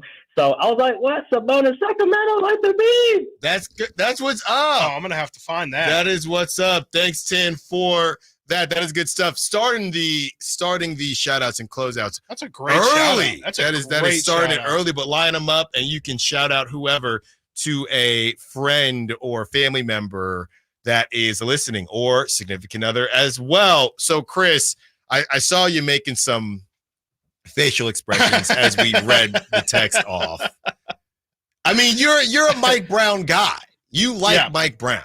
And what I'm a crime. I'm not a not Mike Brown guy, but I could tell from when we started doing shows together that you really like Mike Brown, and why wouldn't you? Right. He's brought you somewhere that you have not been in a very, very long time. I've also seen some really bad coaches, and I know what it looks like when the Kings don't have a good coach and what it looks like when they have a coach who has their ear. And I've truly not seen a team or a coach have a team's ear the way that Mike Brown has, at least here in Sacramento. I've not seen the amount of respect, which is something we talked about earlier, but just the belief in somebody in the same way that these guys truly do believe.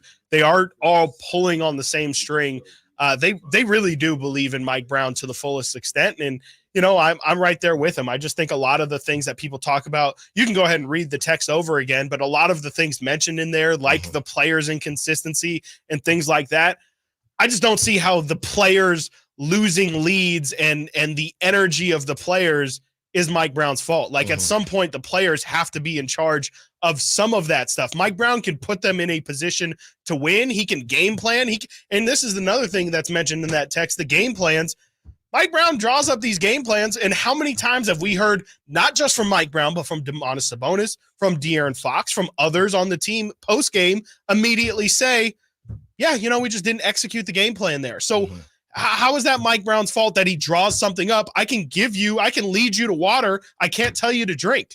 And that's a lot of the time what I feel like goes on is Mike Brown tells these guys, hey, you know, we've got these hot shooters that we're going to focus in on. Don't let them get open. We're not trying to give up any middle drives. Those are really their base core principles on defense. Whether or not those guys decide to pay attention to those scouting reports or actually go and execute them is a completely different thing. I just don't. I think that it's easy to blame the coach for a lot of things. I think when you really look at the situation sometimes and try and hold everybody accountable, I think more times than not, I think it ends up falling on the players. Let's use yesterday as an example. Yeah. Let's use yesterday as an example. The game plan comes out, hey, guys, you're going to defend us this way. We're going to get a ton of open looks if they defend us this way. They got a ton of open looks. They missed said open looks. Hey, guys, we got Kyle Kuzma. We know we got to deal with him. We got to deal with Jordan Poole. We got to make sure we take care of business. Jordan Poole didn't really do too much. He was missing some bad shots. That's just an evergreen statement with Jordan Poole. Kyle Kuzma, okay. Keegan, can you handle Kyle? You're really the guy that we have to do that. Keegan can handle him. Okay, Keon, we haven't really seen you against a lot of different wings. Can you handle him? Keon can handle him. They didn't have that ingredient. Yeah, exactly. They just didn't have that ingredient to cook with. They didn't have an answer. And he was searching. I would be more upset if Mike Brown is just letting Kyle Kuzma cook him and they're not doing anything. But he literally went to Kessler Edwards, who he has not gone to all season long. And he was like, I'm looking for an answer. I think Kessler can be an answer. And you know what happened? Kessler was a pretty good answer. Yeah. The Kings' best stretch of basketball happened because Mike Brown decided to say, you know what? I usually don't do this, but this feels like the right time to do it. And it worked out for that 21-2 run. If anybody could make a shot yesterday, we'd be saying, wow, Mike Brown changed the momentum with Kessler Edwards and flipped the whole game. But because everybody was a brick, nobody is talking about that move that Coach Mike Brown made. Let's hear from Steve, who wants to be a part of the conversation. What's up, Steve? What you got for us? Oh, so just real quick, I'm really want to get y'all's opinion. I'm not a big Kevin Huerter fan because he's so inconsistent. Mm-hmm. So it's horrible that he got hurt, but at the same time, I'm like, in a kind of way, cool, because we can get those guys off the bench, and I feel like they're more athletic. So, and I want to get your opinion on that. And then the second thing I might get your opinion on, and this is more for next year or next season. If Domas, he holds the ball so long and he's wide open, he won't even shoot because he's so busy trying to pass the ball. And sometimes he passes it and it's a turnover. But imagine if that guy could just do a mid-range shot. And if he took more shots and hit them more often, that would open up the people around him so that there'd be better shots for everybody else. And I'm taking off the line. And what do y'all think about that? Thanks for the call, Steve. Yeah, both great questions. We have about 3 minutes left in the show. So quickly, I will say Domas, he has been shooting the mid-range more. Yeah.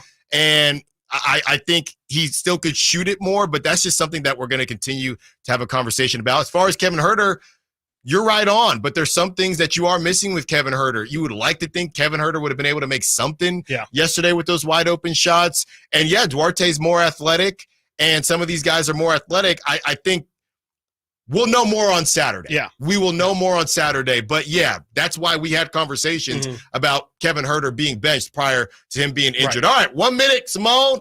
Let's get those shout-outs in. I have them. There you go. That's how you got to end it. There you go. That's how you got to end it, Simone. What a week, man. I want to start off the show because I want to shout out this show, as we've been saying all week, the fastest growing show in the area, maybe even in the world. Who knows? Those numbers are still coming in. But this has just been a great week of the show, man. We had Alan's birthday this week. We had finding this song from Malik Monk, I thought was a big moment. It's been a great week for the brand here. Yes, great week for the brand. Quickly, I'm going to shout out all my fellow March babies. It's just a great time to have a birthday. March Madness, baseball starting, basketball is actually hot to trot right now. I know no football, but the draft is coming. Shout out all my March babies, Pisces and Aries. We don't discriminate. Nice. Simone? My brother and his bride-to-be are going to be getting engaged this weekend, and I can say that because it's already out there. There you go. I was so confused. I was like, wait a second, Simone. No, they're doing a very traditional Ghanaian ceremony where my mom actually has to go over to Atlanta, ask for the hand in marriage. It's a whole thing. Wow. Shout out to them, and also shout out to people who write birthday emails for ungrateful coworkers. Okay, here we go. Shout out to Steven as well with the cookies. The 209, shout out to my son's basketball team, Jimmy 510. Shout out to my niece's dance team competing this weekend. Wow. 916, shout out to Mr. Pickles. I eat there way too much from another 916. Shout out to the River Cats. I'm going to the game this weekend. I will be there as well. And shout out from the 209, shout out to Oakland. I'm the only one that had them picked in my bracket. There you go. Enjoy March Madness. Great week, everyone. Hopefully Kings get a beam tomorrow, a Magic, a Disney World beam in Florida, in Orlando. Until Monday, secure the bag, light the beam. The Drive Guys are next. Malik Monk plays here. Started left, goes right, steps back, launches the three. Nothing but net. Oh, that was just filthy. Oh, my, that was sweet. Sactown Sports is your proud home of the Sacramento Kings. The team's